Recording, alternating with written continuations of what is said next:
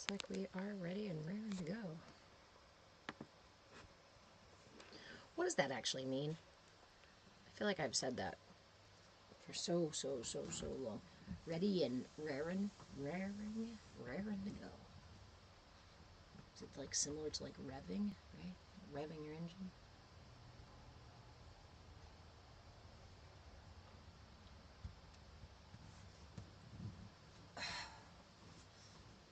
How are the various cameras? Okay. You come down a little bit like this, and you come down a little bit like this. And we start this party.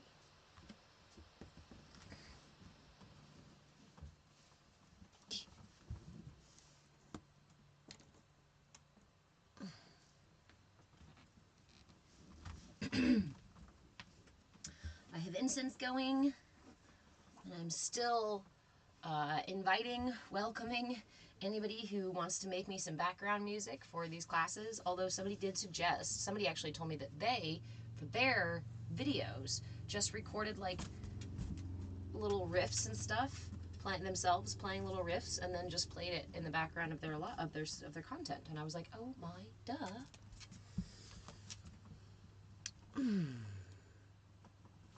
Hey guys, how are you? Good morning. Good morning.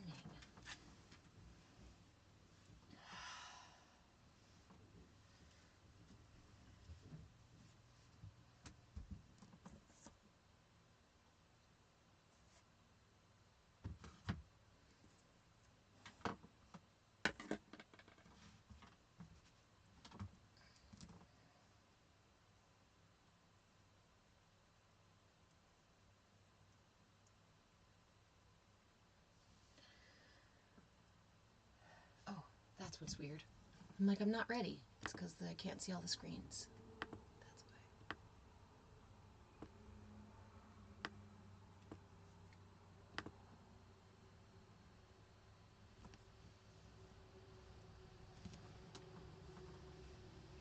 why. All right. Welcome everyone to our Wednesday session of Bhakti Bites. You guys are still out of alignment. Let me try to fix that for you here. Our Wednesday Bhakti Bites, where we sit with a mindfulness tool and we practice a little meditation. Now, Monday we sit with our mindfulness tool for just 5 minutes. Our mindfulness tools lately have been mudras. So, have you been, practicing your mudra this week? Have you been practicing your mudra this week? It's a really easy mudra. Today we are going to sit with that mudra for a couple more than 5 minutes. And we are going to add a little bit of intention. We're going to add some breath work and some visualization. But we're not going to go super deep today. We save that for Saturday.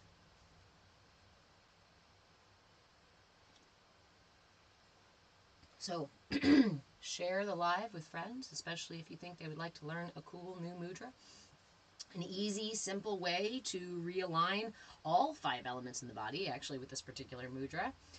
This particular mudra rejuvenates the blood and the organs, and particularly when it's been used over an extended period of time, also is known to rejuvenate the liver.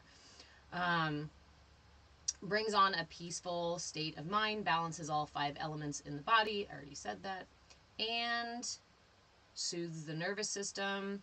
Trying to remember all the pieces about this one. Boosts immunity. Did I say that one? There we go. So this is called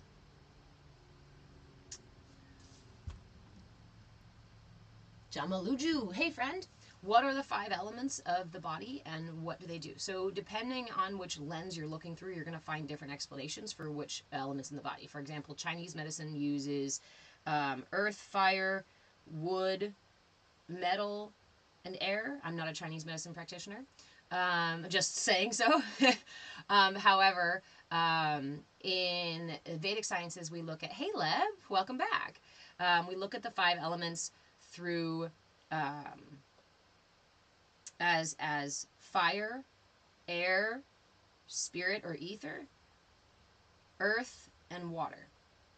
in the body, and they are correlated to the different channels that go through the fingers here. When we do mudras, what we're doing is specifically redirecting the energy channels in the body for specific purposes. The different elements do different things in the body.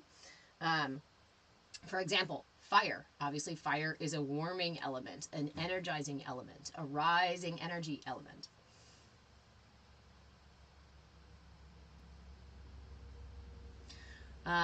So that's fire. Air. Air is movement in the body, but it can be so things like quick thoughts, quick speech, a busy mind, right? Or also a very focused mind. Air can help us with that focus, but it can also go out of focus.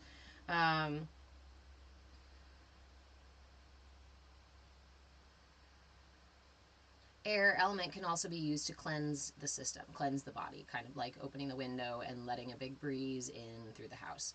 Spirit element obviously is the element of ether in the system, the solar, the spirit aspect, the energy of, we consider this the energy of the yang energy, and the yin energy being earth. And those are those two middle fingers here. So the solar and lunar energies in the body, the yin and yang energies in the body, go through these channels in the middle and the ring finger. Pinky element is water, and that's about movement in the joints, in the hips. It's about fluidity. It's about general wellness. I mean, all these are, but general wellness as well, because again, the body runs on water, right? So you want to make sure you've got plenty of water in your system. Water also is the carrier for moving things out of the system. So those elements are on all 5 fingers. And when we use mudras, we redirect the channels, or we shift the channels in various ways, right? Depending on the mudra. So today's Leb, I had the Chinese elements correct. Okay, cool. I was like, I've studied, I looked at like Chinese astrology, right? Eastern astrology. So I'm like, well, I'm pretty sure it's the same elements. And I've done acupuncture, and I was like, I know there's a metal element in the body in that way. That is actually one area that I haven't studied the intersection a ton of Chinese medicine and Vedic medicines, just because I haven't studied a lot of Chinese medicine. And I'm just getting deeper into like the Ayurvedic side of the Vedic sciences. So these areas are, in terms of the technical scientific information, are a little bit new to me, right? For those of you who are new here, hello. My name is Reverend Deborah. I'm an interfaith minister, a movement facilitator, and dubbed your shenanigans shaman. This is our Bhakti Bites class. Bhakti means devotion. So devotion to what? These classes are devotion to self-care. There's a lot of places out in the world that you can devote yourself to things outside of you. In this space, we cultivate the devotion to the self, to the I, to the higher self, to the truth within, to the authentic self. And we practice tools that allow us to uncover that and align with that truth. In a world, again, where there's a million places where you can go and align with things outside of you, this can be a new and interesting practice. It can also be kind of a scary practice for people. It can also be kind of a sticky practice. So we're cultivating our community as what we call a CAYA community, C-A-Y-A. CAYA stands for Come As You Are, because authenticity is ultimately what we're encouraging in here, what we're looking for in here. But to create a safe space for everybody, we do ask that you show up with curiosity and willingness. We're not always going to have the same perspective. We're not always going to have the same information. But that, in and of itself, is actually an advantage, because it means that we have the opportunity to learn from each other. To do that, we have to suspend judgment and be willing to see value in each other.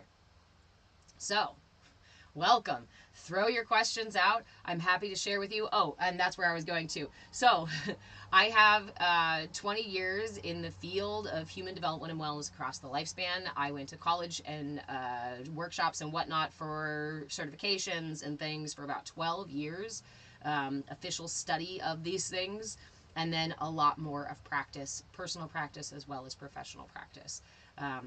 So there's a variety of modalities that I have studied. Some of them I have mastered, some of them I am still exploring. Again, in this space, I remind you that you are your guru. I am here sharing information, I am sharing experience, I am sharing understanding that I've received from integrating these tools, some of these tools, into my life and turning them into usable, tangible stepping stones that have actually brought me true, profound healing from some really deep, dark places. And that, honestly, is invaluable. And again, there's a million places in this world where you can go and be charged for your healing. You know, you can go pay a lot of money. You can go offer a lot of your resources to receive a little bit of healing, to receive something from somebody else. In this space, we practice the tools that you can use to align your system without needing anybody or anything else. You have that right. You deserve that right. Right? You deserve that. It's not even a privilege. I was going to say privilege is not a fucking privilege. This is your body and you have the right to do what you want with it without having to go pay somebody for it. So in this space, I offer information free. Feel free to throw your questions out. If you would like to work directly with me, I do have memberships for that available. Those can be found through the link in my bio. If you have any questions about any level of membership or working directly with me or joining our community, I encourage you to send me a message. I'm happy to give you more answers or share links with you via message. Otherwise, let's get the fuck into it. Let's get into the class, yeah? Okay, what is our mudra this week? Our mudra this week is called the Shukri Mudra. It's also called the Samana Vayu Mudra. The Samana Vayu Mudra is a description of a certain flow of prana, of life force that flows through our system. And that flow is from the edges of the body inwards toward the navel center. So all of the energy in the body when we're working with the Samana Vayu Mudra, or we're talking about the Samana Vayu energy, which is the movement of energy into the body. And this comes from the edges, from the outside of the body, deeper into, particularly into the navel center. So I like that the position of this almost echoes the belly button. I didn't even think about this on Monday, right? So again, it rejuvenates the blood. Here's the mudra. I'm sorry, I keep doing the mudra and not telling you. Just bring all 4 fingers in to touch the pad of your thumb. As best you can, get all 4 fingers touching that thumb, and do so with no more than the weight of a nickel, right? No tension, just intention. Bring intention to that connection so that all 4 fingers touch the thumb without creating tension. If we're going to sit with this mudra for a while, which we are going to sit with it for a little bit more than 5 minutes today, then you don't want to create so much tension that you hurt your hands while you're sitting there. Hey, T. Ricker. I was sitting there going, Fran. Oh, yeah, Fred. Or Frankie. Huh. The Shukri, or Samana Vayu Mudra, balances all 5 elements in the body. Now, you can be in any position for this mudra. This mudra doesn't even have a specific posture. This mudra does not have any specific positions. Any contradictions? No severe contradictions to this mudra. It's just working on balancing the 5 elements in the body. However, if you are sitting with this mudra and you notice it becomes uncomfortable, one thing you may notice if your system becomes hot and you're heating up, right? So you got your thumb, the fire element, connected to all the other elements. It is an energizing mudra because it is moving that energy, moving that direction, so that it's improving and clarifying the whole system and rejuvenating the whole system. If your system is already really hot, if your heart rate is already really fast, if you just ate lunch, I think you'd be just fine if you just ate lunch. It does help with digestion. So I have done some mudras that are good for digestion right after I ate, and they haven't been good right after I ate. But other ones are perfectly fine after you eat. So again, this is why you're your guru, right? You are your guru. You can take this tool. And you can use this tool, and with this tool, you can explore your relationship with this tool, right? I can't give you that piece. I can give you the tool and encourage you to sit with it. You don't have to ever sit with it, but you won't receive the benefit if you don't. You can sit with it for 5 minutes and totally ignore it while you're sitting for 5 minutes, and you'll still receive some benefit because your hands are doing the work, right? the passive work, the doing, the being. But when we bring our attention and our intention into it, we can discover even subtle things. And that's what we're actually going to do with this meditation today, is we're going to notice the subtlety of each of these channels. I don't know if you noticed, but when I sat on Monday, I noticed specifically certain fingers would have different reactions and different sensations in them the longer I sat with this mudra. So today we're going to bring our awareness to that. We're going to practice a little bit of intentional breathing. And like I said, we're going to sit for a little bit more than 5 minutes. Wait, I wasn't, hold on. Contradictions. The other contradiction, if you are in early pregnancy, it is just cautioned. It's just not, or it's just the awareness, right? Again, the awareness. Have the awareness. If you notice any discomfort, any pinching, any sort of, discomfort anywhere in the body while you're holding this, this is not a no pain, no gain space. Okay? So when you're holding this, if you notice pain, if you notice discomfort, if you notice something off, if you are carrying and you notice some sensations in your belly, pause. Maybe don't come back to it if it didn't feel right. Trust your intuition. Okay? But again, there's no intense contradictions. Like, this is not intended to evacuate the body. This is not intended to quicken your digestion. This is not intended to specifically heat up the system. But these are all things that this does on a more, I guess, subtle way, right? In a more whole system way.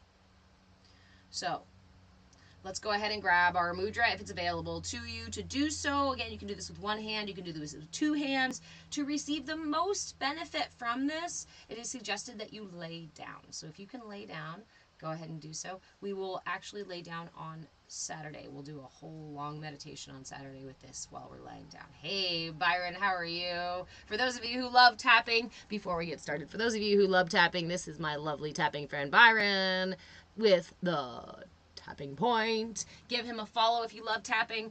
I don't know tapping well enough. Byron, I love when I come across you because I always hang out for a little bit. But I still, when I'm on my own, I just start tapping all over the fucking place. I'm like, I don't know. I just need some, I can't follow, my hands can't follow the rules in tapping. I always get lost and then I get frustrated and I'm like, forget it.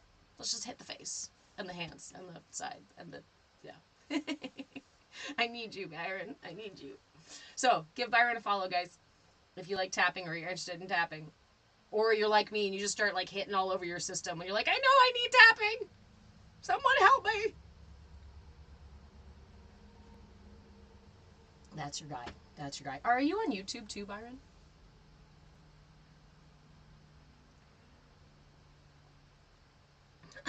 Okay. So, tapping is clapping. Okay. This is our mudra this week. Samana Vayu.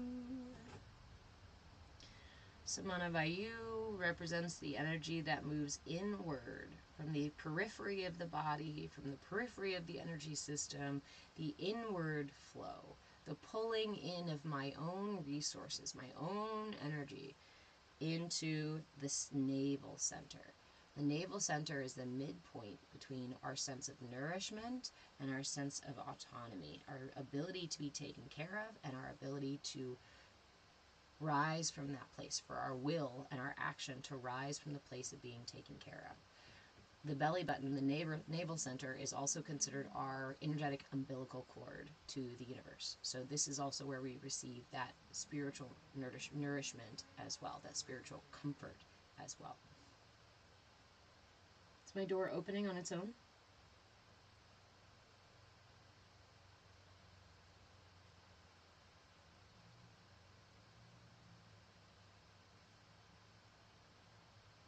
In this case, side note, use the Kashyapa Mudra and remind the space that those that are not welcome in this space.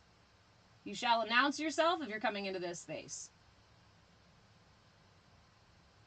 Only well-intentioned energies available. Only well-intentioned energies allowed. Okay. Side note, totally different mudra from a totally different week. This is called the Kashyapa mudra. And if you ever have a feeling, if you need a sage stick, if you need a smudge stick, if you need some Palo Santo to clear your space, if you need some incense and you don't have these things or don't feel like turning around and lighting them or using them, this mudra can be used to clear your space. It's called the Kashyapa mudra. And you just drop the first two fingers over the thumb, letting the thumb peek in between the middle and the ring finger, and this works to clear your physical space. It also works to clear your energy space. But when the door opens by itself, make sure you don't say welcome. Make sure you tell them to go away first. Leb. Is it a water sprite? I'm being invaded by water spirits.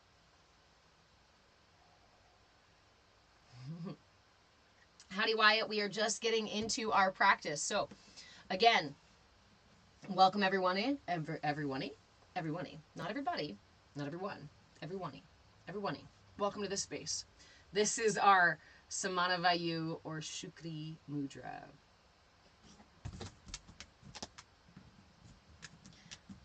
It's called the mudra for attunement.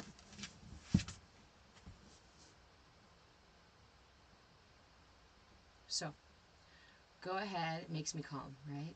Doesn't it? Hi, Ajna. Oh, sorry. They said hi. I was just telling you they said hi. I didn't mean to disrupt your nice, comfy spot. You're slipping. You're slipping. You're going to fall down, and you're going to give me your belly, aren't you? You're going to be like, let me just go all the way down, and you pet my bellies. Okay, I was gonna sit for meditation. Do you want to sit for meditation with me? See, there he goes. There he goes. There he goes. Slipping, sliding. All right, lay down. Just no. You just need to lay down, please. Lay down, please. Lay down. You can lay down right there, or you can get up on the bed. Good boy. That's Ajna. He's a blue healer. Yes.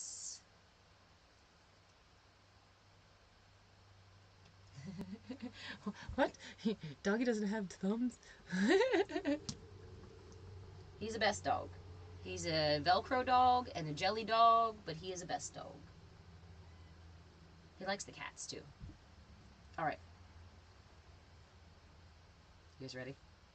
Finally. Will you quit yapping and sit? He wants to be in on our meditation. Yes, he does. He likes to hang out. Okay. This is the Samana Vayu Mudra. You've probably already probably already been doing it for several minutes. For how many times that I have gathered my fingers into this mudra and pretended like we were going to start meditation. Psych! And then the dog shows up. So go ahead and find a comfortable place to be. You could be seated, you could be lying down, you could be walking, you could be driving. Please be careful if you are driving and doing mudras. Some mudras you can do while driving. Not all mudras can you do while driving. And please, for the love of all that is aligned, keep your eyes open while you're driving. Okay. So, you guys ready to sit? Close your eyes, if it's available, and begin with 3 deep breaths. First, pulling the breath in through the lungs and down into the belly. And sigh it out. Inhale again, expanding the rib cage in all directions, front, sides, and back. And let it go. Inhale again, lifting the heart and lifting through the top of the head to elongate the spine.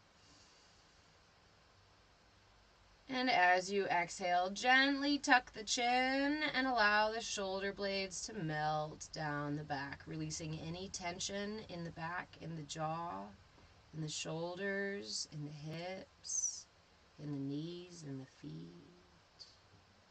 Go ahead and seal the lips. And let's take a few moments to settle in, following the inhale all the way to the top and following the exhale all the way to the bottom. We're just going to sit within this rhythm,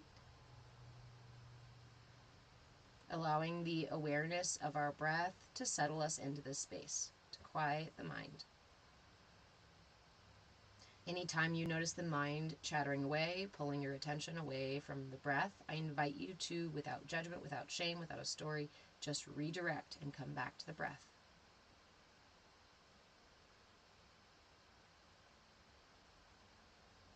Right now, all we are doing is following the breath and bringing our attention back to that practice again and again while holding our mudra.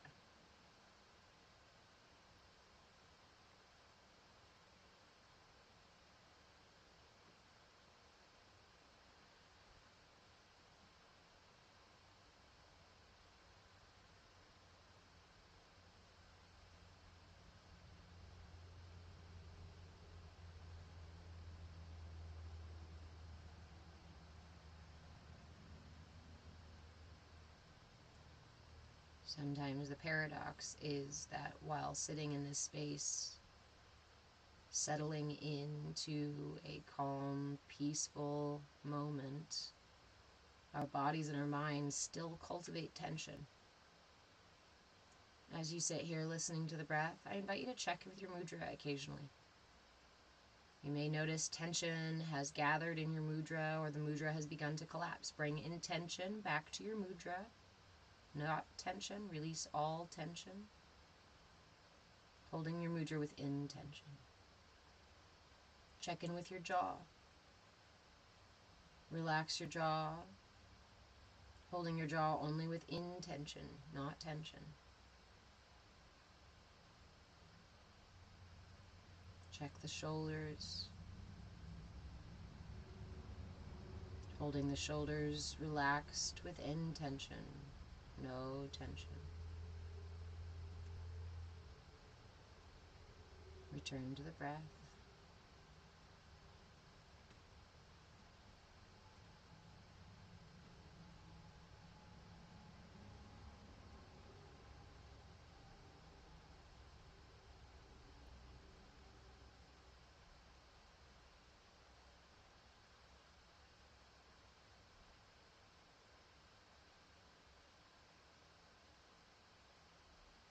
You can stay with this part of your practice as long as you would like. This in and of itself, just following the breath and releasing tension, can be a practice all its own, a powerful one at that.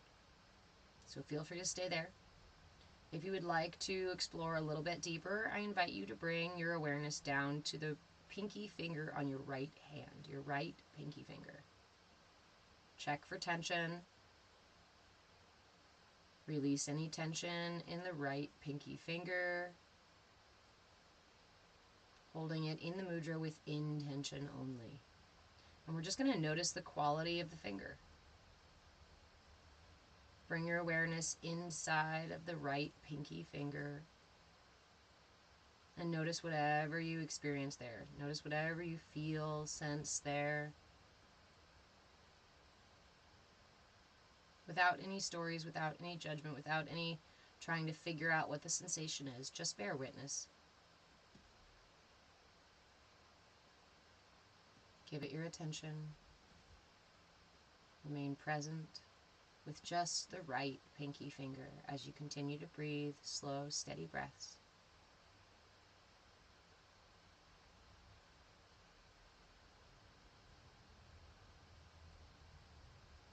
All of your attention on anything you can perceive about your right pinky finger.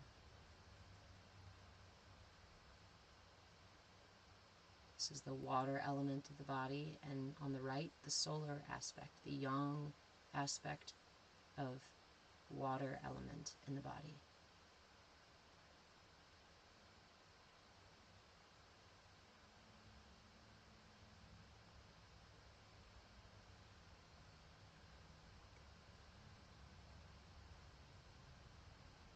And with intention, take a deep breath in and imagine that the breath is inhaling through the tip of the right pinky finger and all the way up into your system, into your body, in through your lungs, and all the way down into your belly button. So you're going to pull the breath, inhaling from the tip of the right pinky finger all the way through your system and down into your belly button.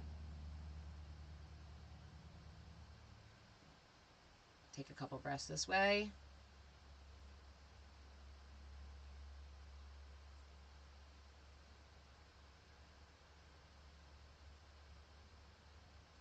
bring your awareness to the ring finger on your right hand. The right ring finger.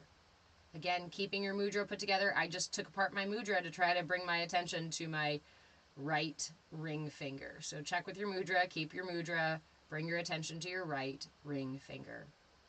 Give it a few moments. We will go through each of the fingers in this way. Give each a few moments, and when you feel complete with that finger, take a big deep breath in, couple of big deep breaths, pulling the breath through the tip of that finger down into the belly button.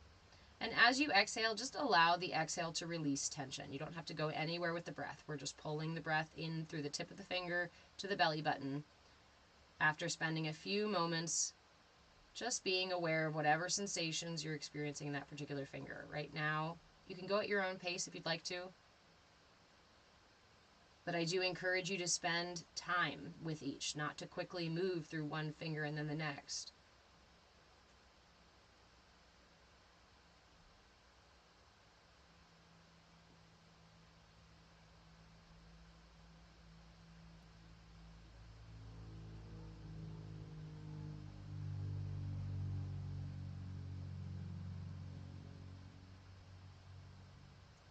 Just bearing witness right now to the right ring finger.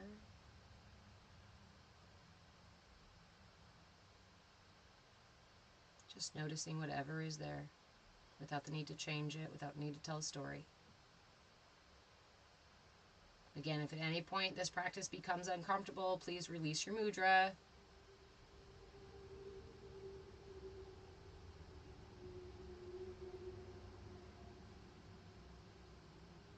Take that deep breath in through the tip of your ring finger, pulling the breath all the way into the belly button.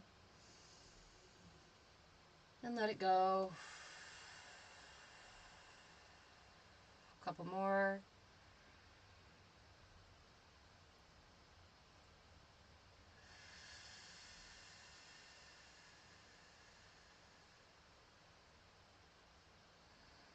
Last one.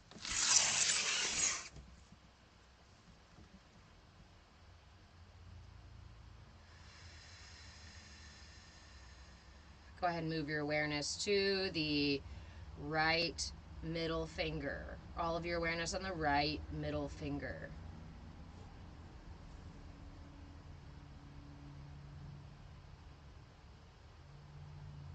Just notice the flow of energy through your right middle finger.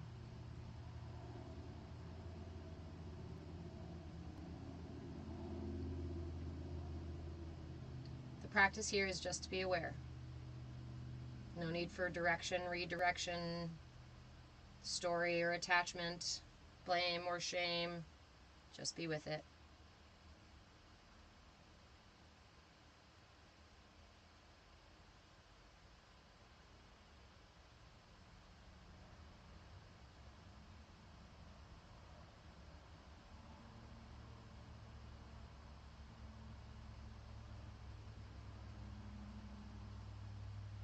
The right middle finger. All of your attention, all of your awareness on the right middle finger.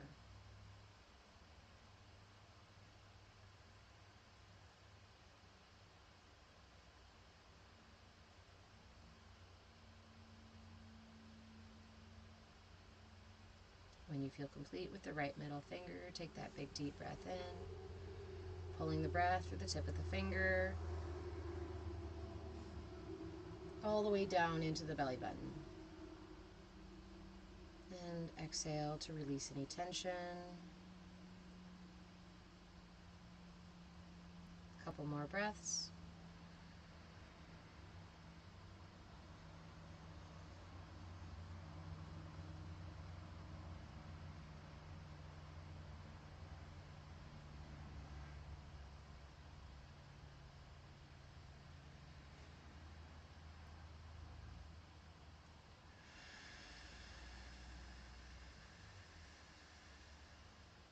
Moving your awareness to your right big pointer finger.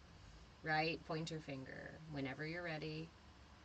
Bearing witness, nothing more, nothing less, but bearing witness to the state of the air element in your body. The right index finger. Notice the quality of that particular finger. Without the need to find the exact meridian, you're welcome to see if you notice any other sensations in the system, but do keep your awareness on the index finger, the right index finger.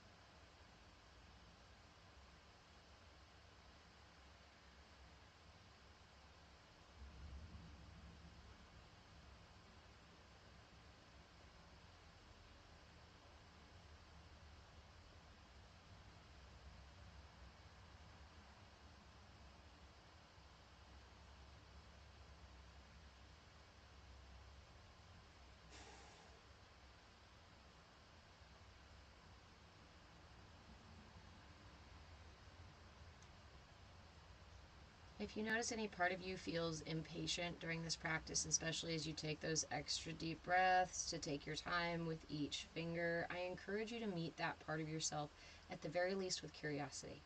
If you can muster compassion and patience, then I encourage you to do so. At the very least, offer it curiosity.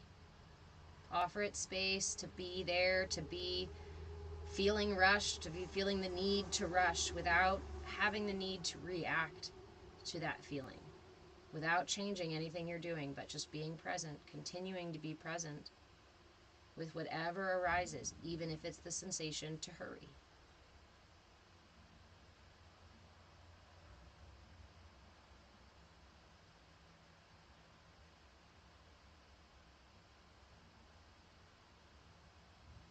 Focusing on the right index finger, the sensations in the right index finger.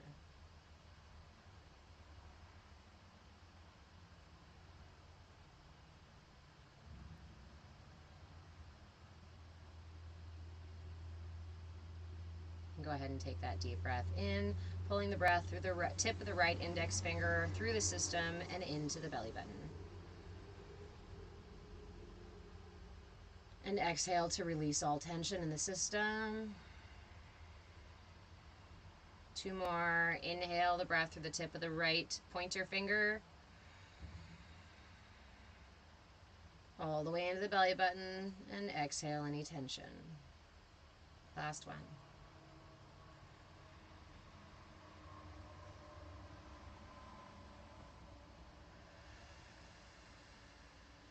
Go ahead and move your awareness to the right thumb.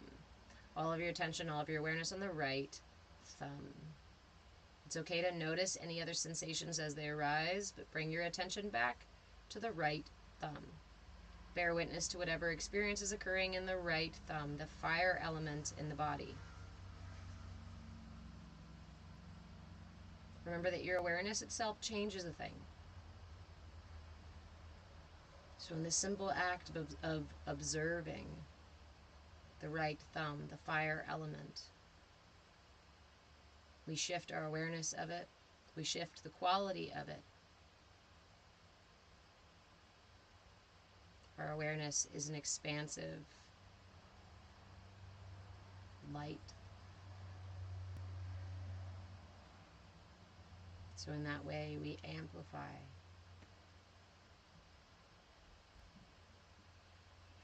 Bringing it into our awareness.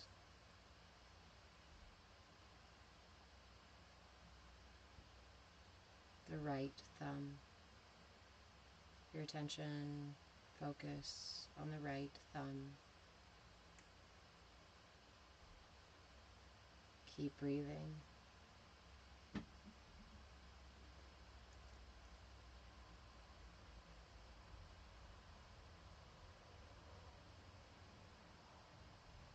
Do your best to be present with any sensation that arises in your system without the need to shift or change anything. Just be present with it.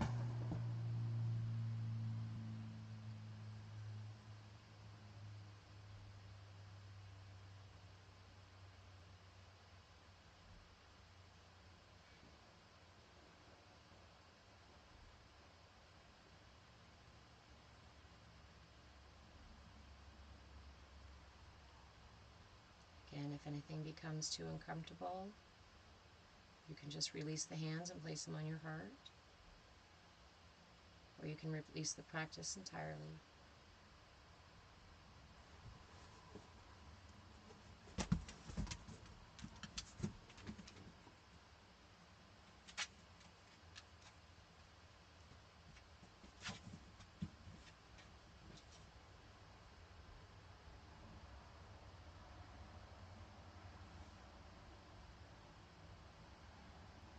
Go ahead and take a big deep breath in, pulling the breath with the tip of the right thumb into the belly button center, and exhale any tension in the system. 2 more. Inhale through the tip of the right thumb, all the way into the belly button, and exhale any tension. Last one. Inhale through the right thumb, exhale any tension. Bring your awareness to the left thumb. All of your attention, all of your awareness on the left thumb.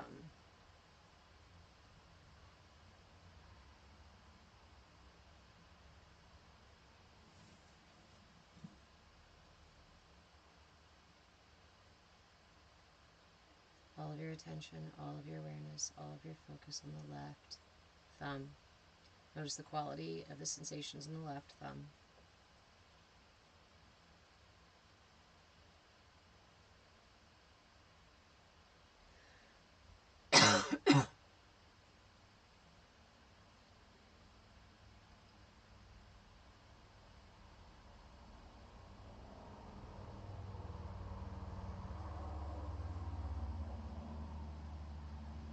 All of your attention, all of your awareness on the left thumb.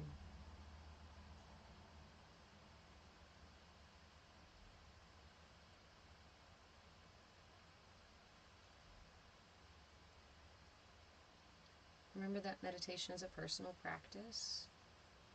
Whatever arises within you is for you. Sometimes what arises is a sneeze, or a cough, or a yawn, or a shiver. Allow these things to move through the system. This is energetic release. All those things release energy from the body. We know that the body holds a lot for us. So I encourage you in that space to let those things come up. All of your attention on your left thumb, the fire element, the lunar aspect of the fire element in your system.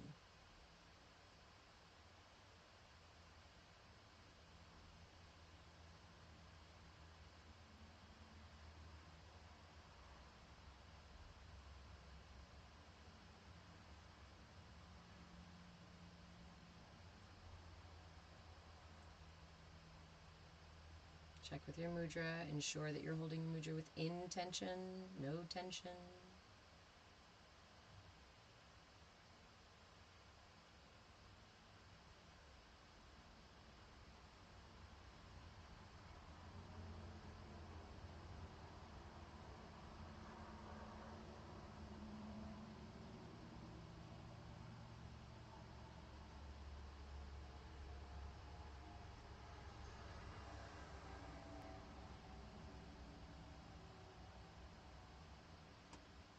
Go ahead and take a deep breath in, pulling the breath in through the tip of your left thumb, pulling it through your system and all the way into your belly button.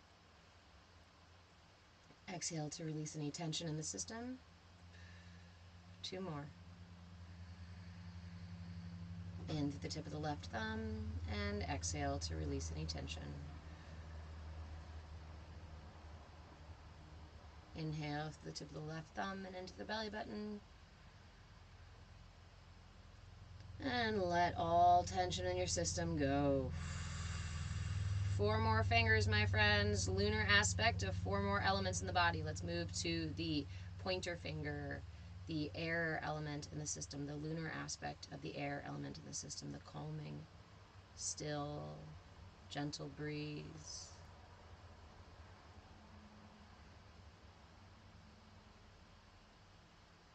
The crisp air at night.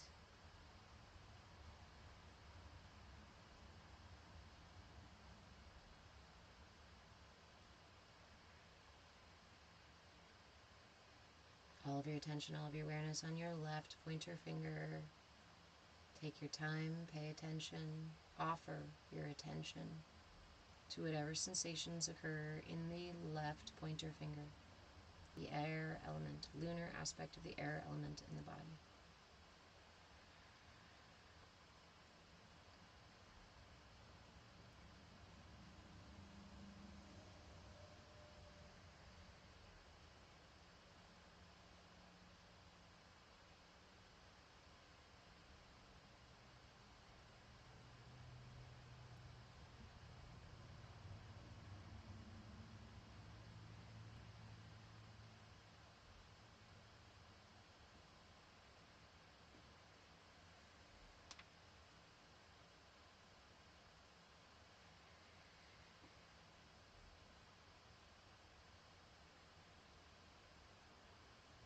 All of your attention, all of your focus on the left index finger. Go ahead and take a deep breath, pulling the breath through the tip of the left index finger and into your belly button.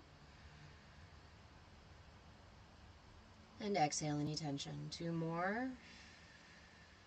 Inhaling through the tip of the left pointer finger through the system and into your belly button.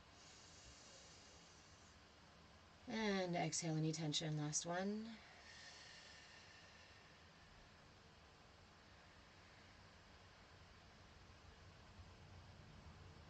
And exhale all tension as you move your awareness to the middle finger on the left hand, the left middle finger, the element of spirit or ether within the system, the lunar aspect of the ether in the system.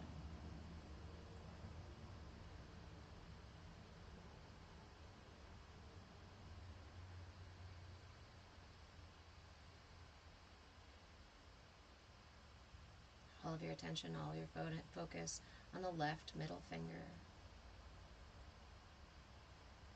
No need to change or to do anything about whatever you experience, unless it's uncomfortable. Otherwise, just bear witness, offer your attention, and continue releasing any tension you find in the system.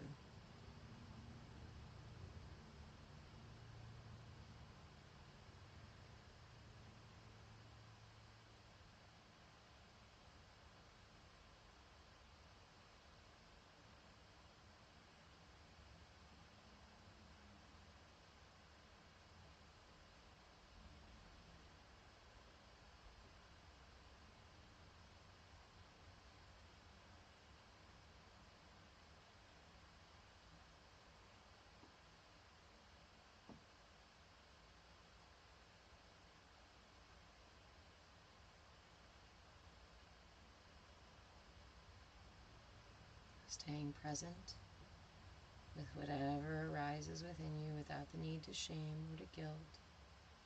Bringing your attention back again and again to your intention.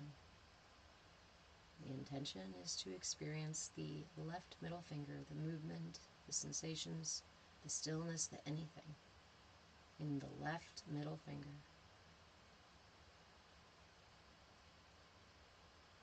Go ahead and inhale the breath, the tip of the left middle finger, pulling it through the system and into the belly button.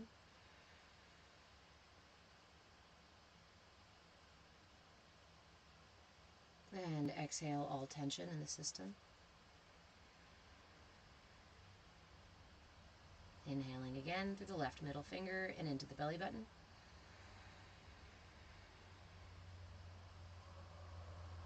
Exhale tension. One more.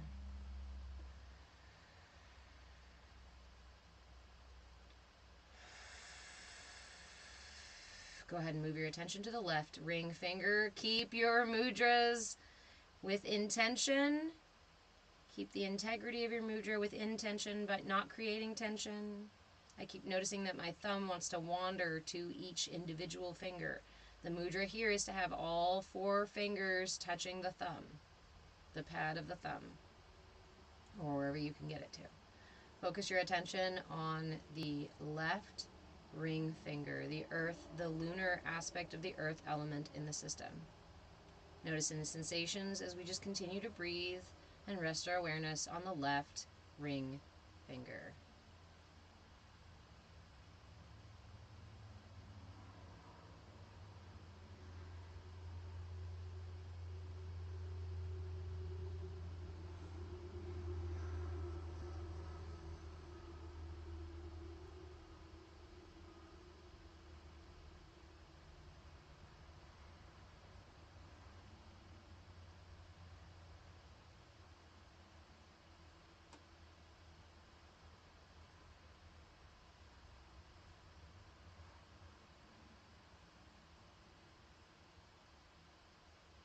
Left ring finger, all of your attention, all of your focus. Keep breathing, stay present.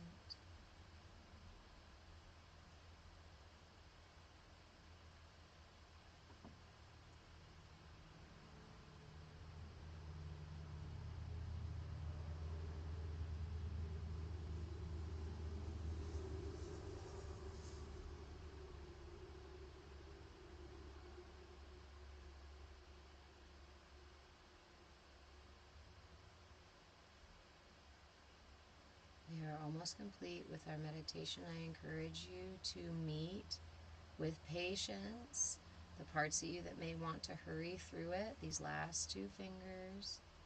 Give those last two fingers the same amount of attention, the same amount of patience as you did with the first few.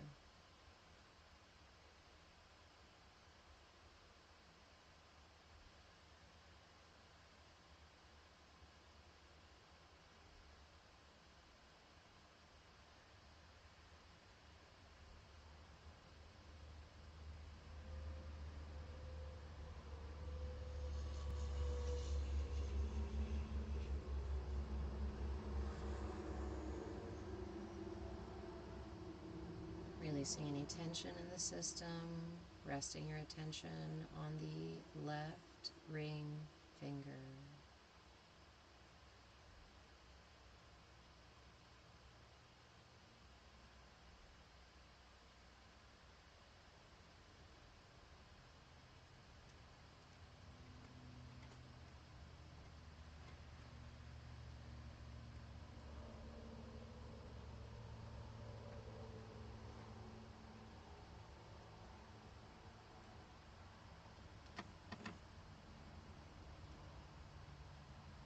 Go ahead and inhale the breath through the left ring finger, inhaling it through the tip of the ring finger and all the way through the system and into the belly button.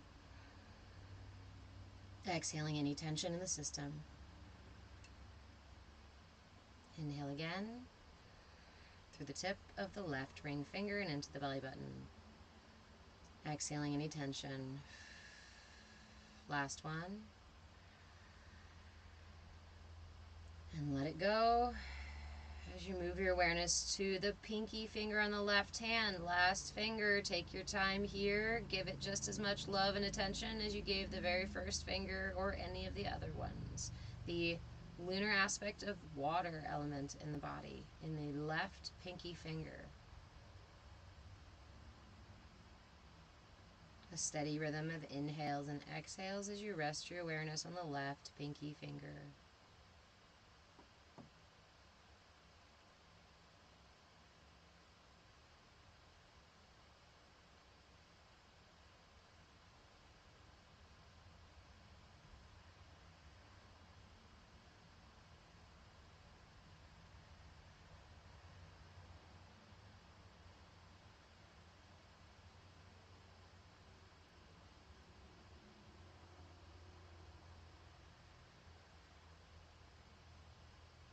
Stay present with the left pinky finger.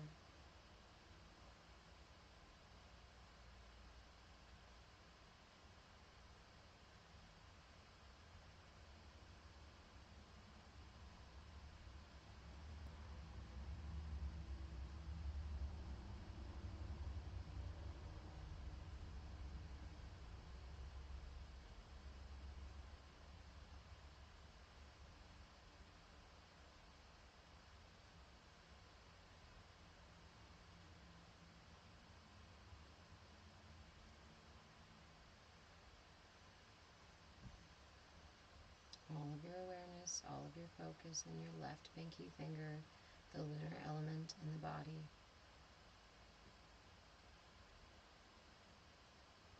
Notice without the need to change or to tell a story.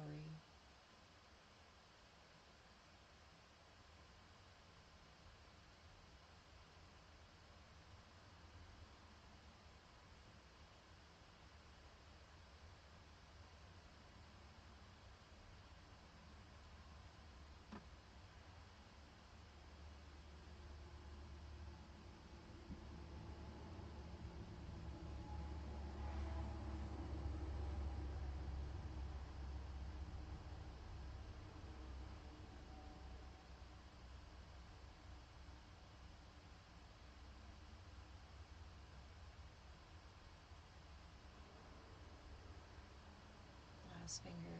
Keep breathing.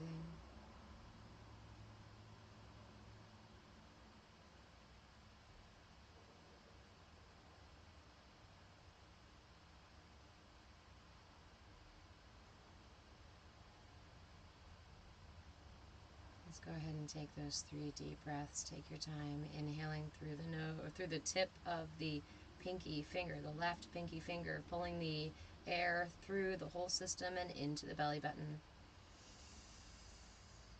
And sigh out any tension. 2 more, inhaling through the left pinky finger and into the belly button. Exhaling any tension.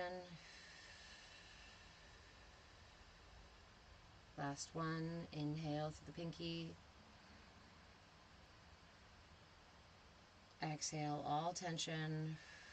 Before you release your mudra, on your next big deep inhale, I want you to imagine that the breath is coming through every single fingertip. All fingertips, big deep breath. Inhale the breath all the way to the top. Fill your lungs, fill your body, fill your legs, fill your arms, fill your entire system with this breath, and hold at the top. Hold all this breath through every element, solar and lunar aspect in your entire system. And then through the belly button, go ahead and exhale. All that breath leaving the system through the belly button.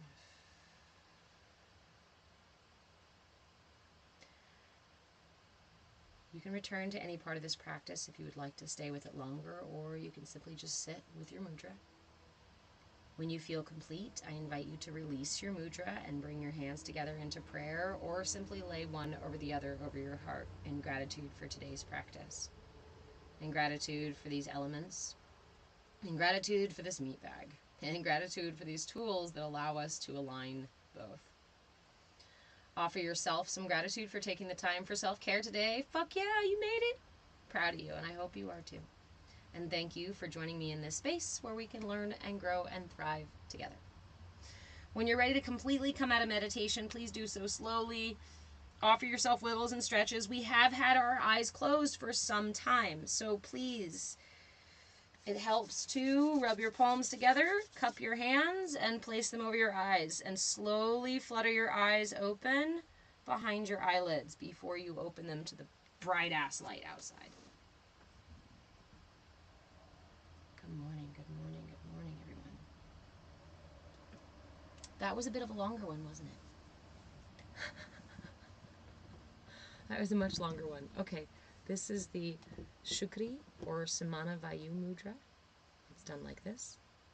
You bring the thumb to touch all the other fingers. Samana Vayu or Shukri Mudra. It balances all 5 elements in the body. It brings about a peaceful state of mind. It rejuvenates the blood. It rejuvenates the organs. It boosts the immune system. It has been known over time to strengthen the liver and the heart. G-snap, hey! Can I spell it? Yes. Shukri, S-H-U-K-R-I. Samana Vayu is another name for it, and that's A-S-A-M-A-N-A-V-A-Y-U. Hey, how are you, G-Snap? So Samana Vayu is the movement of energy from the outside in, from the periphery in. Yes, the Shukri is one name for this mudra. So the Samanavayu flow, right, comes from the periphery, from the edges of the body and from the energy body, and pulls inward towards the system. Imagine fortifying, right, pulling all your resources into your system, and what that would do to align and heal and fortify and rejuvenate your system. So that's what this does, right? It soothes the entire nervous system. Samana Vayu, V-A-Y-U. Vayu, yes. Vayu means the movement of the element, yeah.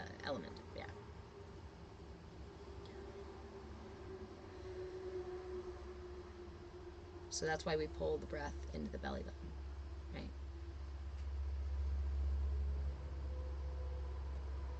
Oh my gosh, G-Snap, that's really, really cool. I want to read that. What did you say there?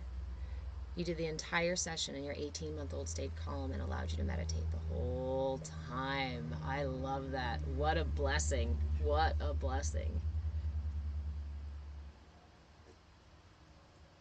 Children at that age are still very susceptible, very open, and very, what should I say? How should I say that?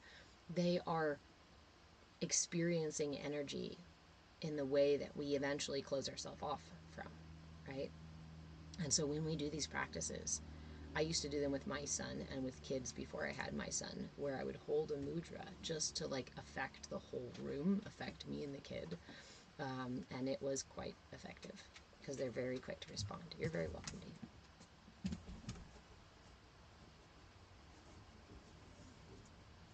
Your longest you've been stuck in a long time. Did you sit with this one today, Fada? I'm sorry to hear you're feeling stuck, babe.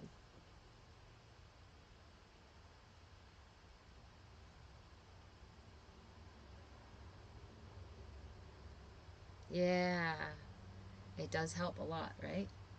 So, again,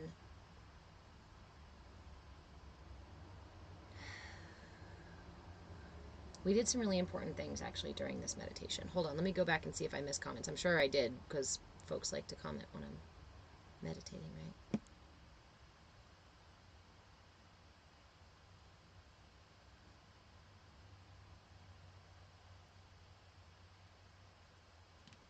Okay, good, I didn't.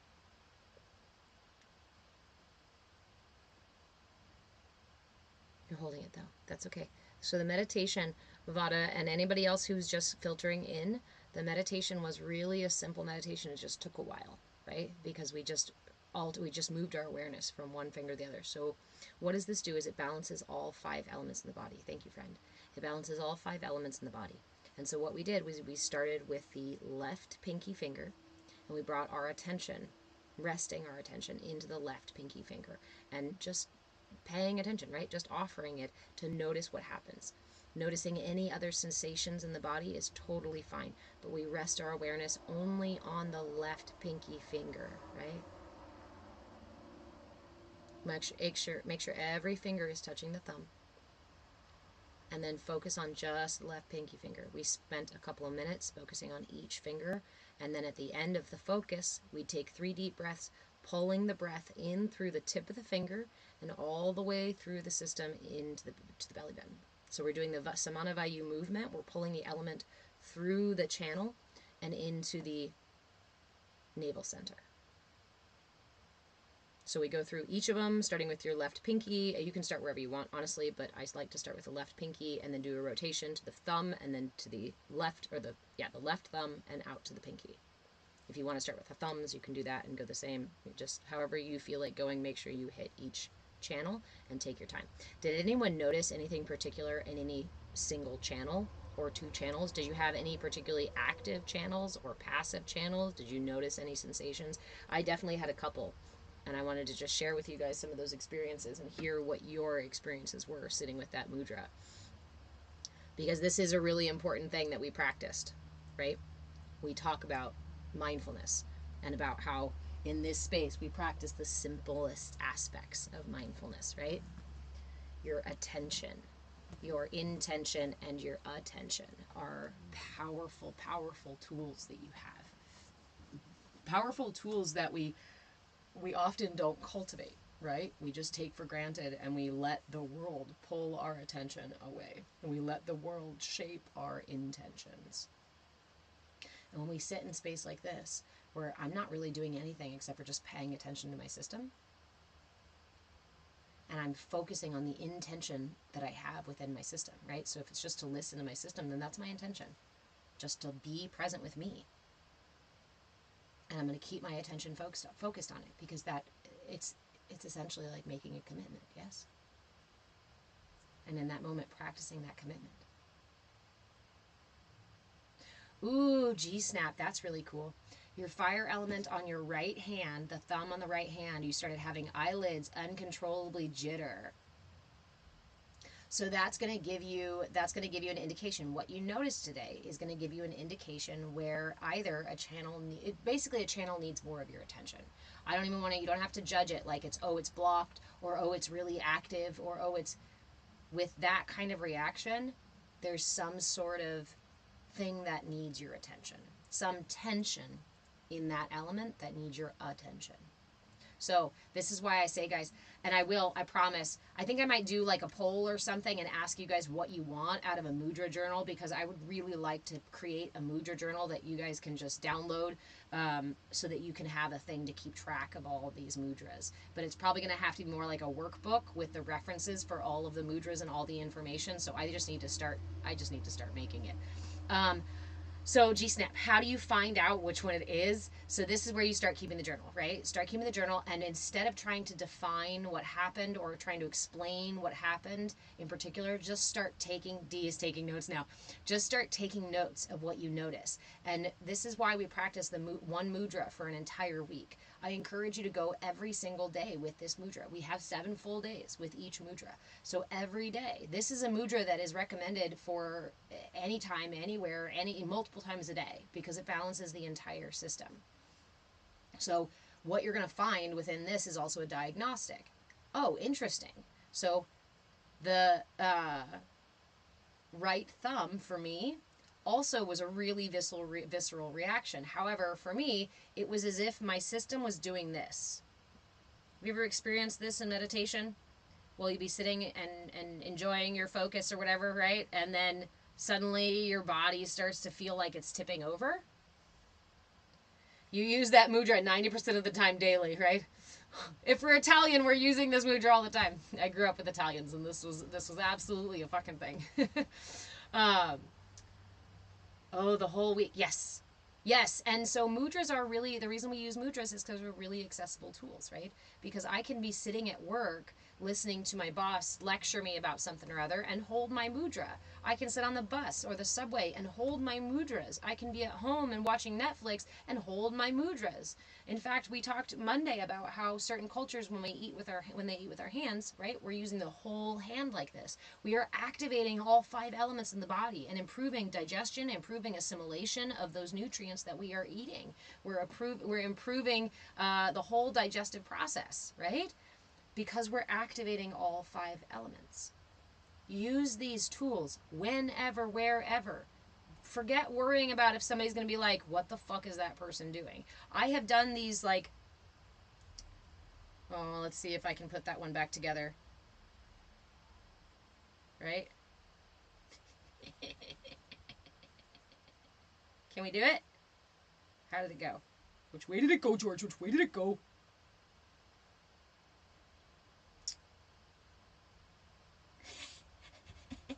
I got it. The Manipura Chakra Mudra, right? This is one that's complex and kind of funky, but if you can get it and hold it, I mean, I've been in public places sitting there like this with this mudra.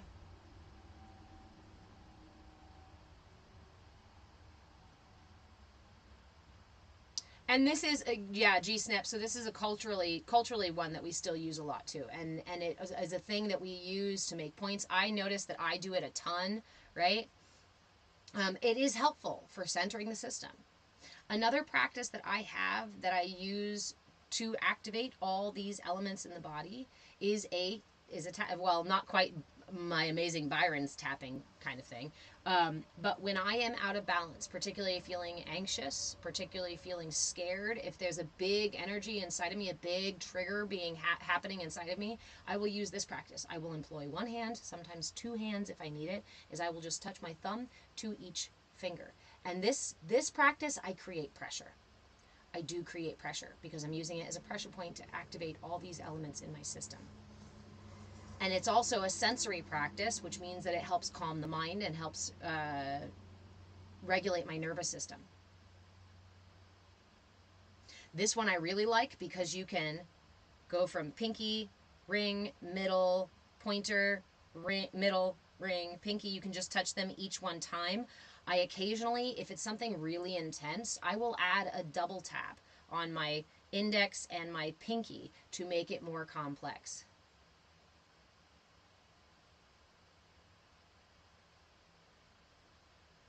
What does that do? Is it brings all of my attention inward, into this practice, and into the elements in my system, and into my system.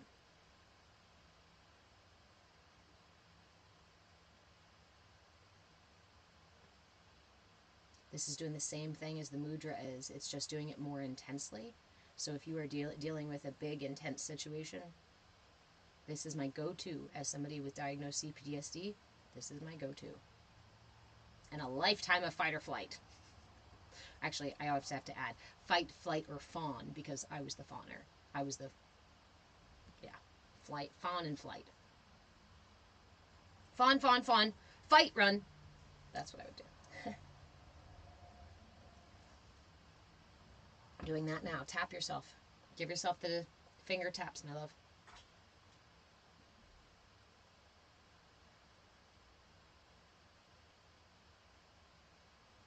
You said you just, G-Snap, you just rubbed your hands together and placed them on top of her head, and the next day, I kid you not, she was great.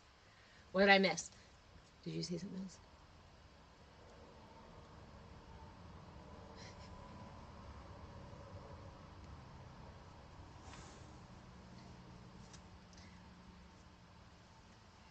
You have CPTSD, fawn like crazy with CPTSD. What does that fawning come from? That fawning is a twofold thing that we can look at in the chakras, right? The fawning is oftentimes the big open heart chakra, and the deficient or narrowed solar plexus. This is my center for will. This is my center for confidence. This is my center for autonomy during my social emotional development stage. This is my center for autonomy versus shame and doubt. So a lot of us in this culture that says, no, you should fit in a box. Don't be authentically you, especially when we're between the ages of like 18 months to 3.5, 4 years, 18 months to 4-ish is when this chakra is developing, is when our sense of autonomy is developing. And so when that gets thwarted, we shut down this energy. Sometimes we choose to either shut down this energy or we choose to push harder with this energy. It depends on our constitution, depends on our energy, right? Me in particular, I was one of those who was like, oh, okay, I don't have to have any will of my own. I don't need to have any confidence of my own. I will just get it from everybody else by loving the fuck out of everybody.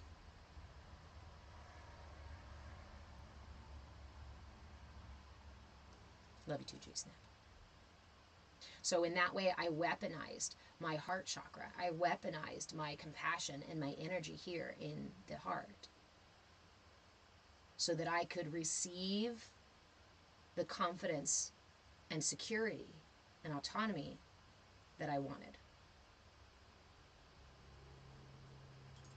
Yeah, so we talk a lot about the chakras in here. If you have any questions about the chakras or the energy body, it is basically the foundation of all the other work that I do, from astrology to nutrition to counseling to coaching to spiritual coach, all the stuff all comes together underneath the blanket of the energy system, of the understanding of the energy system, because it's the way that we reach all the layers, right?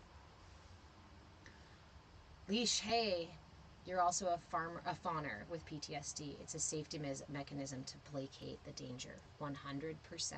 This is a really important distinction. Your system, pretty much everything in your system was created to keep you safe. We often say that our minds are against us, or our bodies are out to get us, or our emotions are destroying our lives, or whatever, and we place blame on all these energies within us that are actually really intended and are there to keep us safe. They were developed over time through our experiences. They were influenced, informed by our environment. And the majority of all of that was informed during the first 7 years when we were in the dream state still, when we were relatively unconscious still. So it's not like you can really have control over the way that these things were aligned within you. Now, when you get older, you do receive that ability to do that. You feel a shift. Good, Vada. Keep it going. I like that you got your bowl going. The seed mantra, Vada, is Ram, R-A-M, Ram, Ram, Ram, Ram, Ram, Ram. Whenever I'm feeling an intense trigger, I like to pull in as many tools as I can. So if you want to add the Ram, Ram, Bata Ram, Ram,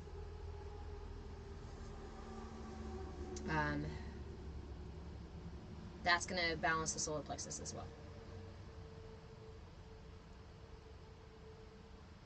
Kirtan Kriya is 100% your go-to for coping with anxiety when it comes up. Nice. Sita Ram, Ram, Ram, Ram, Sita Ram, Ram.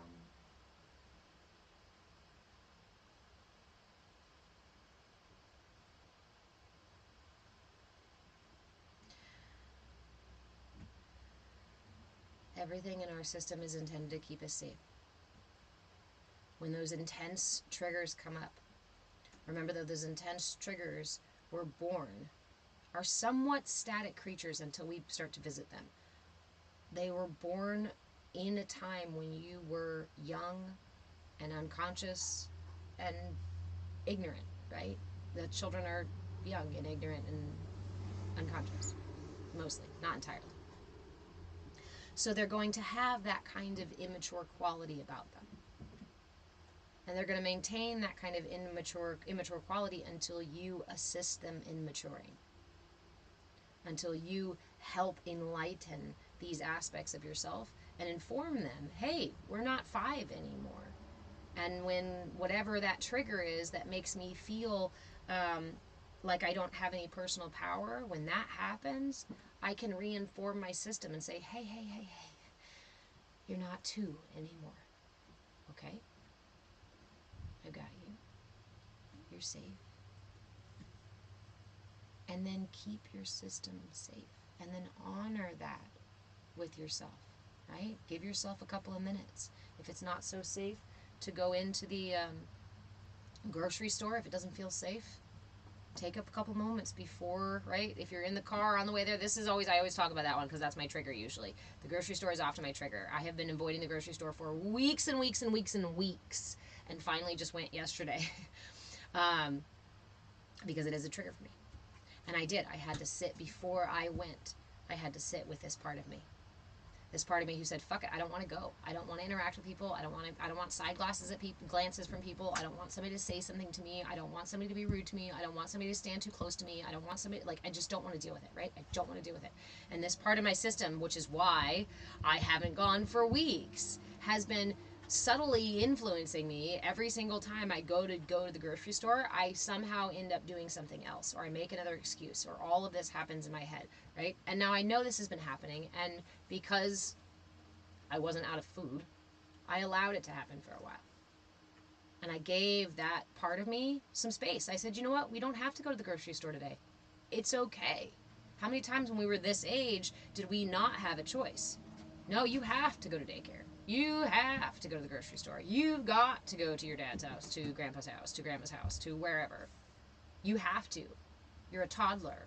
You have no right to make any choices for yourself. I'm the adult, right?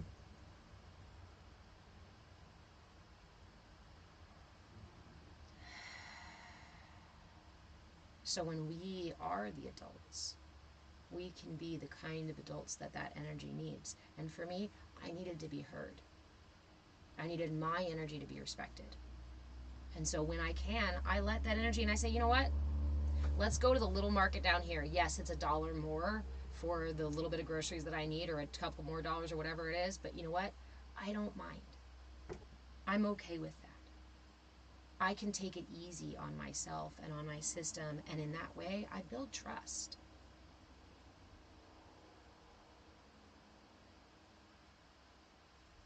And trust is really important. Give yourself permission to be the gentle, kind, loving, understanding, encouraging person that you need in your life. You don't have to call it a parent. You don't have to call it a partner. It doesn't matter, because it's both a parent and a partner and a friend.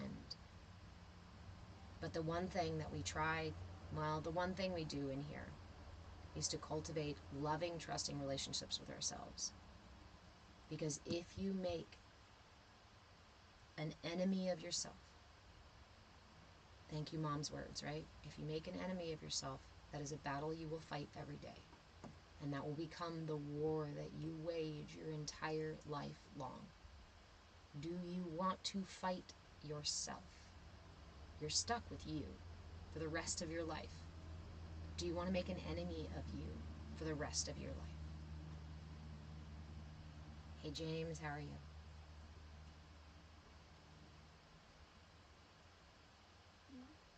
You drive an extra 15 minutes to go to the grocery store with fewer people. Yes. Hold on a second. Yes, son.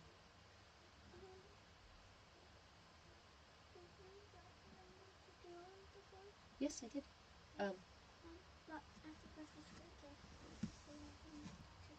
Yes, you may. Yep. And then you have a class at 12:30, okay? Guys, at 12:30, so in just about an hour, I'm going to have to pause for a few minutes to get my kids set up on this free trial class. So, just a heads up. Can you give Mommy some food? Mommy cat? Eli Lynn? The food's right there. I just need you to take the plate off of the plate. Mommy cat. Hi, Mommy. Kitchen. Okay.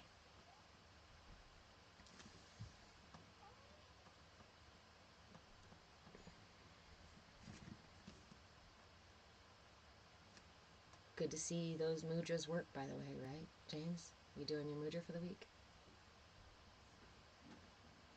Ooh, D, I like that saying, that way that's worded. Create solidarity with self. Ooh, G-Snap, I would love to see that. Thank you for emailing me a picture of it.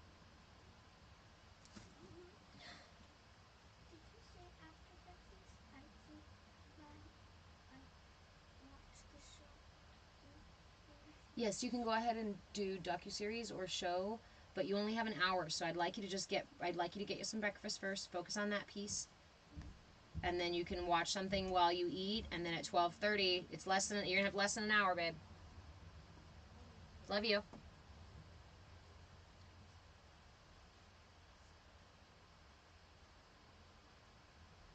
Vada, how to give yourself grace over guilt when you understand how heavy guilt is and know better. Remind yourself every day, as many times a day as you need, that you are doing the best you can with the resources you have.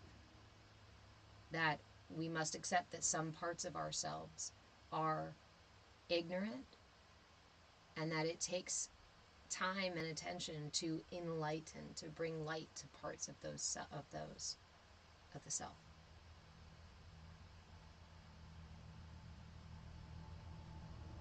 Guilt says, I didn't do it a way that was somehow expected by somebody else or by me or whatever, right?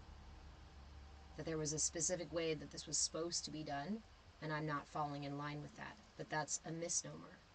There is not a specific way that this is supposed to be done. It is your journey, and your journey is the exploration. Vada, our growth is not linear. We do not step one step up each time and just keep going in the same direction, right? Sometimes we tumble down the stairs and end up all the way at the bottom before we walk back up. Sometimes we slip and hit a couple stairs down, stub our toe, and end up sitting there for a while. It's a journey. It's not a machine. We're not on a conveyor belt, right?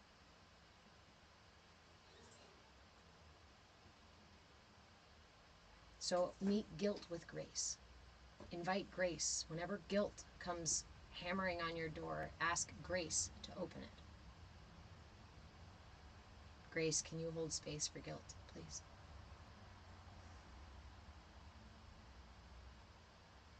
Patience, can you help me be present with guilt, please? Because just like any other aspect, any other emotion, any other thing that comes up, this is an energy that has something to release. If it is coming up, it's gas. If it's coming up, it's gas from something that's festering in your system. Tension. If there is tension in your system, it's going to cause reactions over and over and over again, because your system is a fluid and in finite system, right? Things are not supposed to be held in there. But we take perishable things like guilt and we stuff it in our gut and say, no, you just stay there. I don't want you to live out in the world. I don't want to interact with you. I don't want anybody to see you. I'm going to hide guilt way down in here. And when you get poked, I'm going to push you deeper in and say, damn it, I said do not come out. And then I'm going to wonder why I have gastrointestinal issues. Because I'm holding and holding and holding and holding. Just like your digestion. When I eat food, it's a finite process. I consume a perishable thing that perishes in my system and is assimilated and then pushed through and released from my system for the things that I no longer need. There are messages and gifts in your emotions. Let them rise, because there's a gift in them. Inhale. Let them fill your being. And then exhale, trusting that you received the gift, the life-giving gift. For breath, it's oxygen.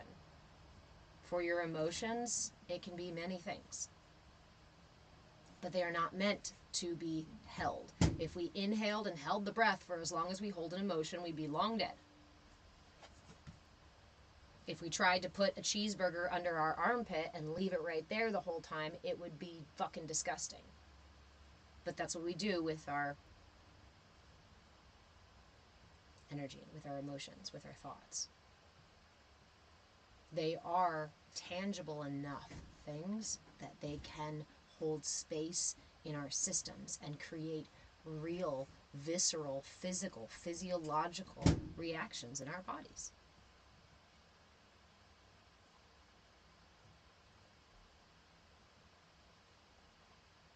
When I was a little girl, I lived in a household that was not allowed to be too much of anything, right? You can't be too loud, can't laugh too loud, can't scream too loud, can't run around and play too loud, can't get too mad, can't get too sad, right? You can't even cry too loud, right?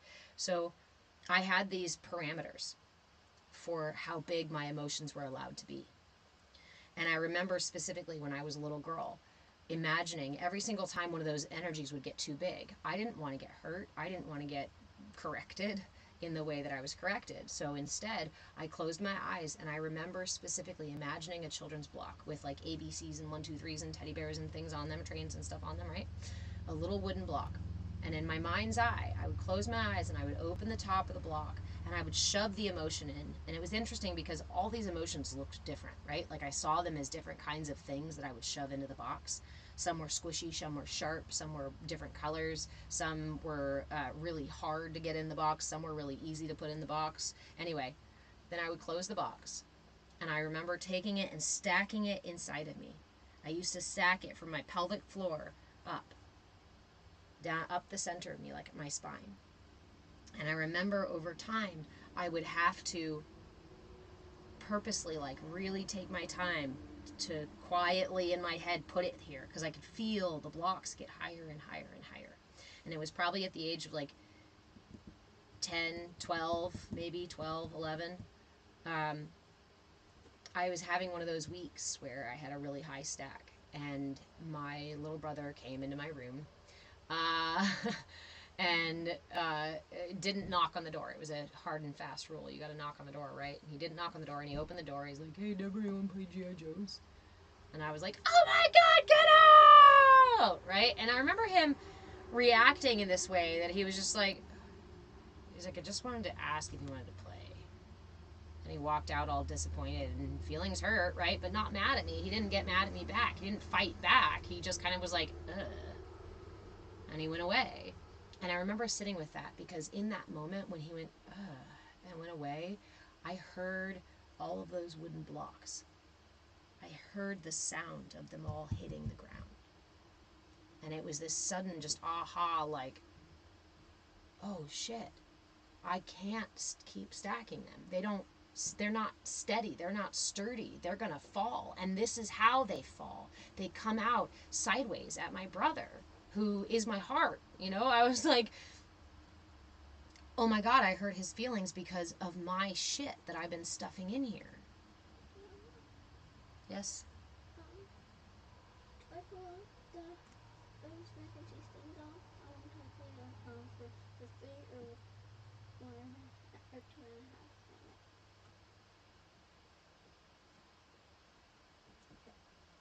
minutes.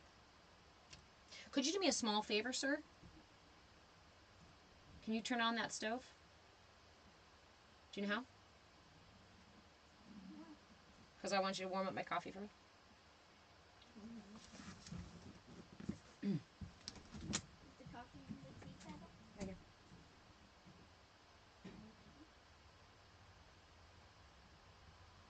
Do I press light, then spark? Yep. There you go. Spark, spark. Good job. Now how long? Just to like 6, so it doesn't really crazy boil over. Whoa, whoa, whoa, whoa. 6 to 6 days. It's okay, Ajna. It's okay. It's okay. Okay, so these are real things. These are things that are tangible. These are things that are in your system. These are things that can create real physiological manifestations, because they are legit. If they were all imaginary and only in your head and had nothing to do with your body, then you wouldn't be having that rolling in your gut when anxiety comes at you, that apprehension in your throat when when somebody scares you. Like these kinds of, when your emotions create a physiological reaction, this is personal proof for you to see. Nobody else has to do a study for you to read. You can feel them. They exist in your system.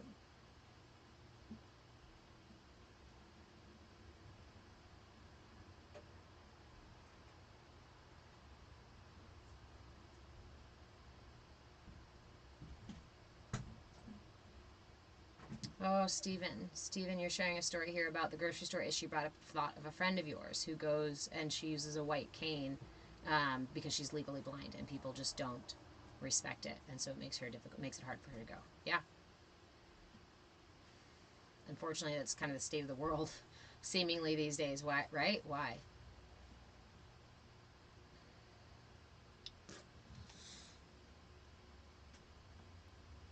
Regal poison, and I thought I was a visual person. Wow, the human mind is absolutely incredible. And it's not separate, right? It's not isolated from the rest of the system. This is something that Eastern practices have understood. The Vedic sciences, Eastern Chinese medicine, these things have understood for a very, very, very long time, thousands of years. Western medicine is very new and very young and doesn't incorporate the entire system. Instead, takes it apart as separate pieces and says these things are barely interrelated. And everything in your head is just your imagination. Even psychology, philosophy, right? These things are exploring these things with some influence, but not as much information from the kinds of practices and the kinds of understanding of our system that have been around for so long, so much longer. Vada, you go jump on the trampoline? Go for it. No energy? Oh, no energy though.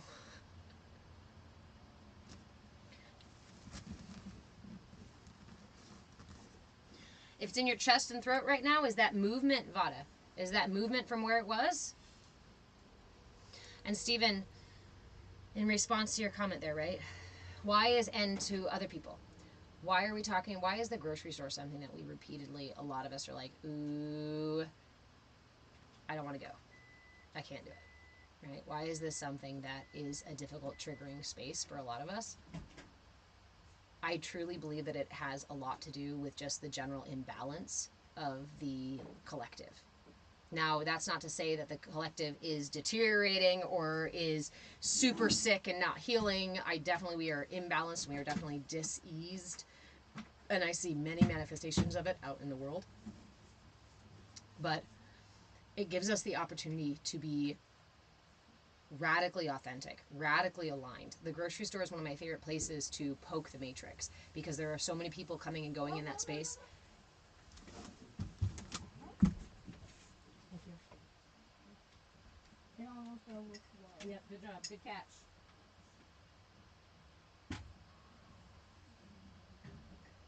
But it should be nice and warm. Okay, love you. Could you maybe help me get my thing down? Honey, I'm supposed to be working. I've gotten up twice now, and I'm going to get up yet again for your class. You can absolutely. How old are you, son? Are you capable of doing things for yourself? At 8? I think you're capable of doing those things for yourself. And I would really appreciate if you would practice your autonomy. We're talking about the solar plexus right now. I need you to practice those things so that you can build your sense of autonomy rather than turning to me for things that you can absolutely do. Because what that'll do is not build your sense of autonomy. We have to practice these things. Okay? You can always ask for help, but try doing it yourself first. Okay. Thank you. Love you. Okay.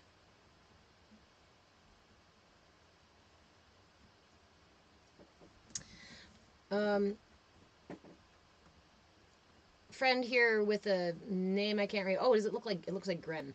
Why do I personally believe it's important to view the body, mind, and spirit as completely connected? Because in my study and exploration, I have come to understand that everything in the entire universe is connected, and that we are not isolated from the universe. And so neither are our parts isolated from us, neither are we isolated from each other. And this is a grand misdirection in the West, that we have come to be taught that we are separate, compartmentalized, isolated, different. It's how we deal with our nutrition. It's how we deal with psychology. It's how we deal with religion. It's how we deal with different people and different cultures. It's how we deal with a lot, and Western medicine does it too. Like, all of these different aspects are separating, and they're not talking about the common threads that bring us all together. In fact, it's a huge theme right now in the world of divide and divide and divide and divide. Take your parts apart, take your families apart, take your communities apart, take your cultures apart, take your mind apart, compartmentalize your work and your home and your... We are not isolated, and it is in our belief that we are separate that gives us that emboldens us to behave as if we are separate. And it breeds both arrogance and insecurity. And it shakes our very foundation.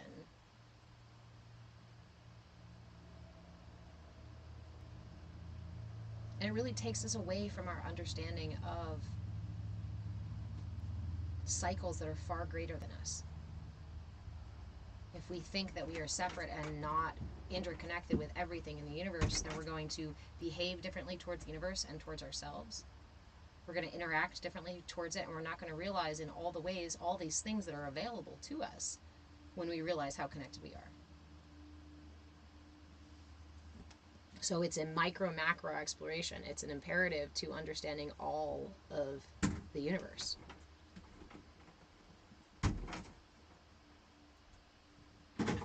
Vada, I'm glad it's localizing. Let me see. Now I can locate. Working on surrendering to it now rather than trying to work it out. Yay! Good shift. Good shift. Leash, the grocery store is sensory overload for you. It's bright, it's loud, and it feels unnatural and safe. So there's the other piece of it. We live in culturally. The grocery store is one of those spaces where you're going to run into a ton of intentional manipulation. Do you ever feel like you might be in a narcissistic relationship with your government or with your culture? Yeah, me too. Especially going into the grocery store. It's one of the most obvious places because, one, they're playing music that's nostalgic for you and even upbeat and fun and a little bit loud, right? So that in and of itself is a distracting thing and also a triggering thing, especially if you hear a song you really like, because that's going to keep you there longer and you're going to be enjoying your time in there much more. Then they also use the bright and flashy marketing. They also use the trigger words that are intended to, these marketing tactics, these marketing tools are intended to skip your prefrontal cortex. Your prefrontal cortex is where you do the higher thinking of, is this for me or is this not for me? Should I really spend my money on it? Do I want to support that company? What are the ingredients in here? That all happens here. But if I put the right color on it and the right words on it, you're not going to read the label. You're going to see it and feel it and go, oh yeah, I don't have to think about it. And your brain's going to participate because your brain wants to create shortcuts for you. So the system relies on the shortcuts your brain makes to circumvent your higher thinking, your ability to make a choice. The whole point of marketing today is to skip your ability to make a choice and to get you to make one without thinking about it. That's how they keep you enmeshed and entrenched in the capitalistic society stuff that's going on right now, in the dying days of capitalism. In this structure. I'm not saying capitalism is all bad by itself. I'm not going to get into those structures right now. But this structure, as it is right now, is intentional manipulation and gaslighting. You can go to school and you don't have to go to college. You can go online and take a quick course in media manipulation and how to manipulate your audience and how to get past the frontal cortex and get them to get something on an emotional, from a triggering, from a reactive place. And this is also how people deal energetically. Most of us, when we're not aligned, when we haven't balanced our systems, we're dealing energetically with each other that way, trying to manipulate energy, push and pull all the time from each other. So now we're talking about a twofold situation or threefold situation, right? There's the marketing itself from the products all over the shelves, all over the store. There is the design of the store that is intentionally put together and crafted in a way to direct you in certain places to certain things for certain reasons. And then they move them around in some stores to then keep you out of the familiar state, so you have to go wandering around a little bit more. So there's further manipulation there by creating this cute little maze for you, this capitalism maze for you. And then they pump that good stuff over the grocery store, the music, right? In some places they will even put scents and things like that in the air inside of the store to make it smell good, to make you feel good when you're in there. Can you fucking believe that shit? Yes, it's actually true. And then to add, you have people who are trying to get their needs met and who have been entrenched in this kind of energetic push and pull, this kind of energy manipulation, the emotional triggering and put and exchange. And that leaves us at risk for a fuck ton of boundary setting, awareness cultivating so that I don't get pulled away and end up spending more money than I fucking meant to. How many times do you leave the store and say, damn it, I didn't mean to spend that much? That's proof that their manipulation works. Even if you know it works, I still walk out of there with other shit and go, damn it, they did it, I get it again. It is that effective. Okay, I'm way behind on comments, guys.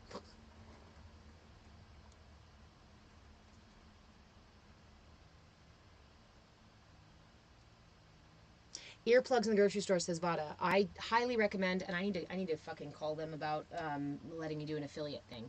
I use the Loop earplugs.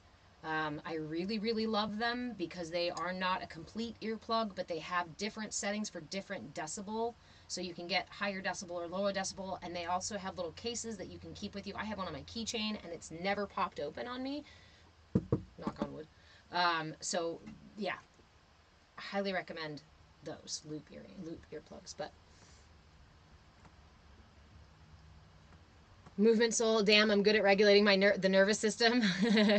Yes and no, right? You know, it's more just about awareness, and in the awareness of the nervous system, there is regulation of itself. With the first thing, when I shift, when I'm triggered and I bring my attention to my trigger, I'm going to shift it right then and there. The first thing I do is when I redirect my awareness to it, I'm going to shift it. So your awareness of your system is a regulation tool, and is the first regulation tool that we use.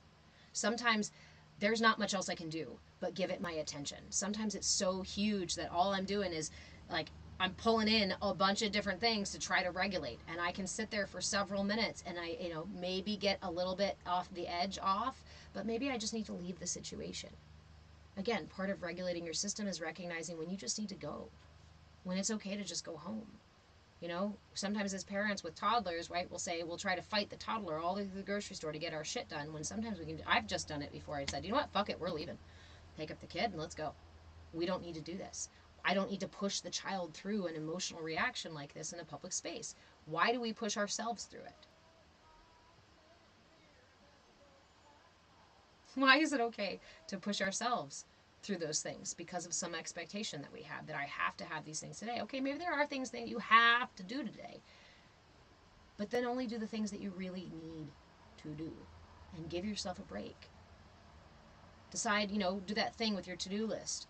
Pick the top 5 most important things and then drop 2 of them and do the top 3. Or just do one. We live in a culture that holds us to these massive expectations that are really unhealthy and out of alignment.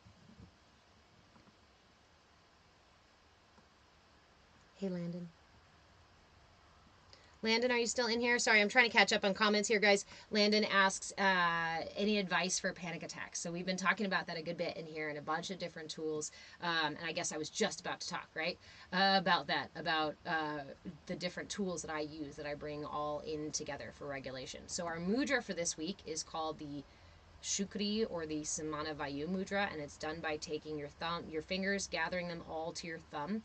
This balances all 5 energies in the body, all 5 elements in the body. It regulates the nervous system. It rejuvenates the organs and the blood.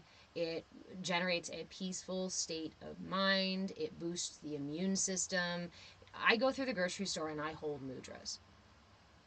I go in the checkout line, especially when I'm paying, the whole nervousness of doing that thing too sometimes. I'll hold a mudra, or I will say a mantra. And it doesn't have to be a manifestation mantra, right? I have all the money in the world. I have all the money in the world. It can just be a attention mantra. There is so oftentimes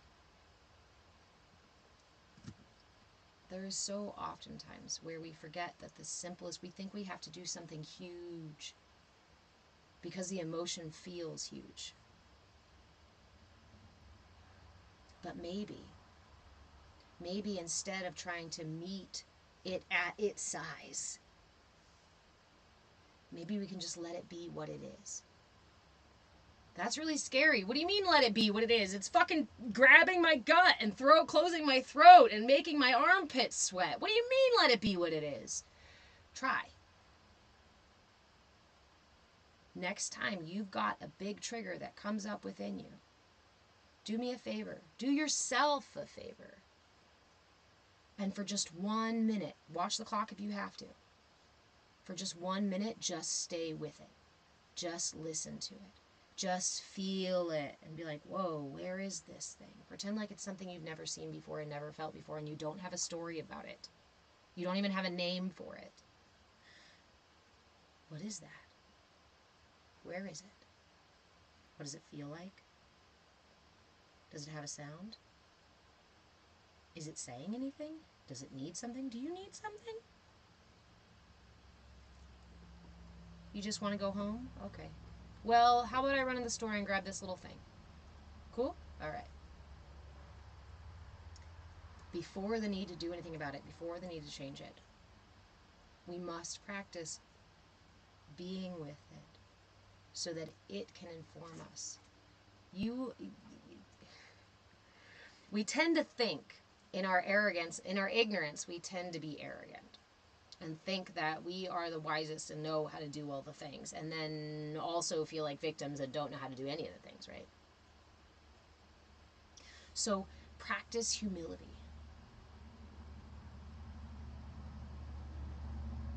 Assume that your system might be maybe a little bit wiser than you.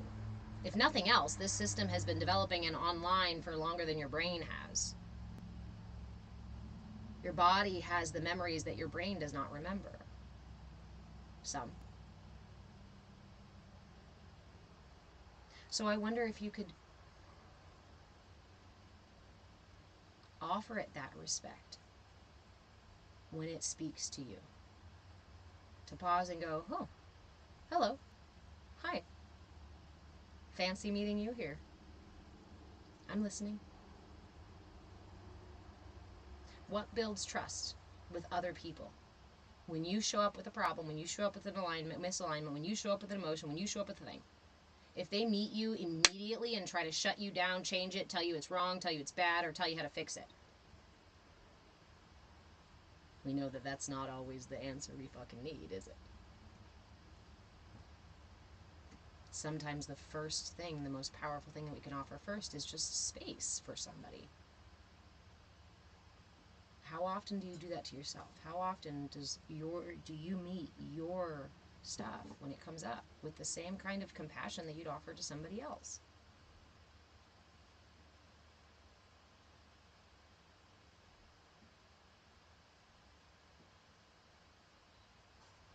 Turn that light, turn that energy right around on you. We spend so much of our life looking for answers outside of ourselves, not realizing that there are so many answers already available within. We spend our lives going out and looking for love, trying to find and take and acquire love instead of giving it to ourselves first. We try to maintain or gain confidence from external validation, from control tactics with other people and whatnot, instead of building a confidence within ourselves that comes from within ourselves, that is not contingent on anyone or anything outside of ourselves. You want freedom, you want confidence, you want strength, then stop hanging your joy, your confidence, your love, your security, your peace of mind on other things and other people outside of you. You have no control over these things. And as soon as I hang my jacket of love on someone else's shoulders and they walk the fuck off, I go, well, now where's my love? Now I don't have any love. Because I need to clothe myself first, cloak myself first in these things. And when I do that, then I seek people in my life who cloak themselves with these things too. And from that place of knowing the seed of love,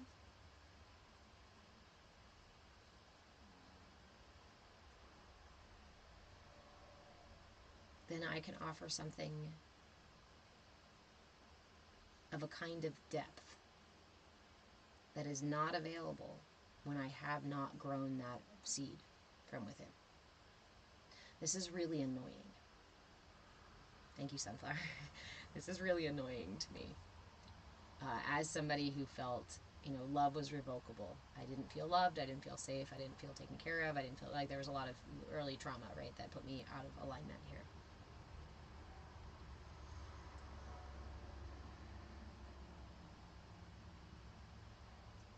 So I wanted to find love. I wanted to find it bad. I felt like it was imperative. I felt like I needed it. And how am I supposed to give myself love if what I need is love from somebody else? Does that sound familiar? Relatable? Hashtag relatable? Nobody's loved me, so what does me loving me do? I need somebody else to love me, to prove, to ask, to build the confidence that I am lovable, right? That was me in my 20s, right?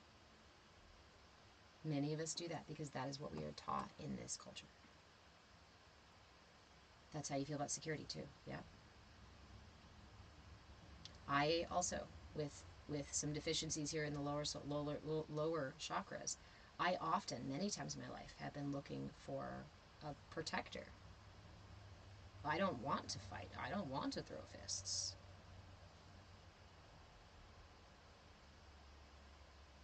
I want to just be all light and love and peace, and I want somebody else to protect me.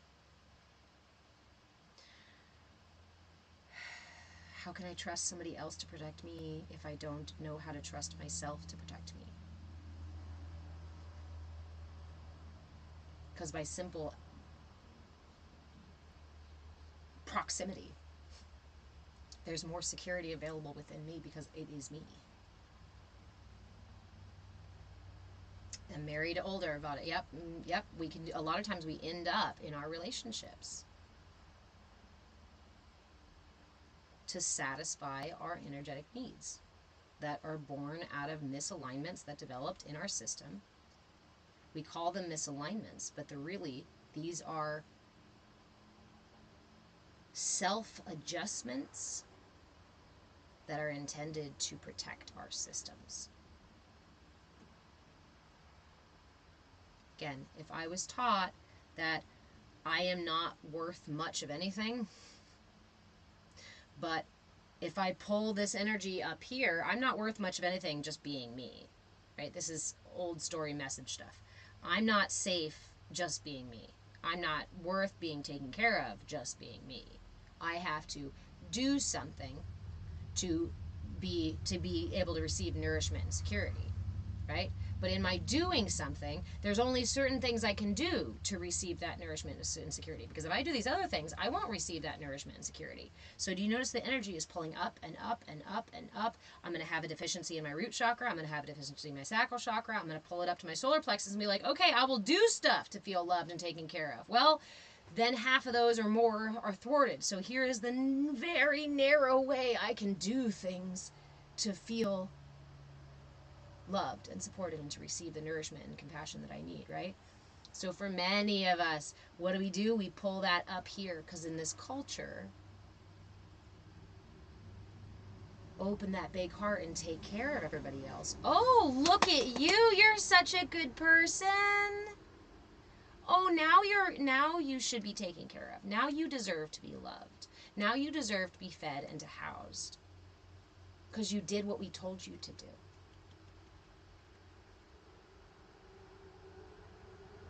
You uprooted yourself from your connection to the earth and to the divine higher, the womb, right? You severed that connection. Good for you. You're separate now. You're isolated.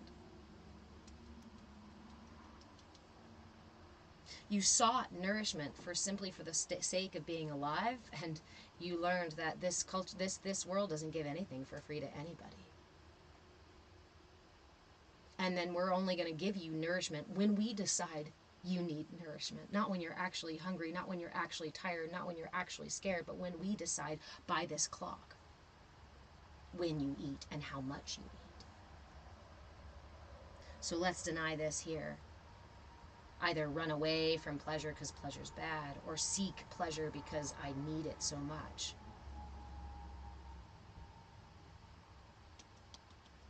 Good job. Now you know you have to do something to be taken care of in this culture.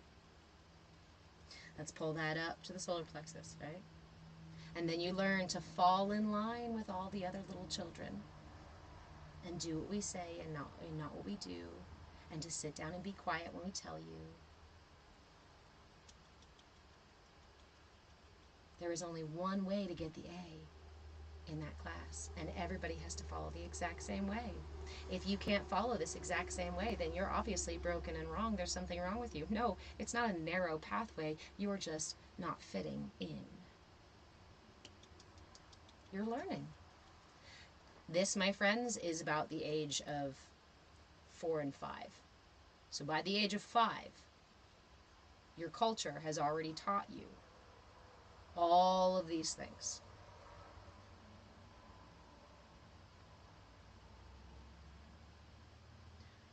From about 5 to 7, right? Love, compassion, connection.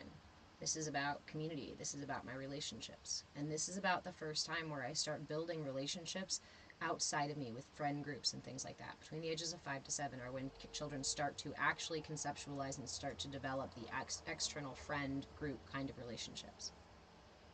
And I think we all know how harrowing that can be. Playground politics are fucked. Poor kids. So what will you learn? Well, if you are a feminine, if we deem you feminine, then you're going to learn that you need to open your heart very, very big. You need to be compassionate and patient and accepting of anybody's problems and everything. In fact, it's your job to hold them on your heart. You are supposed to have a caregiver's heart. You're supposed to take care of everybody else. You're supposed to give to everybody else. And don't ask us to love you back just because you gave love. Love is supposed to be unconditional. You're not supposed to ask for anything back. Oh, okay. So let me just push out more. Push out more. What do I do to my heart? I make it difficult for that energy to come back in because I am so focused on pushing out more because all of these energies have told me that this is the way. And all my system is trying to do is to fit in so I can survive. And my brain is barely even involved in this because it's not fully online yet. This is my body. This is my energy adjusting to the expectations and the information that it receives from the internal and external world while it's growing. Vada, you didn't even participate in recess. You would cry to stay inside.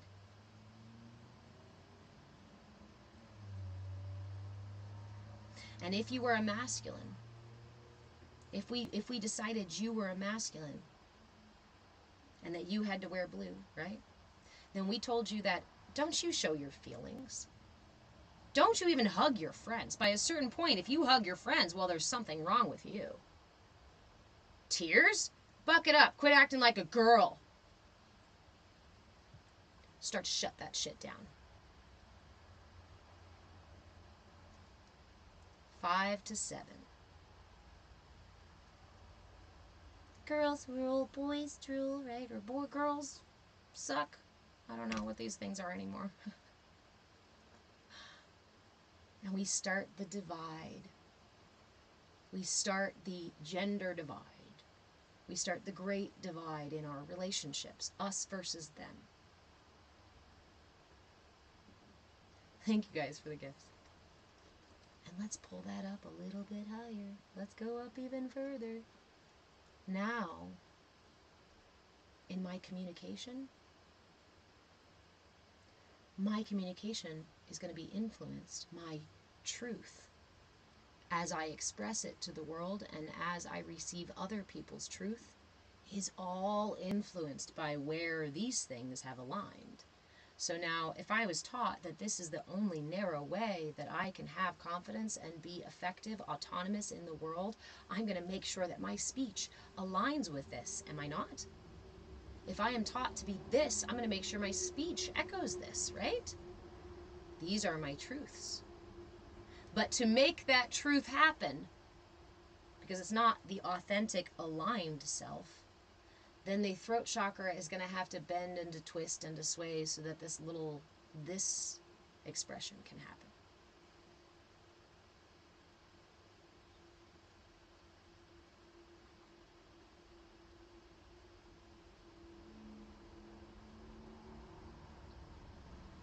When I deny my truth, and I deny other people's truths, it's going to make it difficult for me to go up even further and to see higher truths, to understand higher truths, to gain wisdom that comes from experience and understanding, because I have been closing off and shutting and compartmentalizing and shifting my entire system to fit cultural expectations. Hold on, let me go get my lipstick.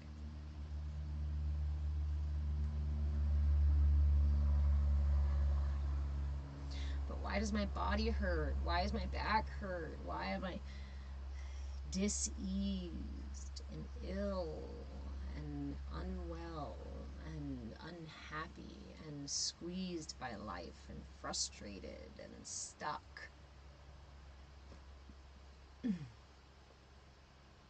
Because for many of us, it's just the truth of your system. stuff tough, bullied at home and on the playground. This is the culture is right now. It is that state right now. There's a lot of, what is bullying? Bullying is an attempt to satisfy my system's needs by pulling energy from other people. We're not intended to do that. Just the witch, I don't get back pain. I do get back pain. I am not completely healed. I am sifting through the mud of my own process. I am dancing with my skeletons every fucking day. Sometimes we play music with their bones. Sometimes they knock me off my feet. But it's an exploration. It's a journey. It's a process. I will tell you, however, that I have, in my early 20s, was diagnosed with fibromyalgia and had head to toe, fingertip to fingertip pain all over my body. And through the years of trying different modalities, the thing that finally made a difference was putting these tools into practice, was putting mindfulness into practice. Every single day.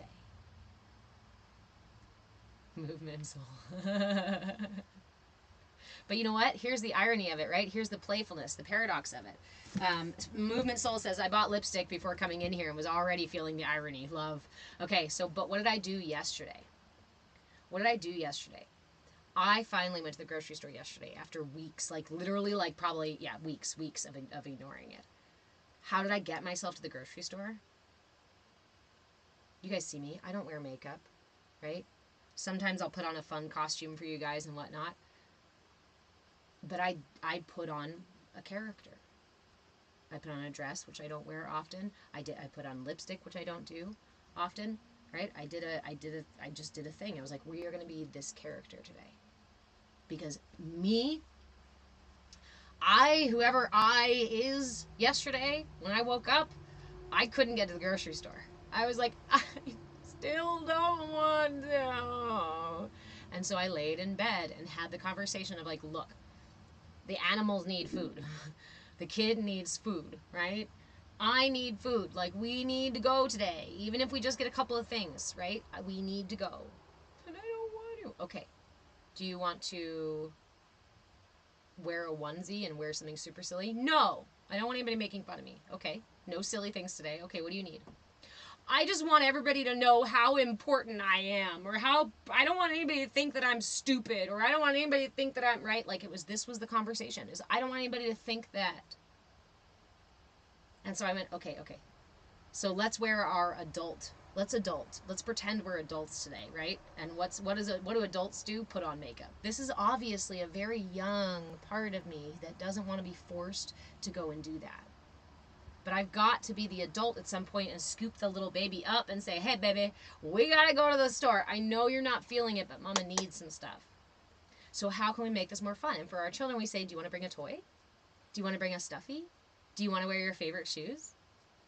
But when you go to the grocery store, why the fuck are you not spending time with yourself like this? And going, yeah, baby, hey, what do you need? And I did. I wore lipstick yesterday. I don't wear lipstick. But somehow, some way, that lipstick gave me permission to go out in public.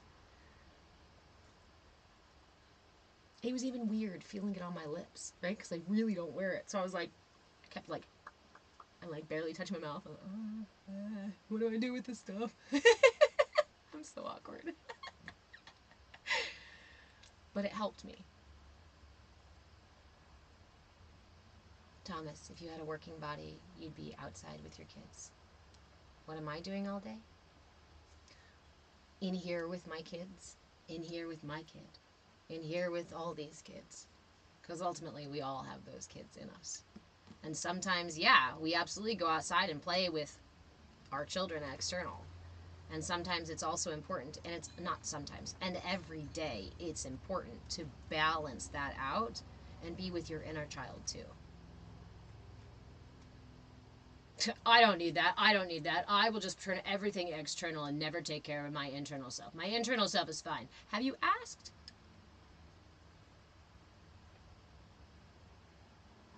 The longer you go without asking, the more it manifests into your physical body. Thanks, Mary. Mary just says you love the color outfit on you, and I don't. Thank you. I struggle sometimes with compliments, but in particular, I almost changed this outfit multiple times. Again, I'm working on this, allowing myself to be the person I want to be without the worry of what somebody else is going to say. I had a judgmental part of myself that was like, you can't wear it like that, you can wear this and that, you should wear this and that. And I went through multiple outfits today until I finally was like, stop it! Let that part wear what the fuck she wants. And the thing is I used to hate blue. I could not wear blue. The story in my head was that blue made me look like a little boy.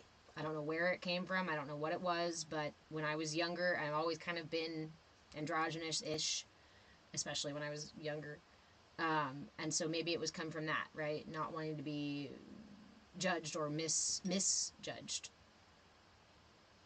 But I really didn't like to wear it. And the thing is, too, what chakra is blue? I just want to tell you guys, the energy system.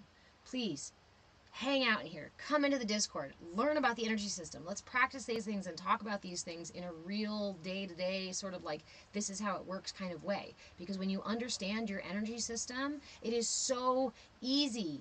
It is so easy in the moment. It becomes second nature to be like, oh, let me align my energy real quick. Oh, now I have more space and capacity and peace of mind to go in the fucking grocery store and know what I need to do, or to listen to somebody when they're upset, or to accomplish the tasks, or to keep myself on track, or to sleep, or to eat, or to breathe. Because we stay ignorant, and we stay dis-ease, we stay imbalanced, because we're taught to turn all of our lights of awareness outside of ourselves and never look within.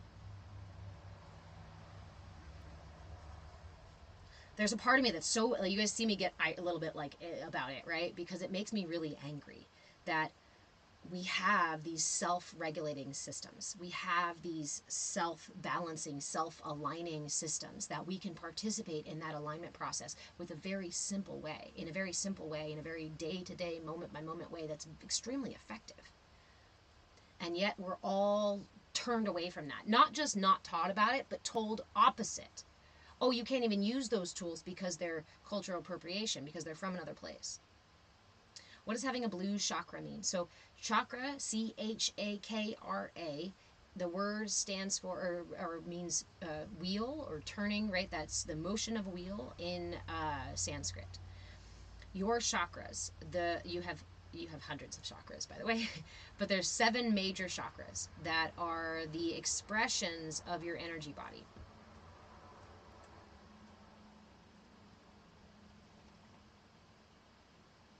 And okay, so let's do the whole analogy, right? Oh, your favorite colors are starting to make sense. Yay! This is another thing. If you notice a color that you really can't stand, it's indicative of an imbalance within you. So let's talk about the energy system, right? Okay. Is your dog named after the third eye chakra? He is, yeah. He's a healer, and healers have the breeding line, I guess. They have a star mark on their forehead here, and that's part of how you can tell if they're actually close breed, right? Not too mixed. He's not very mixed. He came through a family line of them, but whatever. So he's got the third eye here, and he's been always really intuitive with me. He's always known what I need. He's always attached to me, so I call him my third eye. Yeah, Ajna. Okay, so we're going to use the prism analogy. We're going to use the prism. Because imagine the prism as the body. Okay? All these different facets, all these different aspects of the body. At the top and the bottom of our system, of our body, just like the planet, there are poles, right? We've got our north and south pole, or our solar and lunar pole, or our crown and our root chakra. What happens at this center? Okay. In the center of here is your heart. When your heart beats, that beating of your heart, it creates an energy field around your body. Okay? This is called a toroidal field. And so this comes in and out, both inward towards the crown and out of the crown, both in towards the root and out of the root. So energy is constantly coming in and out of through what's called your shushuma, or your central energy channel. This is the central energy channel for divine, for infinite prana, for the life force, for the energy that flows through the entire universe. Remember, everything and everyone is connected to this energy because it flows through the entire universe. So think about the way that if I were to shine a light into this prism, what happens? That white light shines directly in to the prism, and it splits into all the colors, into the colors of the spectrum of colors, the rainbow of colors. So when that light comes into the prism of self, it is split into all of the aspects of it. It is the illusion of separation that we go through as humans too. This is also the prism of reality, right? Of our perspective, of our illusion. And we are beings of light in here, fractaled, right? To look and act and be all different, to fill the entire spectrum of possibility. The chakras are similar. That energy comes in and gets split into all the different colors so that we can see the different parts and different energies. Now remember that colors have a wavelength, right? Red has a wavelength, blue has a wavelength. These wavelengths are also the same as sounds. Colors have a matching corresponding sound.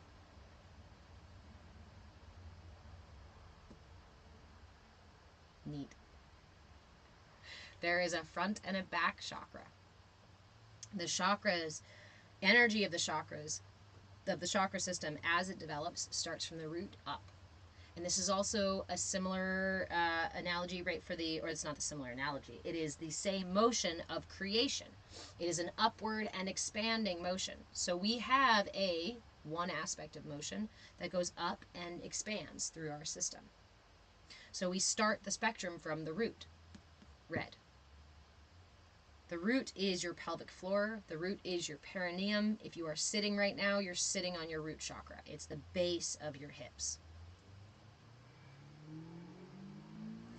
Your sacral chakra is between your belly button and the top of your pubic bone.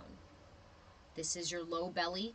This is your center for nourishment. It's the color orange. I want to say represented by, right? Or Lab, you said associated with, and that's why I wanted to talk about this, because they're not associated with. It's the color that it exudes, right? It's the wavelength that this energy vibrates from as it splits through our prism body here, our light bodies.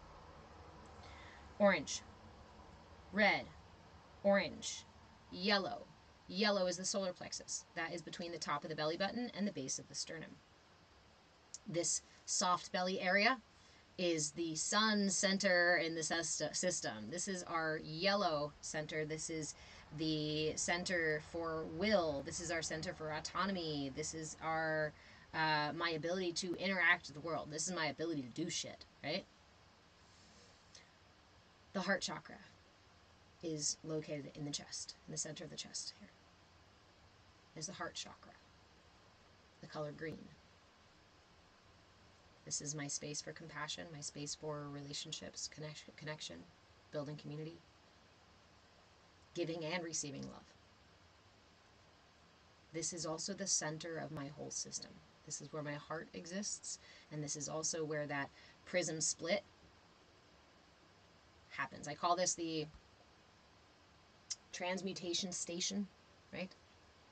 Transmutation station. This is the transfer hub. This is your direct channel to that central channel where the solar and lunar energies come together as unity. I call it the epicenter. Yes. This is where our duality comes together into unity. Compassion is an energy that brings us from division to connection. Yes? So the heart is capable of doing these things. The heart is also capable of transmuting energies within you and outside of you, right? That you are ready to let go of, that you don't want, right? You can take anger. Let's say you're driving down the road, somebody cuts you off, and anger rises within you. When it comes up in you, take it, pluck it from wherever it is. Usually for me, it'll be in my solar plexus, because somebody cutting me off like that and putting me and my kid at risk makes me really upset, because I feel the need to express a big boundary, a big defense, because I don't have a lot of defense. And I feel very powerless already. So when that person did that, I was like, ah! I'm going to flip a finger, I'm going to give them the bird and scream at them through my windshield and all this stuff, right? That doesn't actually make me any safer, does it? No. That's a very immature reaction that was built when I was younger. So now that I'm the adult, I'm going to go, hi, yes, I see that you feel unsafe. Let me remind you that person, let's take it into the heart. Let's take it into the heart. And let's see it with the heart. Instead of me having to weaponize my feeling weak or my feeling insecure, I can bring it into the heart and feel compassion for both me and that person. Whew. People have definitely, you've definitely felt weak in the past, but I want to have compassion for you right here and right now. Look, you're okay. You're okay. You're safe. I can remind myself in love and with patience that I'm okay. I'm safe. And then I can remind myself that person, they could be really scared right now. They could be rushing to the hospital, right? My mother used to always say, I always pretend it's somebody's grandma who broke free from the long-term care facility and she's just having her last fucking joyride. Like, she is just Thelma and Louising it. Right? I always loved that one, because it's not just worrying about them. It's like offering them this energy of like, oh, you are just fucking living life to the nines. Do it. I know. So bring it into the heart. Any of these things that are feeling like we want to weaponize them, or are feeling dangerous or scary or even sad and heavy, the heart can transmute all of these things, because it brings us from duality to unity. It brings us from separation to unity, together, to oneness. And it's also where we go from oneness to separation. So our transfer center, right?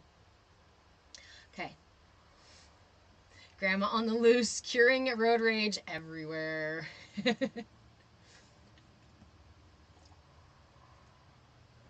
So, where are we in the system?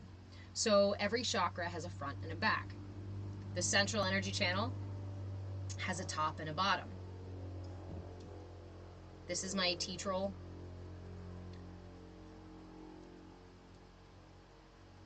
He's just a T-troll. And when I get clay, and unless you guys want to send me one, if you guys want to send me a clay and a little potter's wheel, I will start making and selling these.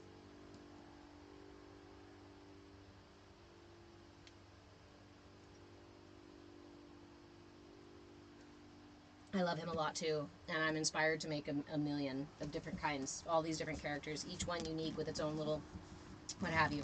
So we've got the top and the bottom of our system. Did I make him? No, I did not make him myself, no. I don't have a potter's wheel yet.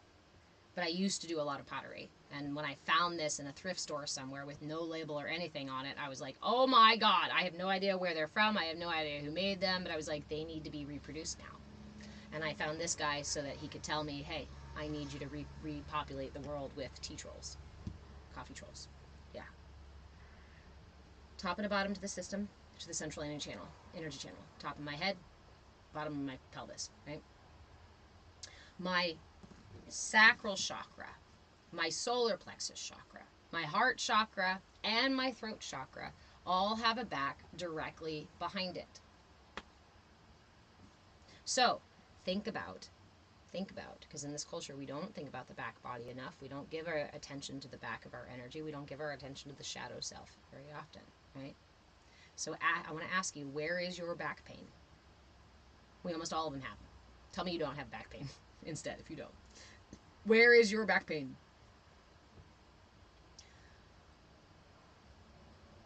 for me. There's a lot of it between the shoulder blades. Think about that.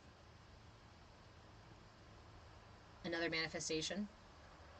Mary, you don't have back pain ever? Woohoo! Upper back and into the neck. So what chakras is that? What chakras? Upper back, heart, neck, throat. Top rib, like up here, heart. Heart and throat, because actually the throat, the lungs, right, because they move the shoulders, the throat chakra is responsible for like collarbone, shoulder area. So if you're up here, this is the connection. That's speaking your truth. That's truth speaking. Sorry, friend, I don't go live with people I don't know, but send me a message about going live unless you're trying to battle with me, because the answer is no. Top rib and under left shoulder. Left shoulder, that under left shoulder, my friend. The left side is your lunar side. The shoulders back behind the shoulder blades. Behind the shoulder blades is the heart. Upper here is throat. For you, leash, root. So lower spine, tailbone, sacral, low back, solar plexus, mid back, back pain. So you're like talking like half back and down. Working on your hunchback. Working on your hunchback. Heart forward, right? Mary, have a great day. Bring it to therapy. CPTSD really reshaped my body. Okay, so that's a really important awareness here, Vada, right? CPTSD reshaped your body. That means the opposite is true. You can reshape your body, and I have to be careful on TikTok because they say you can't say certain things now, and reshape your system and reshape your the PTSD. Anger makes my breath change. If I change my breath, I can change my anger.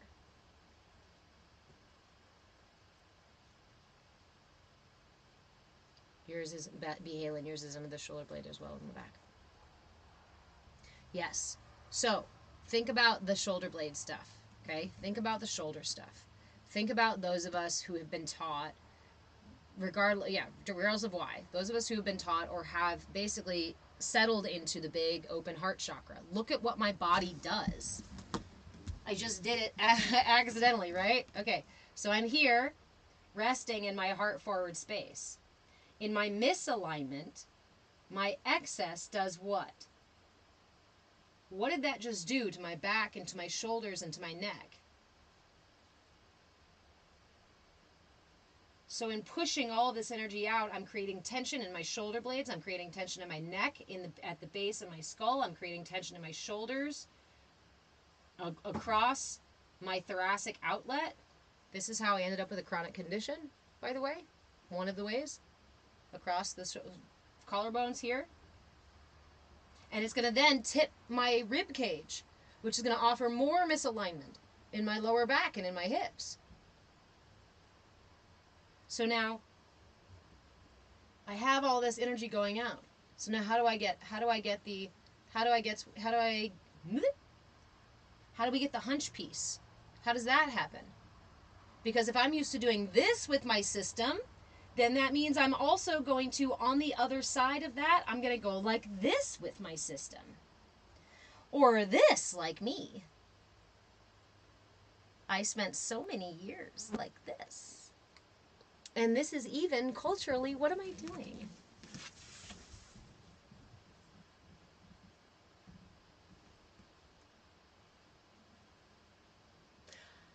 I'm protecting my throat chakra and my heart chakra.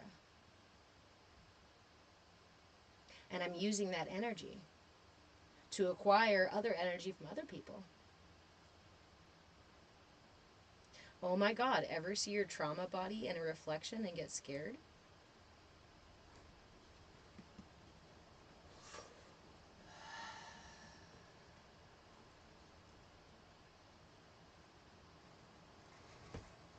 No wonder your back hurts. No wonder your neck hurts. Or if I'm talking to me, and I am talking to me too, no wonder you have a chronic condition.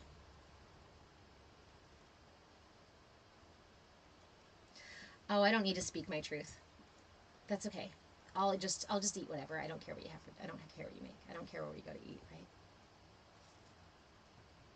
Am I speaking my truth? No. Sometimes yes, but no. Okay, not like this. Okay. Lack of confidence. Lack of confidence. How many of us, in our lack of confidence about the way that our bodies look, suck in our guts and spend so much of our day pulling in our gut all day long? I'm pulling in my gut so that nobody sees my little pooch. Right? So nobody sees how fat I am. So nobody sees my body shape. It must look like I'm wearing a fucking corset all day long. How many of us don't even breathe with our diaphragm anymore because we're holding our solar plexus in so fucking tight that we can't even breathe down there? All you're doing is going like this all day long. Now I'm not oxygenating my body. It's affecting my circulation. It's affecting my digestion. You see why? As someone asked earlier, why should we talk about, why is it important to see the body as connected, right? To everything else, and the emotions and all these things as connected. Because when you understand how connected they are, you go, oh my God, this is fucking easy to just step right in the middle of these things happening. If I realign my body, if I shift my breath, if I give myself a moment to pay attention to my emotion as it rises and falls, I can be an active part of healing and realigning my system. Leash balling up like that, making yourself small. We're so conditioned as women to be that way. Yes.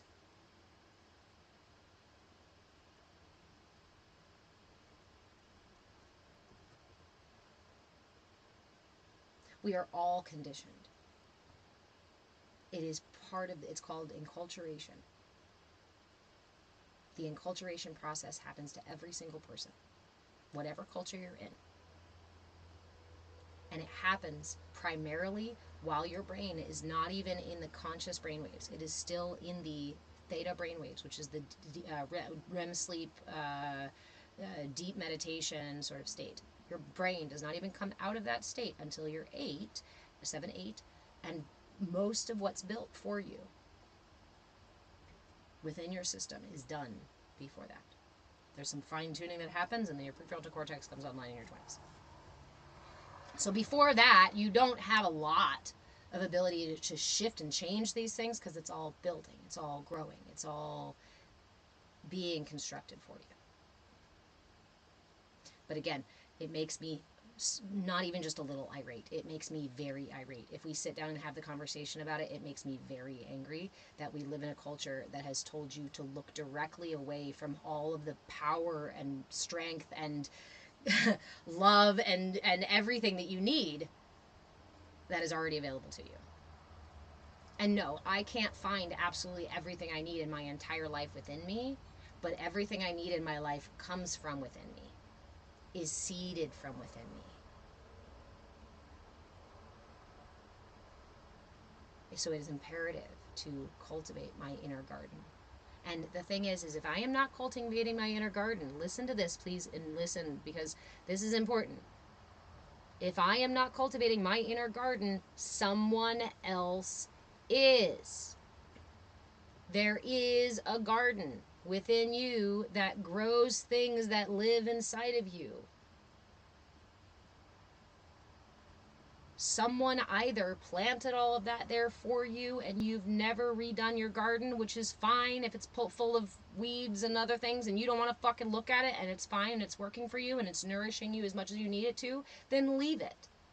But know that your garden is seeded by other people's, other cultures, other things, everything outside of you, by the things you experienced when you were younger. So if you have something rotting in your garden that repeatedly fucking pokes the fuck out of you when something comes up, right? Maybe re-examine your garden and say, hey, I'm tired of all these thistles in my garden. I don't need the thistles all over my garden. I need them only over here. Thistles are a really nice boundary. if I am insecure and I put thistles all over my fucking personality, then people get poked a bunch. Maybe that's a good way for me to protect myself, but ultimately, it's not a good way for me to foster long-term healthy relationships. So, do I need those thistles? Yes, because there are certain energies I don't want in my fucking garden. So I'm going to shift those energies so that only when the thistles, so that only when those energies come in, do they get poked. I have the capacity to do that when I spend time with my system. Movement. You have a question. Earlier I mentioned something you really liked. I said I listened to a part of myself. Yesterday, an aspect of you finally wanted to throw away things you've been hanging on to. Okay? For sentimental reasons. What do I think when an aspect wants to do something so dramatic? Okay. Yay! I would highly suggest, if you're interested in the aspects of self, to look into internal family systems. It's a powerful psychology practice. I thought I made it up because I'm a storyteller, and so I allowed these aspects of myself, right? I was already building relationships with aspects of myself, and then I went into therapy and was like telling my therapist, hey, so I created like this pirate ship. I didn't like create it. I found all of these different parts of myself, and so now there's these characters and there's this pirate ship inside of me and all this stuff, and we work together, or we're learning to work together. And she was like, oh, internal family systems. Internal who? She's like, you're practicing internal family systems. Sweet. Great minds think alike.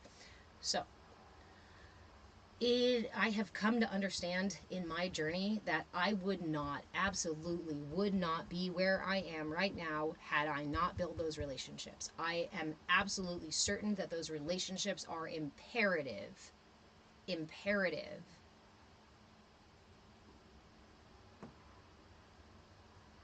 for the self-exploration process, to come home to self. I can't love myself unless I learn to love every aspect of myself. I can't trust myself unless I learn to trust every aspect of myself. Right? We have ways we don't trust ourselves because we react to things when somebody triggers the thing and we go, I can't trust that part of myself around that person or in this situation because I know that I'm going to be stupid, or I know that I'm going to say something mean. Okay?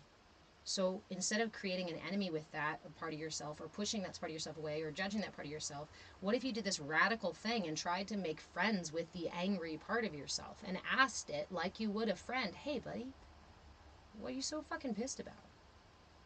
You'll probably get an answer.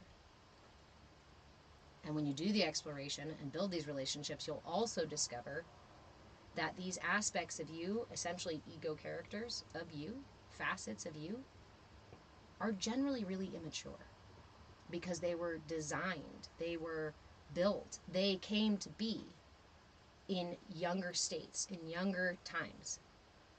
And they're, for all intents and purposes, going to stay doing the same thing for you as long as it keeps working. So if throwing a tantrum is what works to get you your needs met, then you're going to keep throwing the tantrums as you get older and older. You know the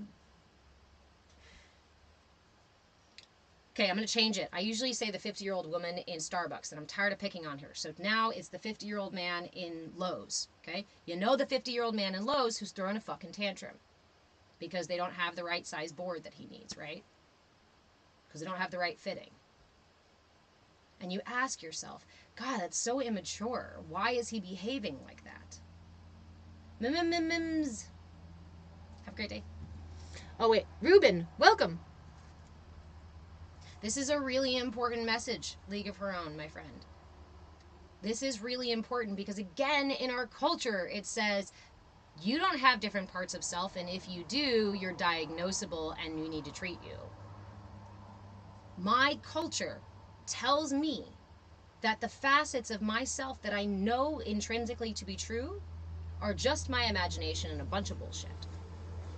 And yet, through trusting those parts, developing relationships with those parts, and developing friendships and understandings and trust with those parts, I have become more whole than I have ever been before. So there's several practices that I encourage in terms of talking to your parts and exploring your parts.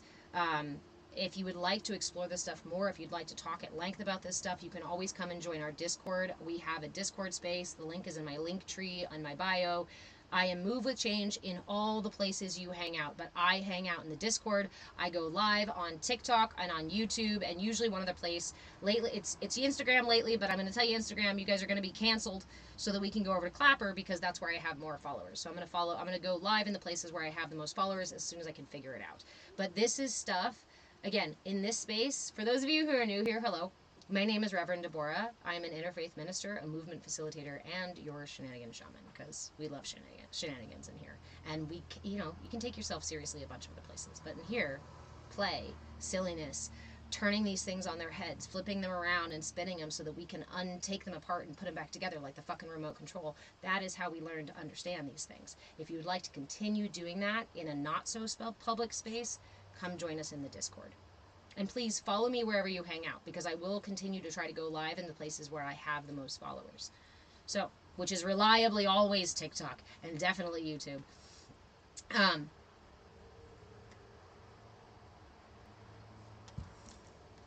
Sorry for hitting that. So, what? I know, we missed it. We'll have to reschedule for that one. And it was the financial literacy class that you said you'd want to go to anyway. Woo! Okay. Well, could I go say hi to Lily? Lily, your Aquarius self is really going through it with, yes, you may, with family boundaries right now. How is that going? What do you mean family boundaries? Internal family or external family?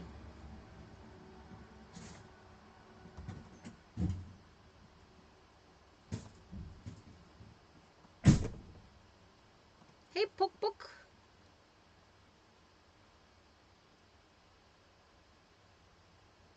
Vada, I used to try to mold into one blob. Now I try to see the differences between my parts, but still new to me.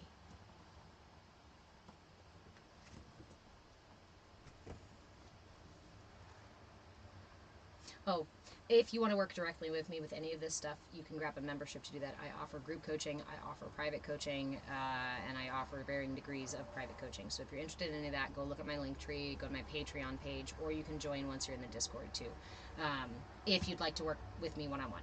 But that said, this is really, really important information. And in learning to be authentic, right, with myself, I was trying to create workshops and classes outside of social media. I was trying to charge for tidbits of information. I was trying to do the marketing stuff where they were like, make a little mini workshop that doesn't give them any information really at all to try to get them into your bigger workshop. All of that felt like manipulation for me. All of that felt disingenuous. Because the truth is that if you and I were sitting in a park right now, or if you and I ran into each other in the grocery store, or if we were in person at all, right? Or even over the fucking phone, I would be telling you this information for free. Because I think it's that imperative that we all have access to this information. And it makes me, like I said, kind of a bit irate that we live in a culture that tells us to ignore this information, that tells us directly that this information is not for us, that it's broken, it's wrong, that turns you away from all of these really profound, really effective truths. I can hold my mudra for 5 minutes, and when I hold, let me even take that down more. Let's not even use the word mudra. If I bring my thumb to touch all 5 fingers like this, and I do that with both hands, and I lay down for 20 minutes. Say I do that every single night before bed. Progressively, each time you do it, and then progressively over time, you are going to profoundly fortify your system. Rejuvenate the major organs in the body, rejuvenate the blood, bring peace to the mind, balance all 5 elements in the system. And I didn't have to go pay a doctor for this. I don't have to remember to take a pill for this. I don't have to put any chemicals in my system for this. I don't have to starve myself of anything that I want or desire for this. And in fact, what happens when I keep doing this every night for those 5, 10, 20 minutes.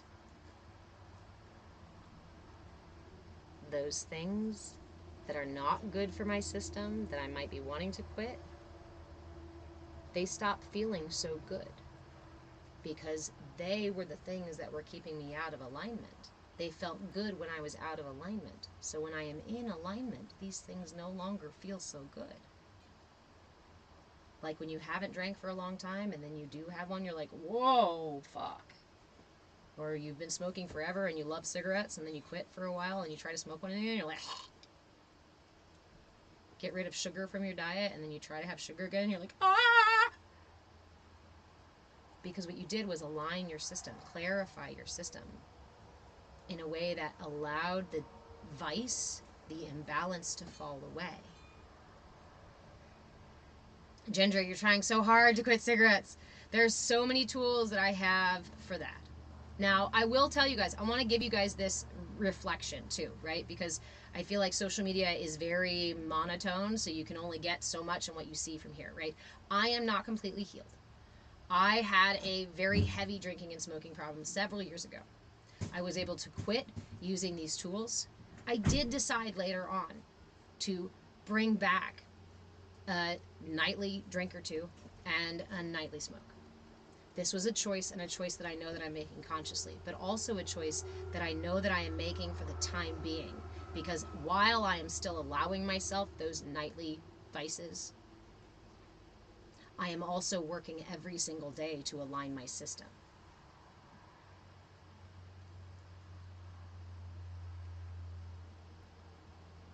Vada, you want to go to the pool and hold the mudra? Sit in the river, sit in other right?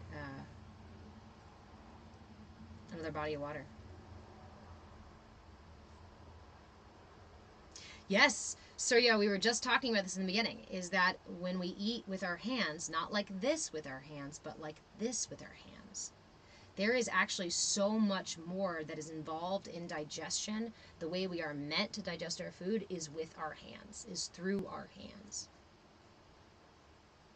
Activating all 5 elements in the body. Do you know when we hold this mudra, we also balance and align the digestive system, and we make it easier for the body to absorb nutrients from the system. You're using mudras while you're eating to help your system digest the food better. But instead, here in the West, we're taught, eat exactly at this time, exactly this much portions for each of these different things, and everybody gets the exact same thing, and you have to separate it. Don't you dare touch your food. Don't get any sort of interaction with your food. Keep it separate, and make sure you over spice it so you don't actually feel the flavors and other things like that, right? Let's separate us from our food. Let's separate us from our nourishment. Let's push it away and pretend like it's this,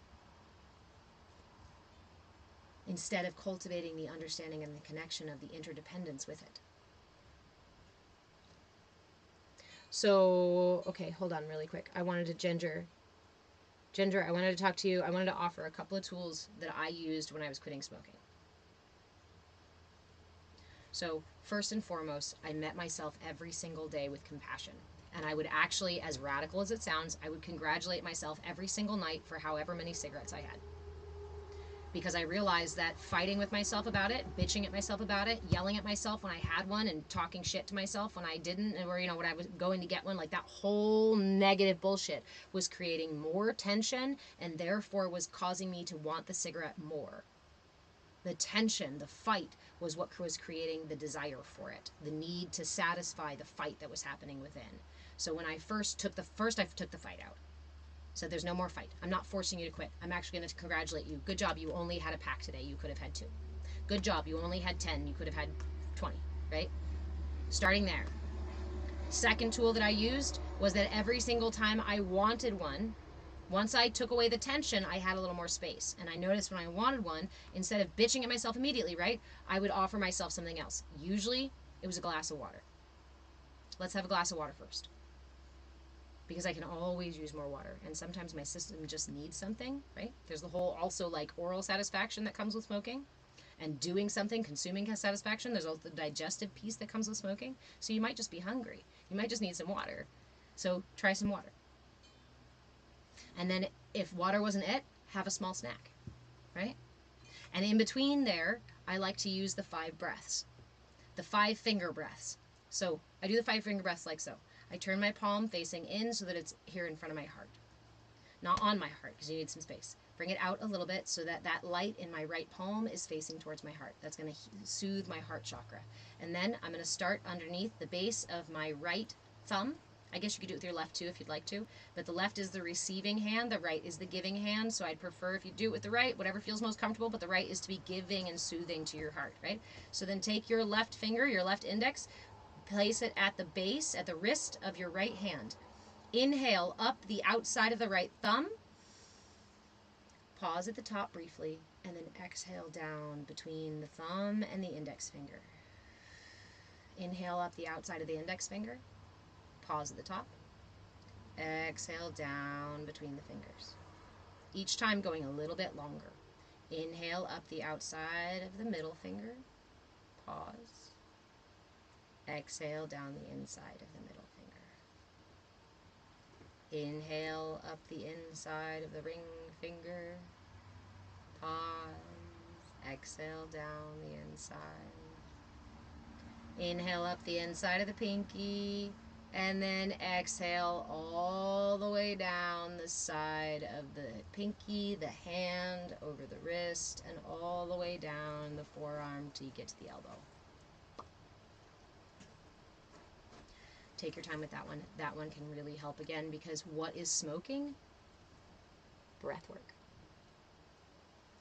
So practice some breath work. Seek to satisfy the other true needs of the body. And then after all of that is done, if you still find yourself needing a cigarette, wanting a cigarette, I let myself have one. But what did I notice by doing those things? Is that I easily happened to reduce the number of cigarettes I was having every day. Until I was like, oh shit, I didn't even have one today. I would go at the evening to congratulate myself and I go, oh shit, I didn't even fucking have one. Well, let's see if we can do the same thing tomorrow. And if I didn't, if I smoked again, I didn't beat myself up about it. I didn't get mean and chiding to myself. I offered myself compassion, because progress is not linear. It is the practice. It is the process. It's not about perfection.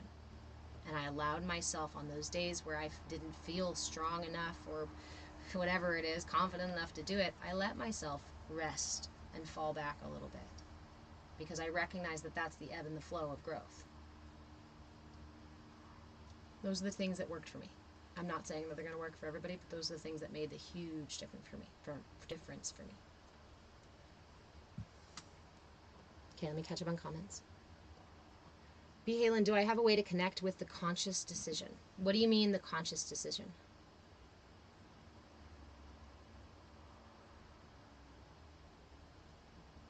Movement soul, you've always avoided this mudra. You think there are aspects of self that are very hard to accept. That is okay. That is okay. If you, again, this is your process. This is your practice. If something feels uncomfortable, don't do it. There are a million other places in this world, and in this culture, we're very like, no pain, no gain, pulled yourself up by your bootstraps, gotta fight, gotta work, gotta struggle to fucking get anything done. That's not how it happens inside. That is very external matrix world, very push and pull, finite fucking reality, gross motor skill shit. When we're inside, we're in the inner self. This is a delicate, ethereal place, a vulnerable place. So the parts of you that are there and being protected, that usually are protected by your triggers, if you go in trying to fight with those pieces, they're not going to give up their spot to protect you. This is ego against ego, and you're going to have ego against ego battle going on your whole fucking life, and the parts of you that are afraid of that battle, that don't want to engage in that battle, that recognize the density of that battle, will stay back and hidden. So I encourage you, I implore you in this space, please be gentle, be kind, be understanding, and at the very least be curious. If you can't offer patience or compassion in any moment, because we can't always do that, then at least just be curious. Interesting that came up.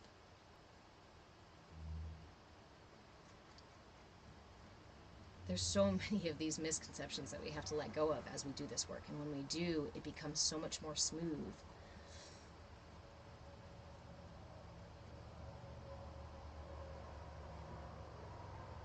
Ginger, you did the 5 breaths yesterday. Yay! Ooh, Lori, that's another one too. I quit by hanging out with my young niece who didn't want me to smoke. I, in the past, have quit by just when I moved, right? When I moved, I just didn't buy new cigarettes because I was in an entirely new place, new space, and I didn't have the habits of doing it. And that can help too. B. Halen, this mudra, is there a limit to how much this can be used? Okay, so this mudra does not have any intense contradictions. Like, there's mudras where it's like, if you're pregnant, don't fucking use this, right? Or if you just ate, don't fucking use this, right? This mudra, because it balances all 5 elements in the body.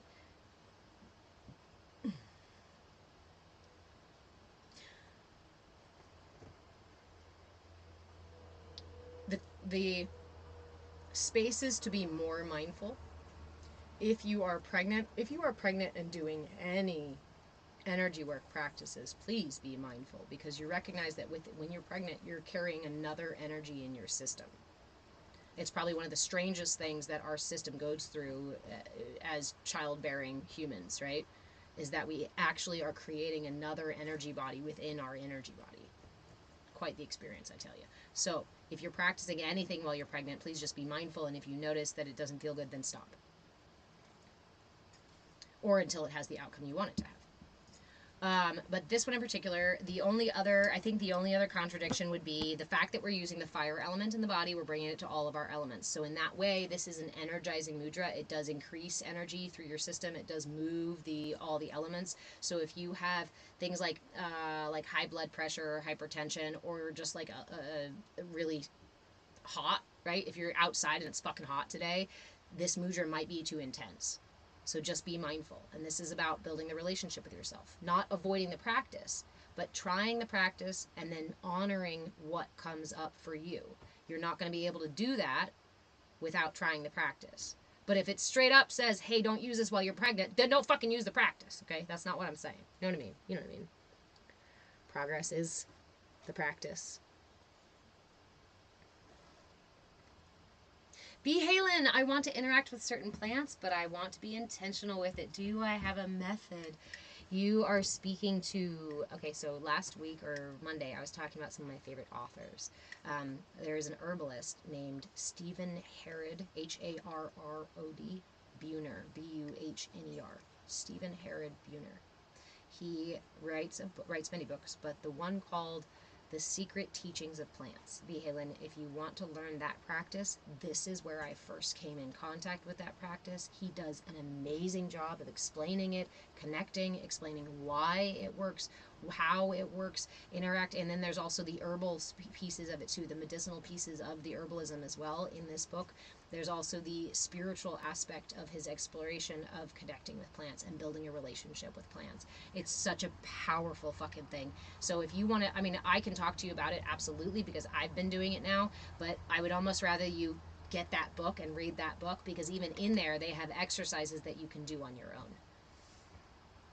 But it is through the heart. We communicate through plants with the heart. It's a heart meditation that you're going to be using to communicate with plants. And as an herbalist, it's how I do my herbalism as well.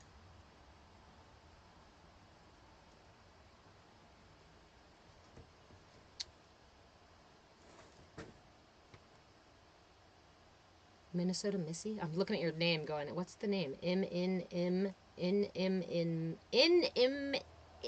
God. MNMSSI. Missy. I'm just going to say Missy. Missy, you said that your triggers have been very, very protective. The people breaking them down were perpetrators in my experience.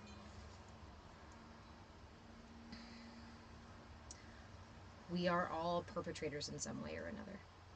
And in our ignorance and in our imbalance, we are often perpetrators of our own suffering more than anybody else's. When I learn to center my system, when I learn to align and fortify my system, I recognize that I have the capacity to adjust said triggers, to adjust my system in a way that either prevents it from being triggered at all, or really is just able to be present with those triggers and ride those waves without needing to be affected or pushed and pulled by them. What people offer us, the energy that they offer to give us or try to take from us, these are all opportunities for us to be centered in our truth and make a conscious decision. Do I want to receive the gift of insult that you're offering me? Or do I want to give you the gift of love that you're asking from me? But when we're unconscious of these things, we do them haphazardly. We do them unconsciously. We do them however our body decides to do them. And then we pretend like we're a victim of other people or a victim of our own situation, and we end up perpetuating our own suffering because we don't know how to get out of it. Because we just don't know how to get out of it, and we don't know we have as much control or as much power as we actually do. And so I want to be very careful about laying blame on anyone outside of ourselves or anyone within inside of ourselves. Blame is not going to lead you to your healing. Blame is not going to lead you to unity, to oneness, to understanding. Blame is usually a marker of like, hey, you're heading off the path. Blame creates tension. Tension creates pain. Pain creates suffering. We hold on to that pain. It creates suffering. When we blame others, we are holding on to that pain and saying that we have no power over it at all. I couldn't do anything about it.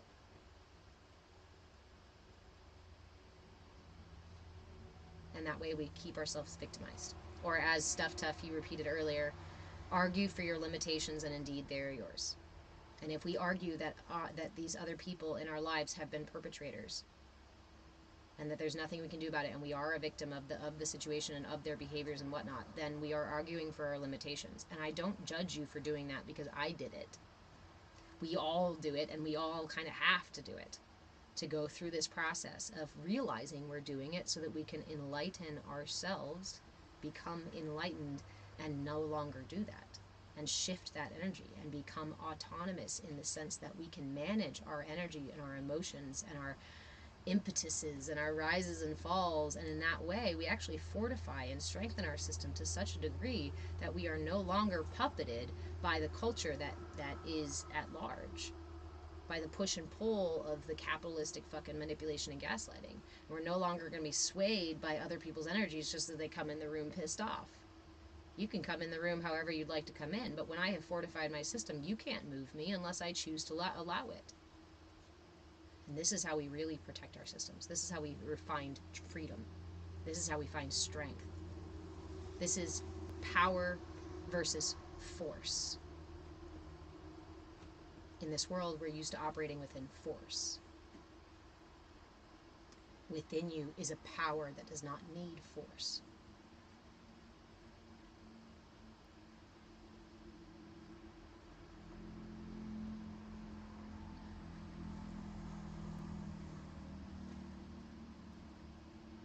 Did he pass away, Leash?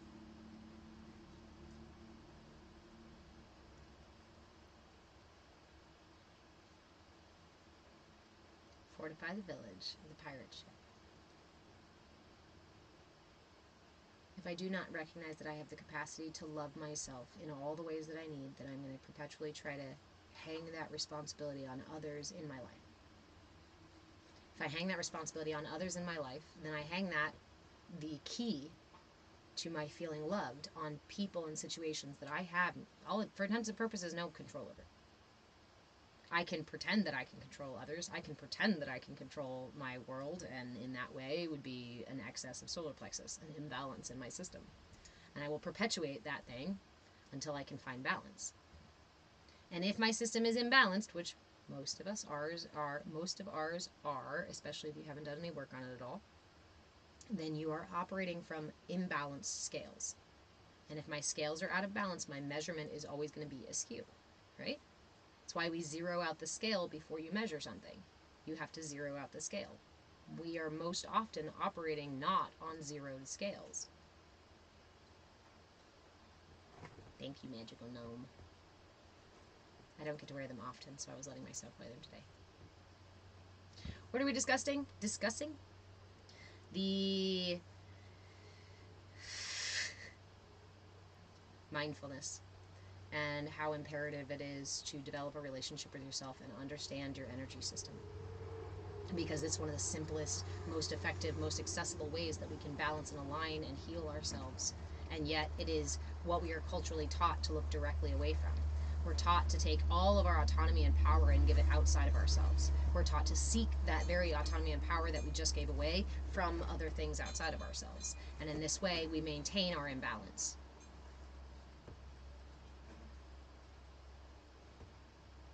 And this is our mudra for the week, Magical Gnome. This is called the Samanavayu, or the Shukri Mudra. Yeah, you hear the wind chimes? This is the mudra this week.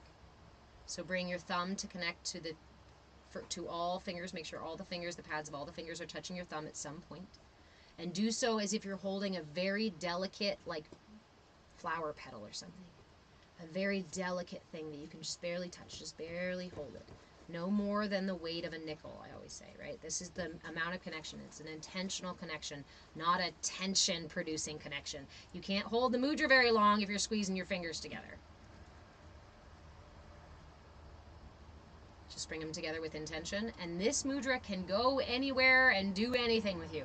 There's no particular seated position. There's no particular place to hold it. This balances all 5 elements in the body. It rejuvenates the organs and the blood. It soothes the nervous system. It brings a peaceful state to the mind and the body. It also boosts our immune system. It assists in nutrient assimilation, processes, digestive processes, right? This one has been known over time to offer healing to the system, to realign the system in physiological ways. Remember that, again, in the West, we're taught that our emotions and our body are separate, that they're different. Emotions are up here in your head and they're all made up bullshit, and your body is right here, unless you're a psychologist, right? Then you might believe more about emotions. When in reality, they are interconnected. They are intertwined intimately. Is it supposed to be painful, Magical Gnome? No. If holding this mudra creates tension or pain, do not hold the mudra. This mudra is not available to you yet, and that's okay. If your thumbs are cramping, try getting this mudra with less tension. See if you can release some tension. See if you can, like, curl your fingers like this, and then see if you can bring it back like this. Remember, you don't have to be like this. Don't create tension. If any of this creates tension in your muscles, relax, relax, relax. My fingers don't have to be perfectly straight. That creates tension. Just bring the connections together. And then notice where you're holding tension. You may still be holding your thumb like this when you can actually go like this. Right? This is going to create tension. So just make the connection. And then rest it anywhere. But again, if this doesn't work for you, then let this one go. It's not the same, but a similar one you can use is to bring them all together here. This is not exactly the same mudra, but it is also a similar mudra. Opening the channels of all elements, right? Yes. This is why in this space I always remind you, you are your guru. I am nobody's guru. I am nobody's master. I am nobody's nothing. I'm just me, and I'm everything I need to be for me, right? And in this space, anything that you receive from me that rings true to you, any tool that you receive that helps to heal and align your system, that's you, boo. That means that you were able and ready to receive the thing, that it was something that you needed. Not to say that if you don't get it, you're not on par, you're less than or whatever. It's that we each have our own journey that's unique, and there are people who are going to resonate with the journey that I've been on and the tools that work for me, and that's why I share them. But there are people whose journey has nothing to do with these things, and they're not going to resonate with them, and that's okay too, because they have a journey that I'm not part of. And I'm grateful that they have the different journey so that I get to be this little drop in the ocean doing my cool stuff. Honor where you are. This is how you build trust with yourself. Halen, sometimes I feel my fingers tremble for a second. Is that normal? Yes. So the meditation we did today, guys, if you want to see the replay for the meditation, it is, I think we started about 10:20, something like that, 10:20, 10:25. So the replay is on YouTube. That would mean we started about 20 minutes into class. Sorry, let me correct that. On YouTube at Move a Change, I have all my replays for these live classes. I usually keep a week or two up, and then I put them in the archive. If you want to, there's an archive membership level if you want all of my classes for all of the mudras and all of the meditations and all of the mantras and all the practices and all the breath work. It's all there on YouTube, and there is a membership available through my link tree. But if you'd like to go back and do the meditation from today, the replay is there on YouTube. Okay, so what did we do today? We sat with this for 5 minutes. I always suggest sitting for 5 minutes because it takes about 5 minutes for the energy to circulate through your system. Okay, so 5 minutes, and whatever comes up, let it happen. The meditation we did today was we did a progressive awareness shift, and we started from the pinky of the right hand. We gave it all of our attention and focus, and then we inhaled the breath through the pinky and through the heart and down into the belly button, because the samana vayu refers to the type of energy that moves through the system from the periphery into the center, into the belly button, into the navel. Samana vayu, the movement of that energy, is from the periphery in to the navel. So with this practice today, the meditation today, so that we could become more aware of and interactive with each of these channels, because my right hand is the solar aspect of these energies, my left hand is the lunar aspect of these energies, so they're going to be different. So we went from pinky finger to ring finger to middle finger to pointer to thumb on the right hand, and then thumb on the left hand to index to middle to ring to pinky on the left. Each time before we switched, we inhaled the breath through the tip of that finger and all the way into the belly button. So you can take that and use it yourself if you'd like to. The whole time while we're sitting here chatting, you can just be holding your mudra if it's available to you. And if you notice anything that comes up, you can. That's why we were talking about being able to use this as a diagnostic. We've had things like somebody's eyelid twitching a ton, right? When I was in the fire element on my right hand, the solar fire element, I felt like my body shifted in this really cool way. This is why I love meditation, right? Meditation is not for these cool things that happen, but they're really cool and they happen. So the fire element on the right side of my body essentially shifted my torso to such a degree. Be mindful, I guess. This is why I'm sharing these things, is because these things are normal. And unless they scare you or make you feel really uncomfortable or cause you pain and tension, then just enjoy them, right? So what this one did, I had to open my eyes, and you guys didn't see me crack my eyes open because it shifted my torso, like my torso went over here, and then my top body started doing this. Before I opened my eyes, I swear to you, I thought my body was like this. And then I just cracked the eyes open a tiny bit, and I found out, no, I was still sitting upright.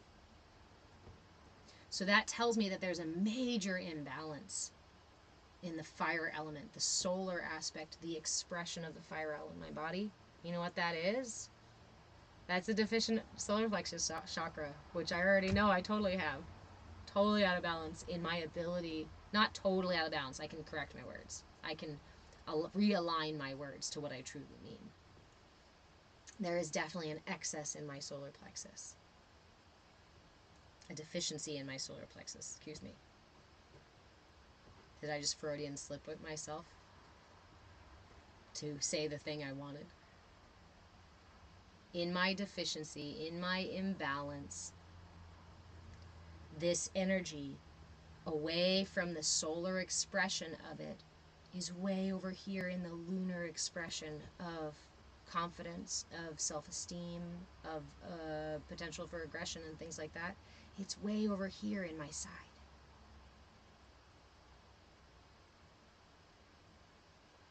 You know what this is also going to tell me about? Digestive issues. The energy, the excess is over here. Hey, Ricky, I love you. Hey, Robert Lee, how are you? So, yes, it is normal. And yes, pay attention to it. And yes, keep a journal. Start paying attention to when you do these mudras, when you do these meditations, when you do this energy work, and you're like, oh, today, when I did my 5 minutes holding my mudra every morning when I wake up, right? Today, I did that, and my pinky was buzzing like anything else, right? And then think about that water element in the body. Maybe I need some more water. So give yourself some extra water that day. See if that helps. If you have excess water in the system, the element of water in the system, don't stop drinking water. But it could mean you need drying foods or a acidic tea. Acidic drink. Acidic. Yeah, black tea. I was like, acidic? I was thinking of citric. Acidic, yes.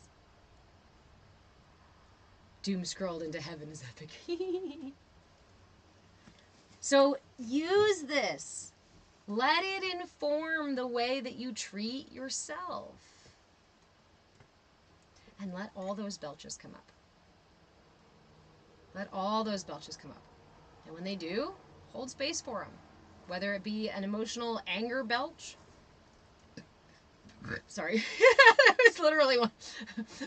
Or, a sadness fart. That was like, ugh, I'm so sad right now. Hold on. I let that pass. Your emotions are finite. B. Halen, you have a random question. How do you protect your dreams? I've been having some tense dreams. To affect our dreams, we really need to learn how to affect our dreams consciously, like conscious dreaming kind of stuff, right? Lucid dreaming stuff. We need to really build that practice of being able to be in the in-between state. I find lucid dreaming to be much more effective when you are familiar with meditation. So that said, there are also tools that you can use while you're sleeping. My biggest helpers while I'm sleeping are stones. Selenite under my pillow, black kyanite also near my bed, pillars of obsidian, stuff like that. There's another stone called Navajo Tears, which I will always keep by my bed because it's about releasing generational sadness. And I know that a lot of the stuff that I carry is the weight from not just me. And it shows up in my unconscious state. It shows up in my dream time.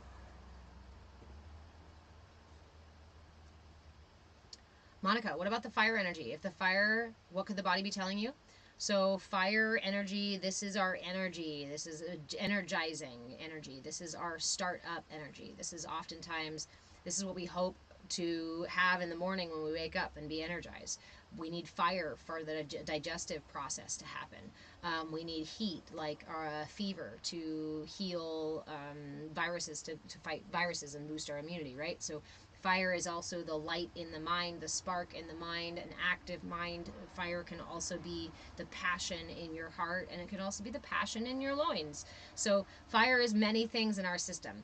And so for me, I was talking about when I was holding this mudra and we got to the right thumb with our awareness. Remember, when you put your awareness on the thing, you amplify your experience of it, right? So for me, I didn't really notice as I was sitting with the mudra and not paying attention to any of my fingers, and then I made it all the way to my thumb. And as soon as I made it to my thumb, you know what I felt my energy do? Shift the fuck over here. Like my torso split from my fucking hips, and then the rest of my upper body went like this. I had to peek my eyes open while I was holding the mudra. And I was like, oh shit, nope, I'm still aligned, we're good. I was surprised. I thought you guys were going to see me doing this. Or worse. But what I also know is that I do have an issue with my digestion being too fast. I have very quick digestion, which I struggle to assimilate nutrients properly. It's part of what keeps me like this. There is also a lot of heat in my belly in general because of that fastness, right? And also we hold things like anger. Anger is an air or a fire energy, and anger is held in our gut too. So it was indicating, it confirmed something I already knew, right? So notice where you feel the energy. Maybe it's just in the channel. And if it's just in the channel, keep a note of it. If every morning you notice that when you sit for 5 minutes and that energy is like that in the morning, but when you lay down for bed and you hold your mudra for another 5 minutes, it's not like that, then maybe you're just noticing the patterns of your body finding balance, right? This is why I really, really, really keep a journal. Practice multiple times a day. Magical gnome. Is that why we can get ulcers and when we don't realize or release our stress and anger? Yes, absolutely. We hold anger here in our center, our will. Our center for will is usually manifested because our inability, or our message that our inability to affect the world, or our high need for control. This is our center for aggression. And so anger absolutely manifests out of the solar plexus area, which is all of these major organs in here, as well as the stomach and digestion, upper digestion, higher digestion processings. Also nutrient assimilation. So anger is something that I am still processing, something that I still harbor in my belly, and something that I still feel imbalanced about, right? So I'm still working with this energies. It does cause what I don't even want to say the term because it's not a pretty term. Essentially have a high metabolism, but it means that my body processes food so fast that it doesn't have the time to squeeze the nutrients out that I need.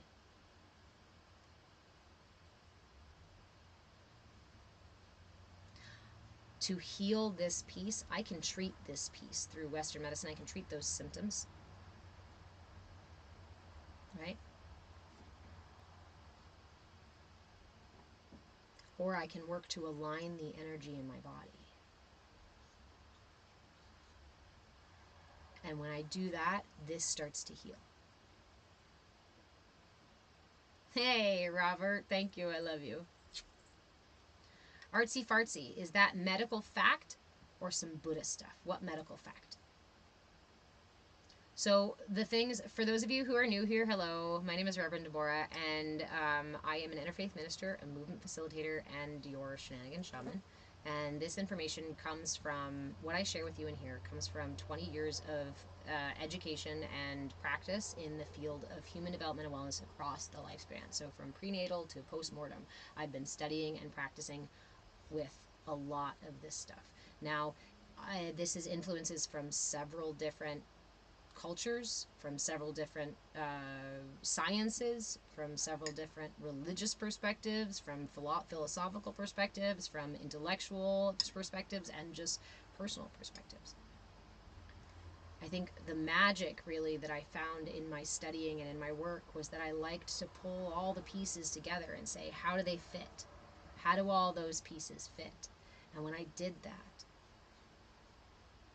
I found some really empowering things. That the tools that I was told were bullshit actually were correlating exactly to the things that I was told were true. Well, if these two things are fucking parallel, then how can you tell me that this is true but that's not? It's just the other side of the coin. So in Eastern medicine, now I'm not an acupuncturist, right? So I've done some study, a lot more into acupressure and the energy meridians and the elements in the energy body as they correlate to the energy body, and has the energy body and the physical body intertwined, because Eastern medicine has been working with the energy body within the physical body, for way longer than Western medicine has even existed. So when we say medical stuff, what are you asking? Is it Western medicine, which is a very young and ultimately somewhat ignorant mode of practice, And I say that because I just mean it is not informed by all of the information we have available. It is a compartmentalized system that denies information outside of it. So when it does that, it keeps itself ignorant. Now, it's expanding and evolving in really beautiful, profound ways over these several generations. But for the most part, when we say medical stuff, medical fact, a lot of times we're talking about the limited understanding of Western medicine. And anything else, apparently, is religious. The Vedic sciences is not a religion. Hinduism uses the concepts from the Vedic sciences to influence, yes. And there is some intertwining of it. Just like with medicine here and Christianity here in the West, right? There is intertwining of it. Even in the representation and the symbols, there is sacred geometry and sacred symbols in the description and the representation of it. These things are all intertwined.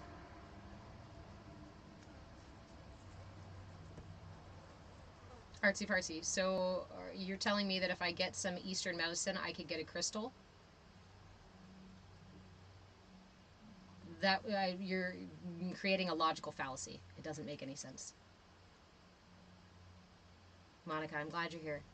I've been wanting to talk about this stuff for a long time, but I realized I had to do my healing first. I had to align myself first, because before I aligned myself, before I worked with all these tools and really put them to practice, all I had was the information here.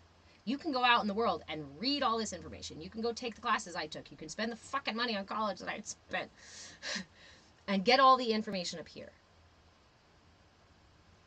But the information up here did not do a whole lot for me until I put it into practice.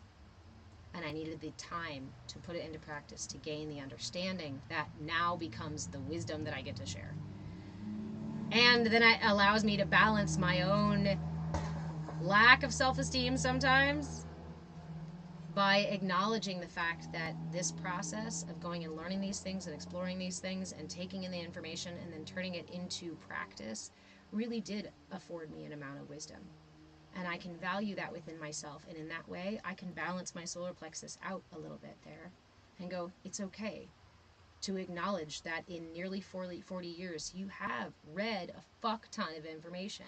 And some of that information has been so powerful that it has given me the healing, the alignment, the understanding that brought me out of suffering. And I don't mean existential suffering, just as the existential suffering.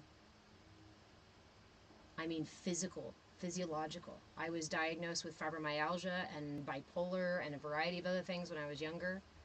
Those are no longer diagnoses that if I go into a doctor's office or a psychologist, those are no longer diagnoses that I'm going to receive.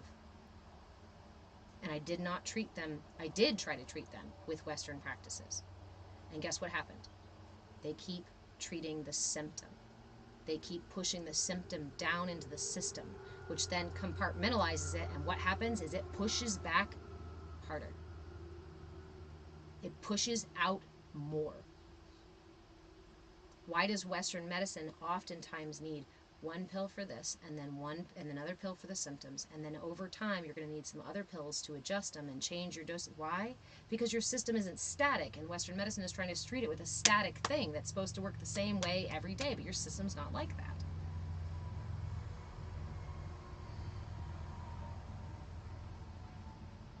Robert Lee, you offer cheat codes. I have actually been hashtagging my stuff, all my content now with cheat codes, because I'm realizing that's what it is.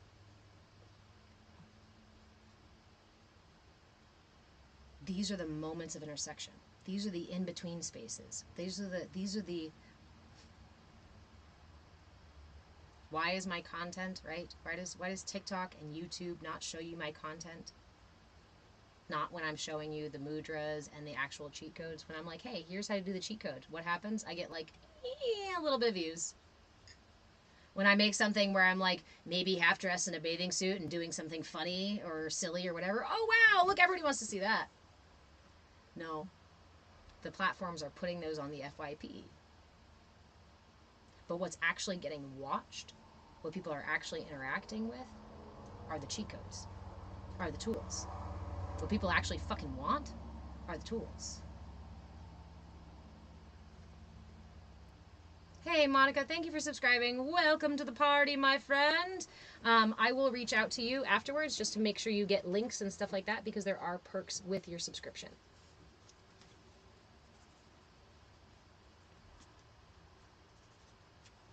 So expect a message from me.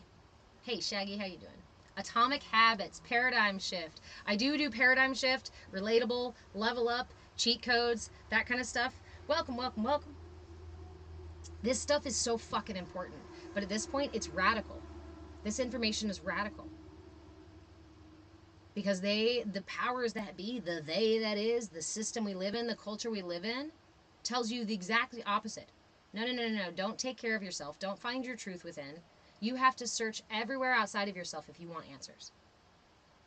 If you want to know things, if you want to be an expert, you have to do it only in this specific way. And if you don't do it in this specific way, well, we won't give you the degree and then you won't have the qualification that you need or want. No. Don't take care of yourself. Your value is in what you do for other people, how you take care of other people, and how you love other people. And if you're a good person, you'll earn love from other people someday and from God someday. But if you don't do what we tell you to do, well, then you're going to be punished, whether it be by government, by family, by God, by partner, by whom. Who made this whole idea that someone outside of you gets to punish you for what they think you should and shouldn't do? It's a control tactic. And it is intended to keep us ignorant. It's intended to keep us isolated and divided. And it's been really fucking effective for a long time. Why has it been effective? Because information is power. Knowledge is power. And those who control the information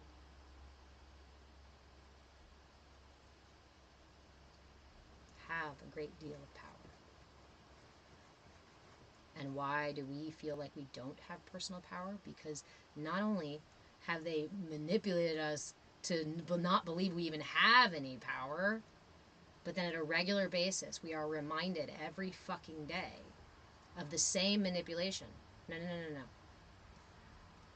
Follow the rules that we give you. Stay inside of this box. And I promise you someday you'll be rewarded with a nice little retirement and a little check every month that we'll begrudgingly give you. And since your body is so deteriorated from all of this imbalance all of your life, you won't really be able to enjoy it. But let's tell you your whole life that you should work really, really toil and destroy your body for the sake of the greater good.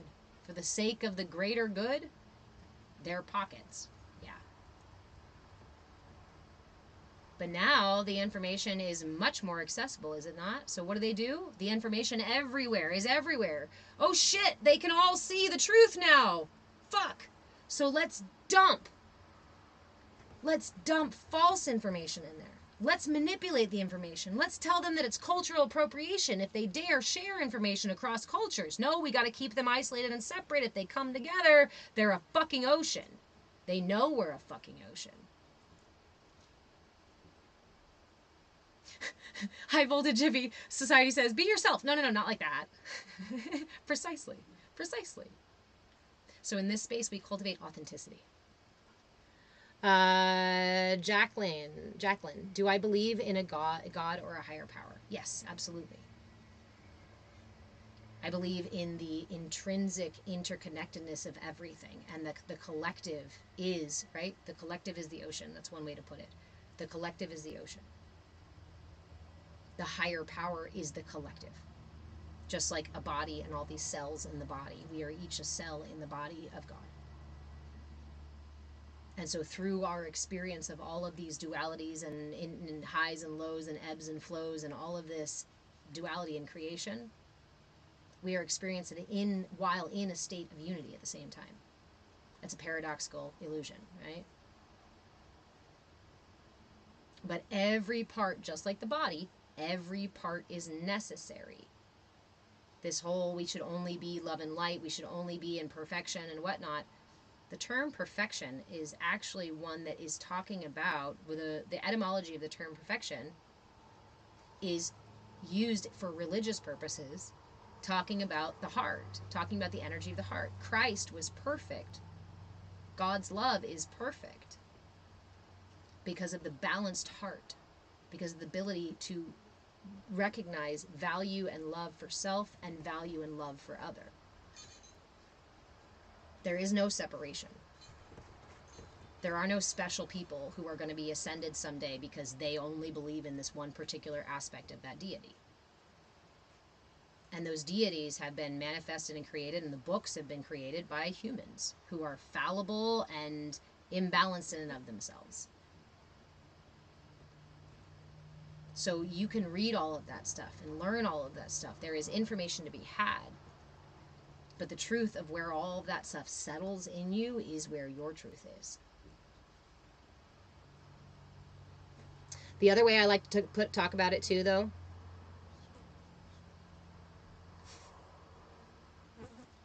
thanks, Harley. We ascend together, one body within one, the Holy One of being. Yes. So the other way I like to talk about it is the prism piece. The prism, right? This is the nature of experience. This is the matrix. This is the dualistic reality that we live in, right? This is the creation. This is creation. Consciousness, God, divinity, is a light, right? The only thing that is constant in our universe, we know through quantum physics, is light. Our awareness is also a light. Christ, divinity, is light. So what happens when you put a light through a prism, through the illusion of duality?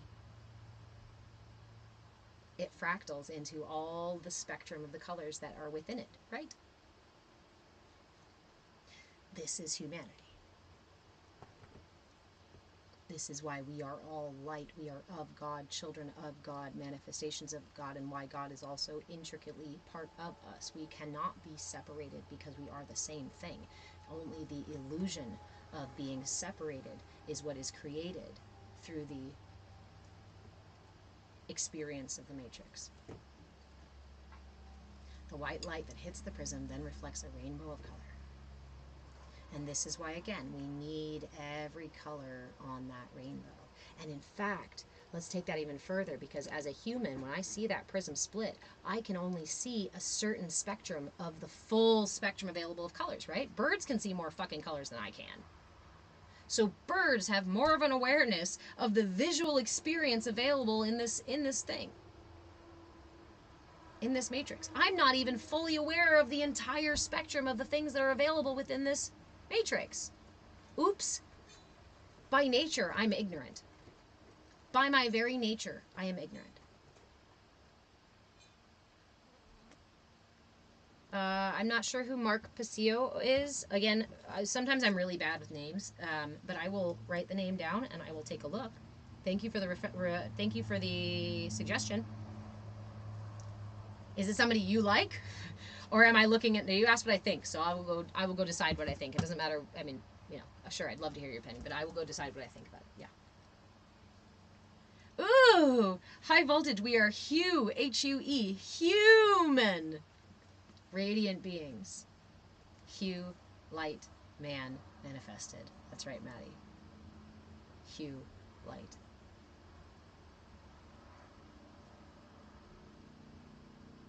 The way I articulate concepts of similar to him, wonderful. I'd love to read other people's work.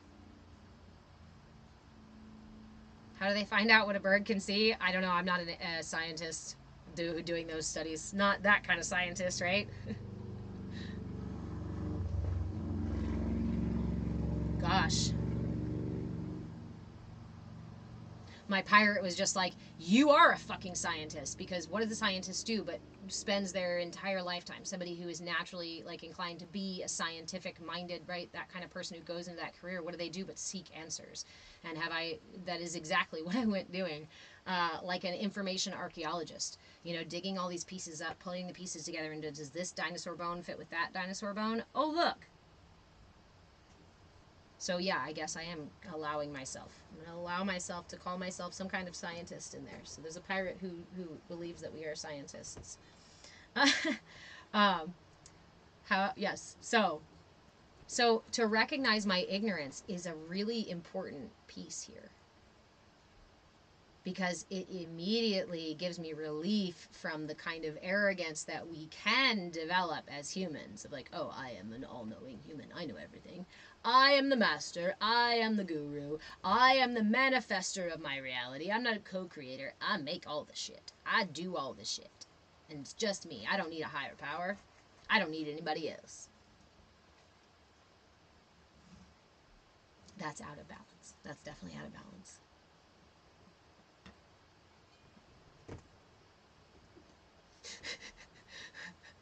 The pirates are doing fun things with the imagery today. So I just saw the pirate was like, yeah, you can't take a drop out of the ocean, because what happens when you take a drop out of the ocean, it evaporates. And then the other one was like, yeah, it evaporates, but then it goes through the cycle of, whatever it's called, the cycle of water through our atmosphere. It evaporates, goes in the clouds, and eventually precipitates back down into the ocean. You're right. It is still the illusion of separation, but we can be separated and only to return back to. Shenanigans.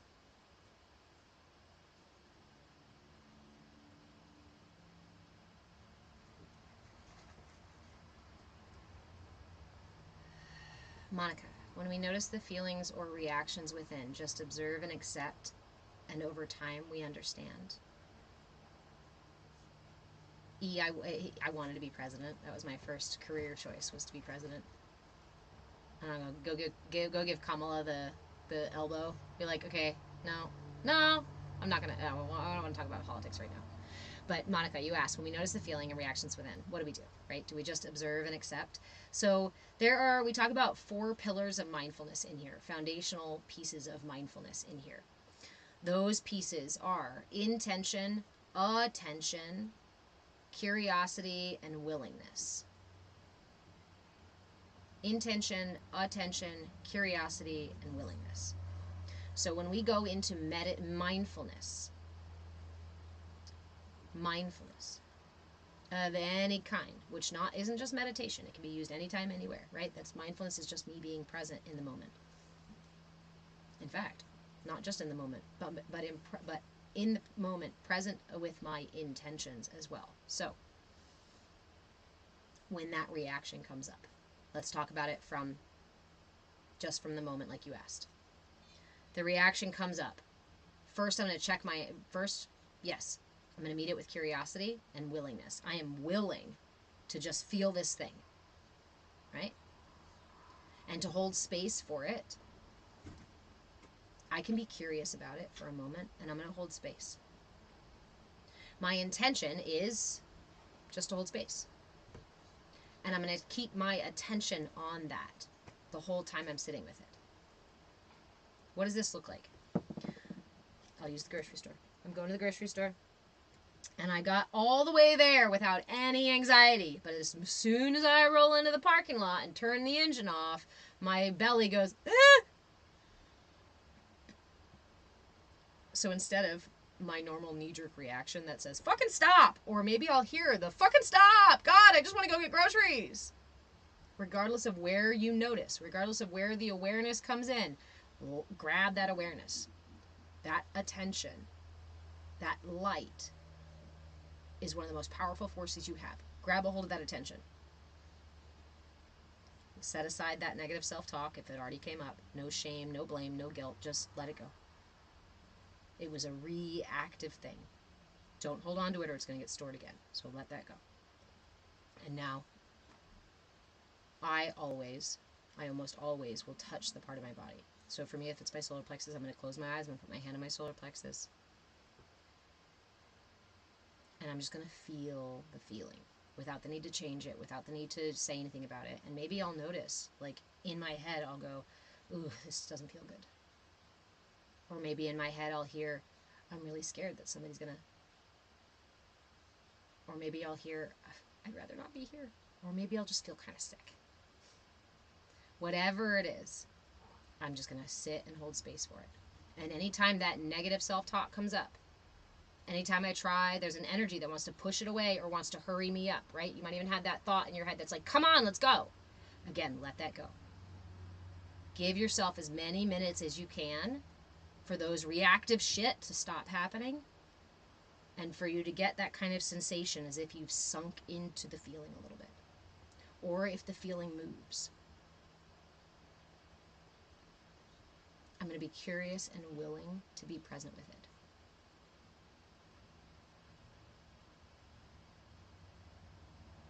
And I'm going to be gentle and patient with it if I can. But I'm going to keep my attention on it, because that's what it needs. It needs my attention. It's showing up like a check engine light that needs my attention. It says, hey, something's not aligned here. Your system is self-aligning. Your system is your ally. Your system is literally throwing up flags saying, hey, I need your attention. Can you give me 5 minutes? Like 2 minutes? And sometimes that 2 minutes or 5 minutes is all your system needs. Sometimes it might need a couple of like, okay, I hear that you're nervous. Let's just go get our stuff and be gone, right? Or if we're in the grocery store and something happens, I'll start dancing to the, I don't know. Or let me call a friend and I'll walk through the grocery store with my friend on my ear instead to help with the anxiety. I've done that one too. But it's not about having an expectation for the feeling to go away. It's not about having the need to change the feeling even. Because even if my toddler is having a bad day, I can still carry my toddler in their bad day. And in my carrying them, I offer them compassion, and I offer them love, and I offer them patience in my carrying them, right? So carry yourself, even when yourself feels uncomfortable. Be the compassionate person that you needed to be. Be healing. Have a great day. Love you.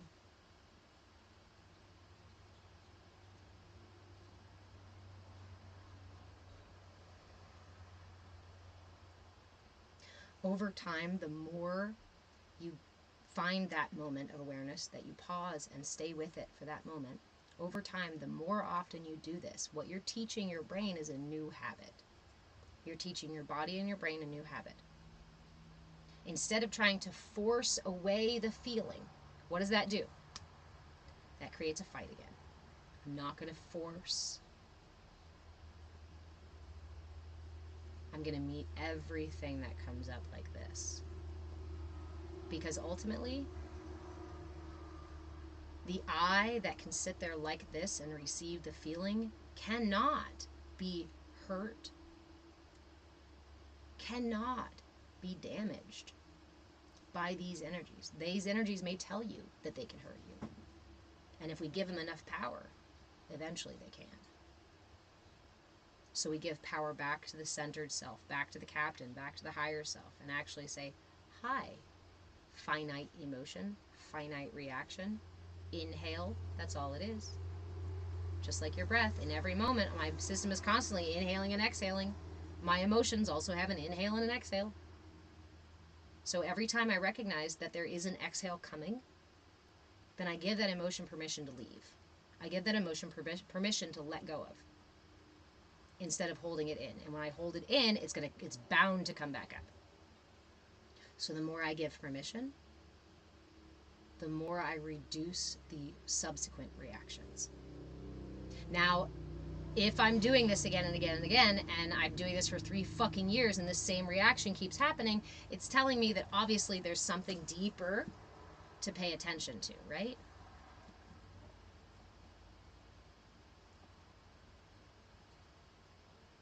So we're always going in the exploration of mindfulness. Mindfulness is the exploration of deeper and deeper layers of subtlety. So start with where you're at. Start with what you have. When the emotion comes up and you have any amount of awareness, there is some awareness available to you, right? You know you're happening. You know your emotions are happening. Hey, James, welcome back. So when you have that moment, like, oh, I can feel it, I can see it, do something totally fucking radical, right? If you're yelling at a partner and you're mad or whatever, just sit your fucking ass down. If you're throwing things, I was telling the story last week or whatever about me being angry with a partner and I was folding laundry at the same time. And the only thing I could muster to get me out of that groove, to get me out of that stuck spot, was to put down my fucking clothing. I was throwing it down. But instead I stopped and I just really slowly put it down. And in doing that, I shifted the emotional expression hugely, hugely. Sometimes the tiniest little steps are the things that lead us toward the most profound healing. Stop thinking you need to just wipe a clean slate today. Stop thinking that you're just going to heal everything overnight. Your system was created almost 20 years to create your system. And you think you can just heal the whole thing overnight while still being in some ignorance, some level of ignorance about the system? Not likely. Because this is the journey of being human. Is to experience the separation and come back home to yourself. I can't learn to love myself. I can't fall in love with myself unless I don't like myself first. Love myself first. I can't come home to myself unless I leave home first. I can't find my strength unless I feel weak. Unless I've experienced being weak. And you cannot heal a damn thing without being broken first. So what an opportunity. I get to come into this life to experience separation, pain, brokenness, confusion, fear. I get to experience these density of energies. And then I get to lift myself out of them. Someone asked about evaporating. Maybe that's the evaporating process. The enlightening process. Lifting myself up out of the density.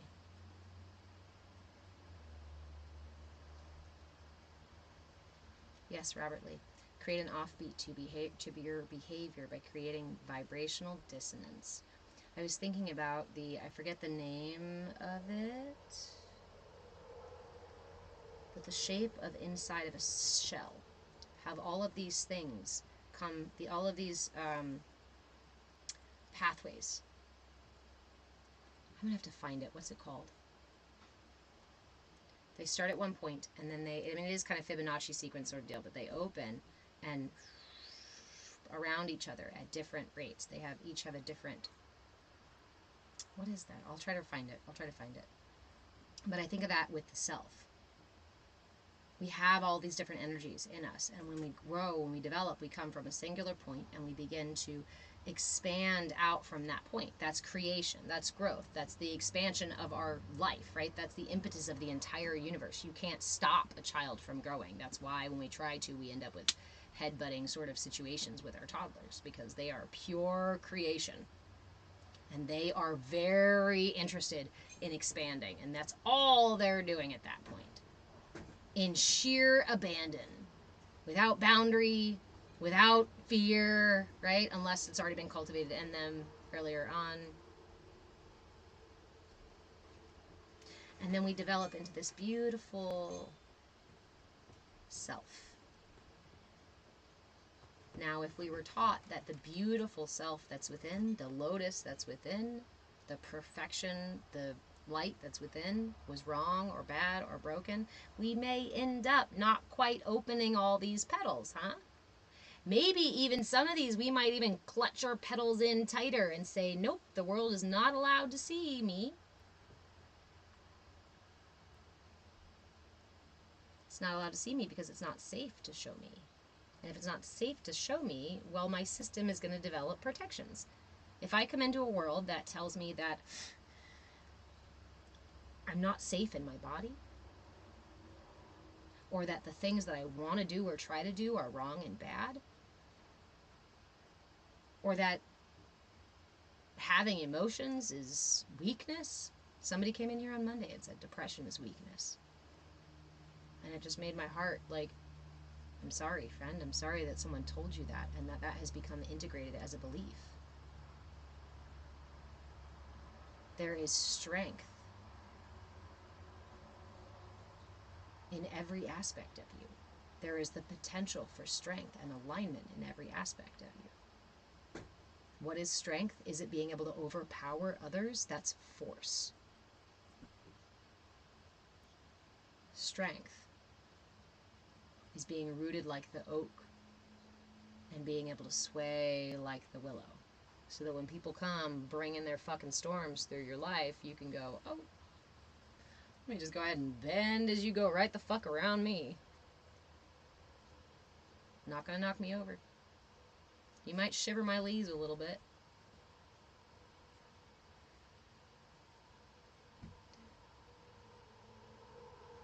That's autonomy. That's power.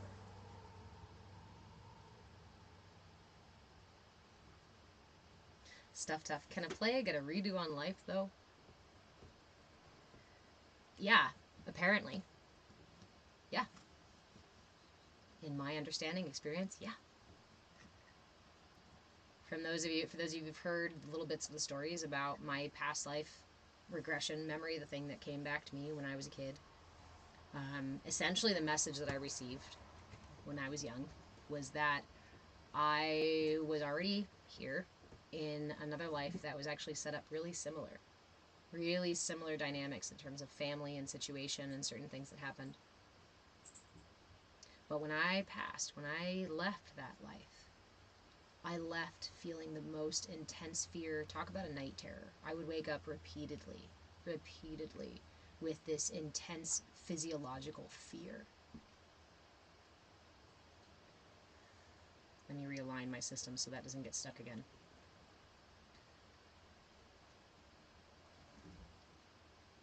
And the feeling that I woke up with again and again and again was that I forgot the most important thing.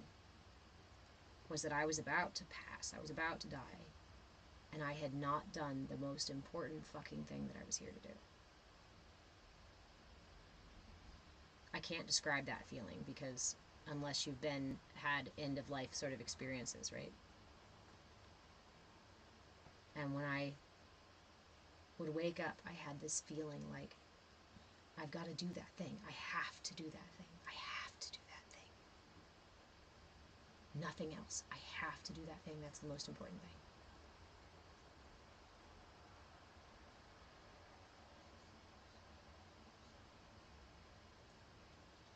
And I genuinely have come to understand that is, I didn't do that thing. Because we do have free will and we do have a choice of our experience, and I chose not to do that thing.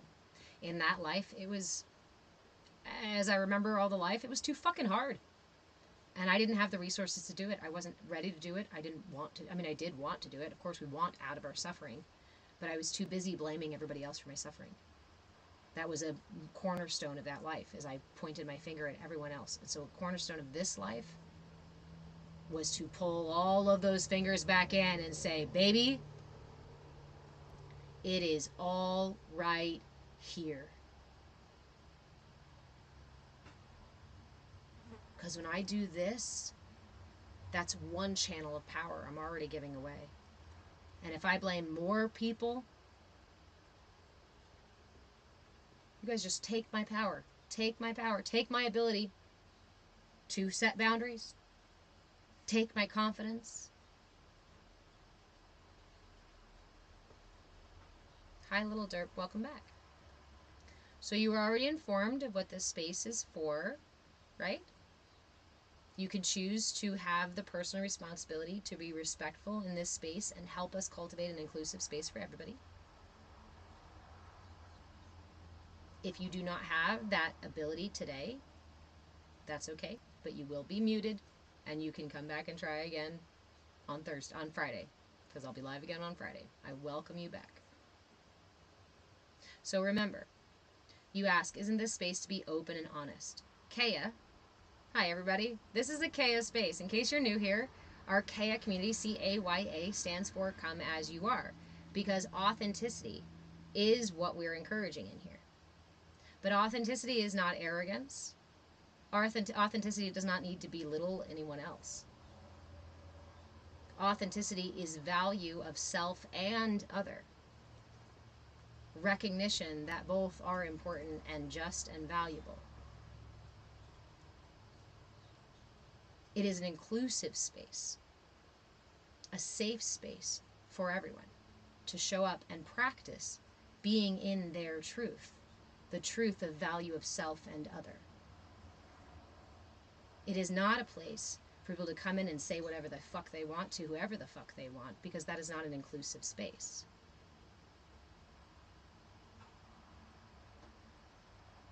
We need to learn how to communicate our questions in a way that doesn't exude arrogance. In this way, we improve our communication. I encourage you to practice that in here.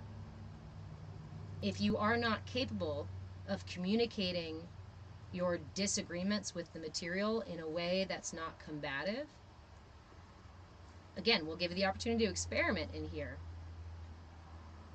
But this is an exchange, an ebb and a flow. There is space for everyone in this space. But just like an education, like a classroom or a temple, if you're coming in with the intention just to disrupt the space or just to argue with what the practices that are being practiced or what is being taught in that space, then it's actually not the space for you. You don't have to agree, but it's not always the space to come and argue. If you would like to have an at-length conversation about the validity of these things, you're welcome to message me, but the truth is the information's all out there. You can choose to do the research. I have. And I'm turning around for you what I've learned from experience and education. And there's a lot of ignorance around these topics because there's people who don't want to do that research and just deny the efficacy of these tools. And again, that is from a place of ignorance and from a place of arrogance. And so to be authentic, we must also acknowledge our ignorance. And to come in and say, this is mania, is both a judgment and an arrogant one, and one out of ignorance. So again, understand what we're asking in here. Understand what true authenticity means. Because the grave misconception is it means I can do and say whatever the fuck I want to whoever the fuck I want. I don't give a fuck about how anybody's space is. Right?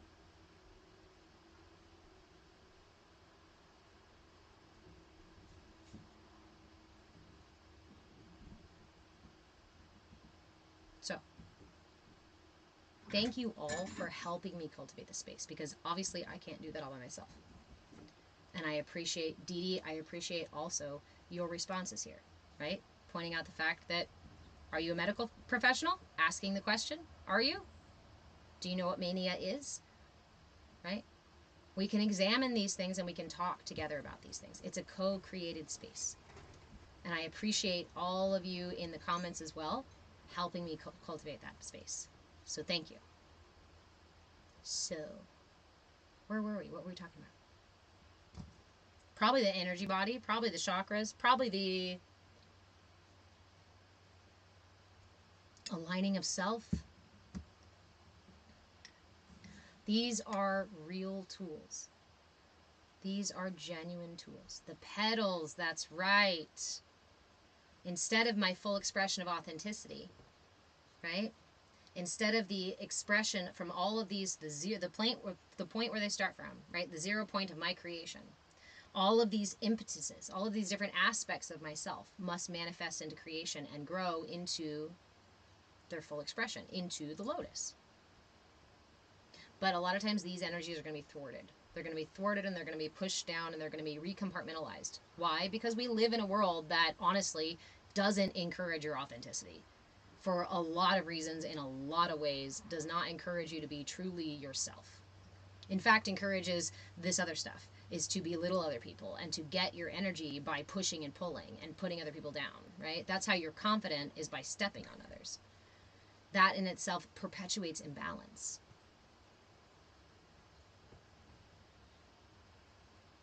So when we get the opportunity to start working with ourselves and our systems, which doesn't happen until at least your mid-20s, because you have to wait for your entire system to come online. And that doesn't happen until your mid-20s. You made it to the pool, Vada! Whoop whoop!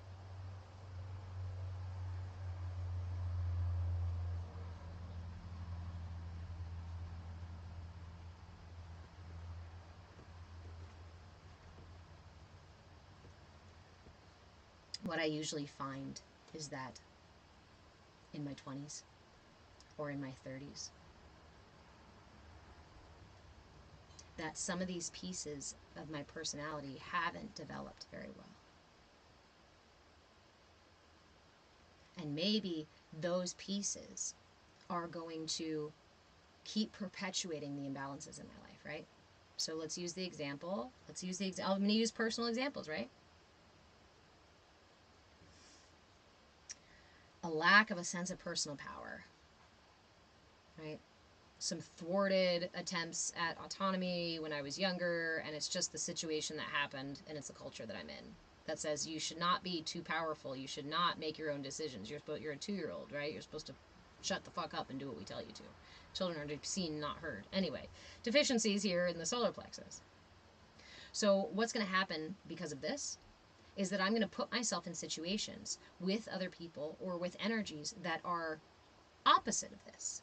I want more confidence. I need to feel in control to some degree, or at least safe and protected. Somebody else to protect me. So I might find situations with bosses or partners or friends who are controlling or even arrogant or even right? Even aggressive. And in their energy, I might feel safer. So I might create a habit in my life of again and again and again choosing the same work situations with overbearing employers. And maybe I might even not notice it's happening until some weeks or months or years later where I finally quit and I'm like, damn it, it was another one of those situations again.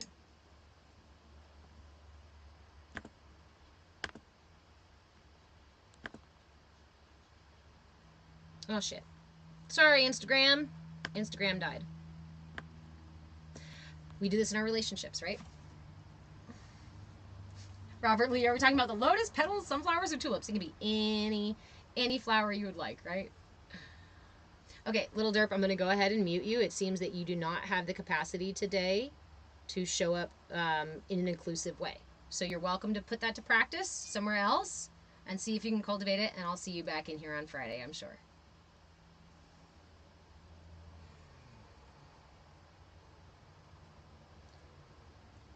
This is how we create cycles that perpetuate in our lives because of the imbalance in our systems. And what is our system doing? But attempting to correct the imbalance. How does my system attempt to correct the imbalance? By surrounding myself in my ignorance, in its ignorance. It tries to protect. It tries to protect and to heal in whatever way it knows how. So I'm going to call in arrogant, aggressive people to me. And I might even try to be like them, right? Emulate them. But oftentimes, in my deficiency, I end up swinging the other way. And so you deal with somebody who, like me, would go, it's fine, it's fine, it's fine, it's fine, it's fine, it's fine, fuck you! But you just said it's fine for the longest. I know, but that's too much. It is fine, like once or twice for me to martyr myself, but like martyring myself again and again and again, fuck, I can't do this anymore. And then we go, I didn't realize you had a problem with this situation. What do you mean you don't like that I'm arrogant and aggressive? That's why you married me. Because I'm your protector. Because our systems seek healing and balance, that will not be a perpetually healthy, good, blissful relationship. It will push us to grow.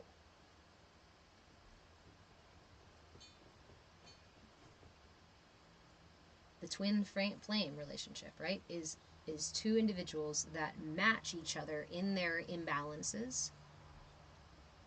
And this can offer a spectacular opportunity for growth.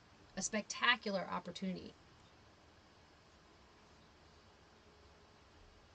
to understand the self through that reflection. But rarely do we have the information to know that that's what is happening. Instead, we feel victimized by our situations. We feel victimized by the other people. We feel victimized by our culture. There's power in acknowledging my ignorance Because when I understand that I am ignorant, I can then seek to resolve my ignorance with information, with experience and understanding. If I hold tight to my ignorance and demand that that is all that I need to know, well, argue for your limitations, and in fucking sure indeed, they're yours. Keep them. And again, without judgment, because if you choose the path of ignorance and stay there your entire life, there is a gift in it to learn. There is something to learn, and that is a path in and of itself. But I do like to, when I see people willfully clinging to their fucking ignorance, right? Something I don't want to be, something I want to judge. Instead of judging it, again, I flip it on its head and I say, thank you, friend. Thank you for deciding to be the one to cling to ignorance, for being the one to process the energy that comes with clinging to ignorance so that I didn't have to. We're all parts of the body. All parts have to be accounted for. And I can choose to be a smelly fucking armpit. I can choose to be an asshole.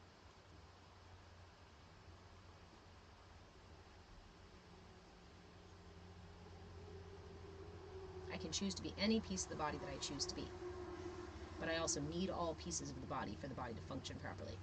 So while I might not be, I might not tell you that my armpit is my favorite part of my body, I can be grateful for it, for the job that it does.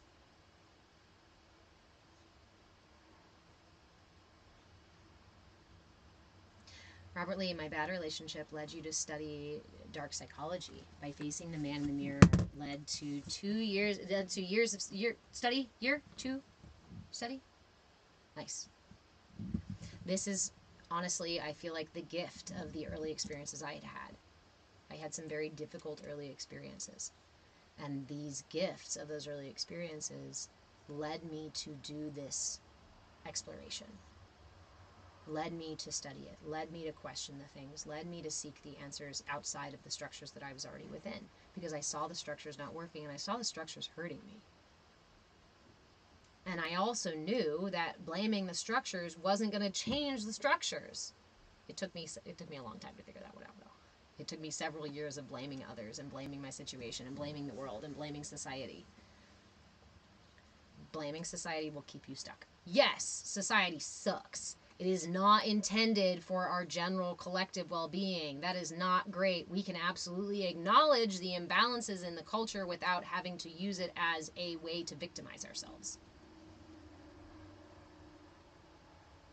James, I believe we are here to elevate physical matter to higher frequencies naturally. Yes. I like to talk about the body, right, as an instrument. You have a unique song that you are intended to resonate. Everything in the universe is all particles vibrating at different frequencies. What makes you, you, is your unique frequency. Just like as unique as your fingerprints, just as unique as the shape of your iris, as unique as the miracle that you are. Because for all intents and purposes, the chances that you exactly would be created, right, are like, it is basically a fucking miracle that you exist at all. And we are comprised of all these tiny micro pieces, essentially seeking enlightenment, seeking expansion, seeking to expand. Again, we look at the Fibonacci sequence. It starts from a point and it comes up and out. There is a cycle to the whole of the universe that we are a part of.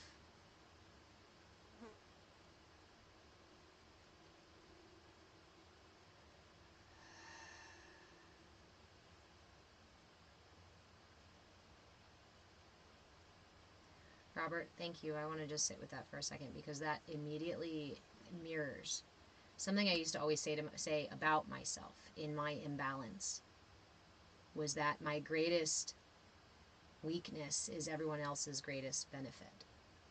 Because my greatest weakness was giving everything of me, my resources, my time, my money, my love, my everything, to the people who I thought needed it most. Completely martyring myself to the people who needed it most.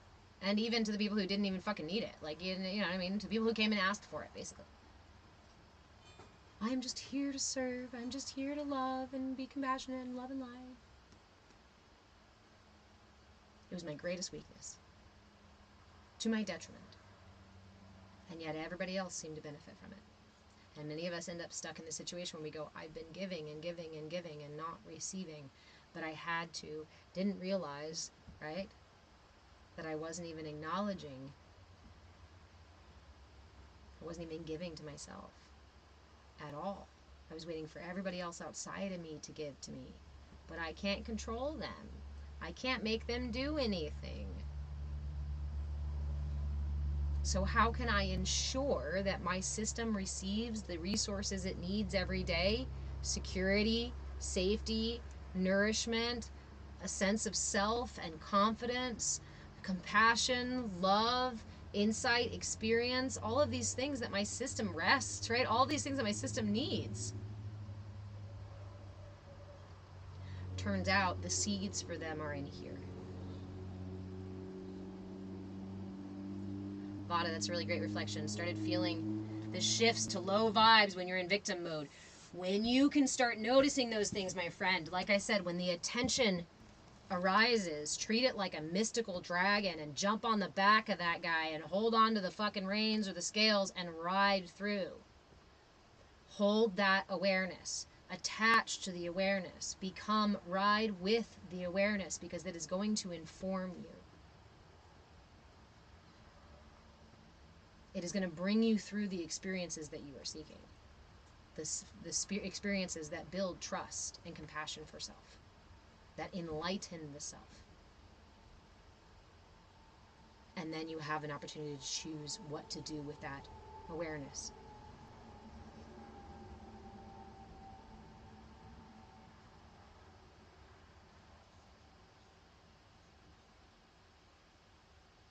Gotta give it to the kiddos. I believe they choose us. I do too. I always said to my kid how grateful I am that he chose me, right? And also, I'm sorry you chose me. Because I'm a weird one. We're not going to live the normal standard life that you see happening around you. And that in and of itself is going to be hard. And through that, he's going to receive traumas. He's going to receive imbalances, right? Because of things that I am still working through.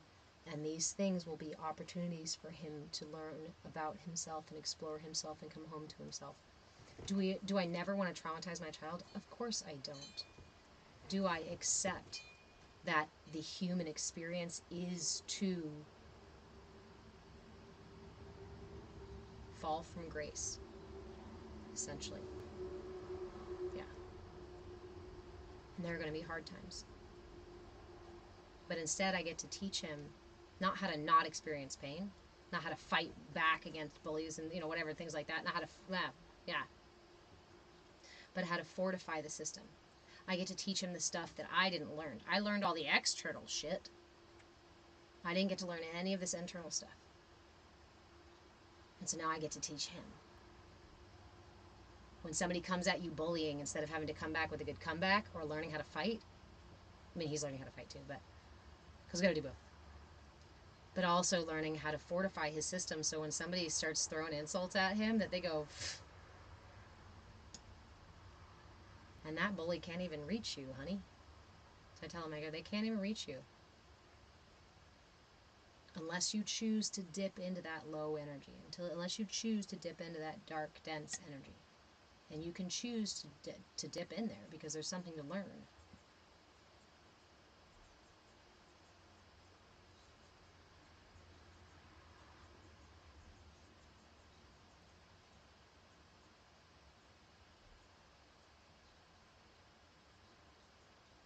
Oh wow, Vada, that's really cool. When the shifts began, I had won a pitch to production contest for a movie he wrote. Had to turn it down because it would have written me into the victim mode. It was your own story that would have set you on a path to stay there forever. Or at least strengthen the belief, right? 7 years ago, look at you. You're an entirely new person now.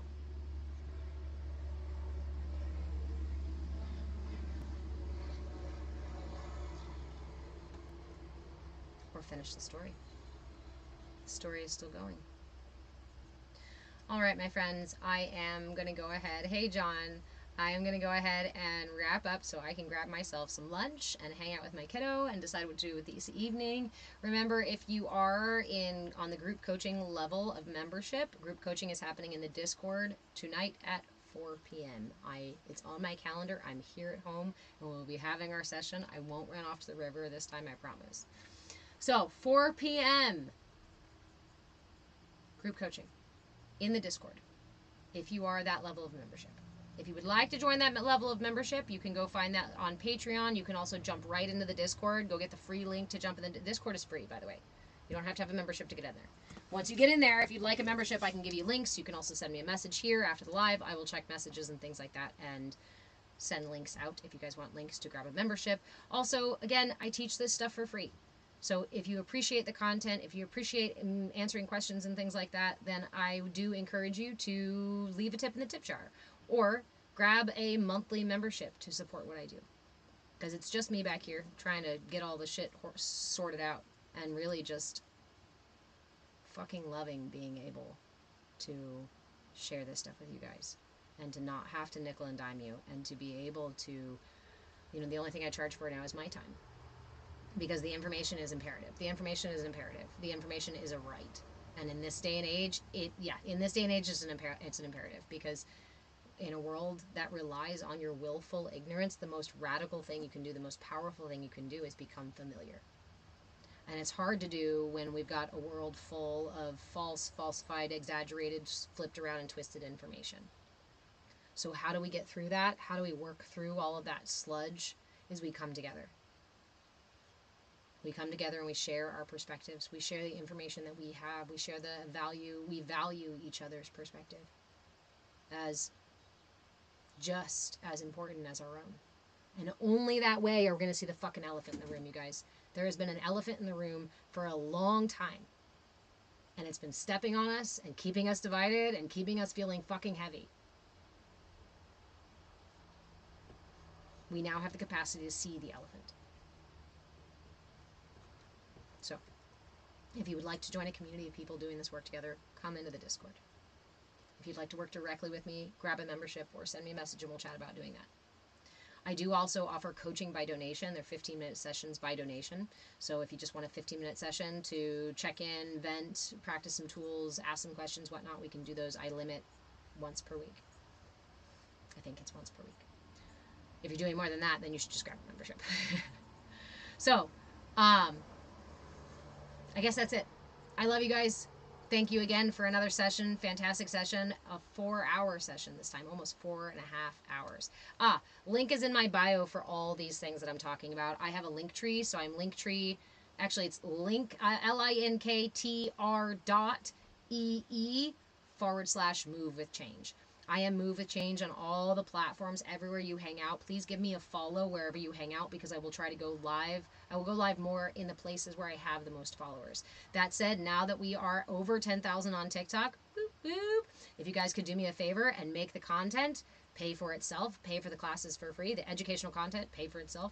If you could just interact as much as you can with the content, share away, make comments. I will also, remember, if you ask questions in my content, I will do my best to make response videos for you. I don't get to every single one. If you are a member, I prioritize yours and I make sure that it's a cool, separate whole thing. I go all out and build you a whole video for your question. If you're not a member, that's okay. I still answer questions. I just don't get to every single one of them. So I do my best, but it also helps to circulate the content. And if you do me a favor, hit all the buttons, do all the things, and then we can make this channel pay for itself. That's the ideal. Thank you guys again. Go have a wonderful day. Take your mudra with you and hold it whenever you feel like holding it. And I'll see you either in group coaching tonight or there's maybe Friday morning. Maybe Friday morning for tiny yoga. All right. I love you. I'm going to go for real now. Okay.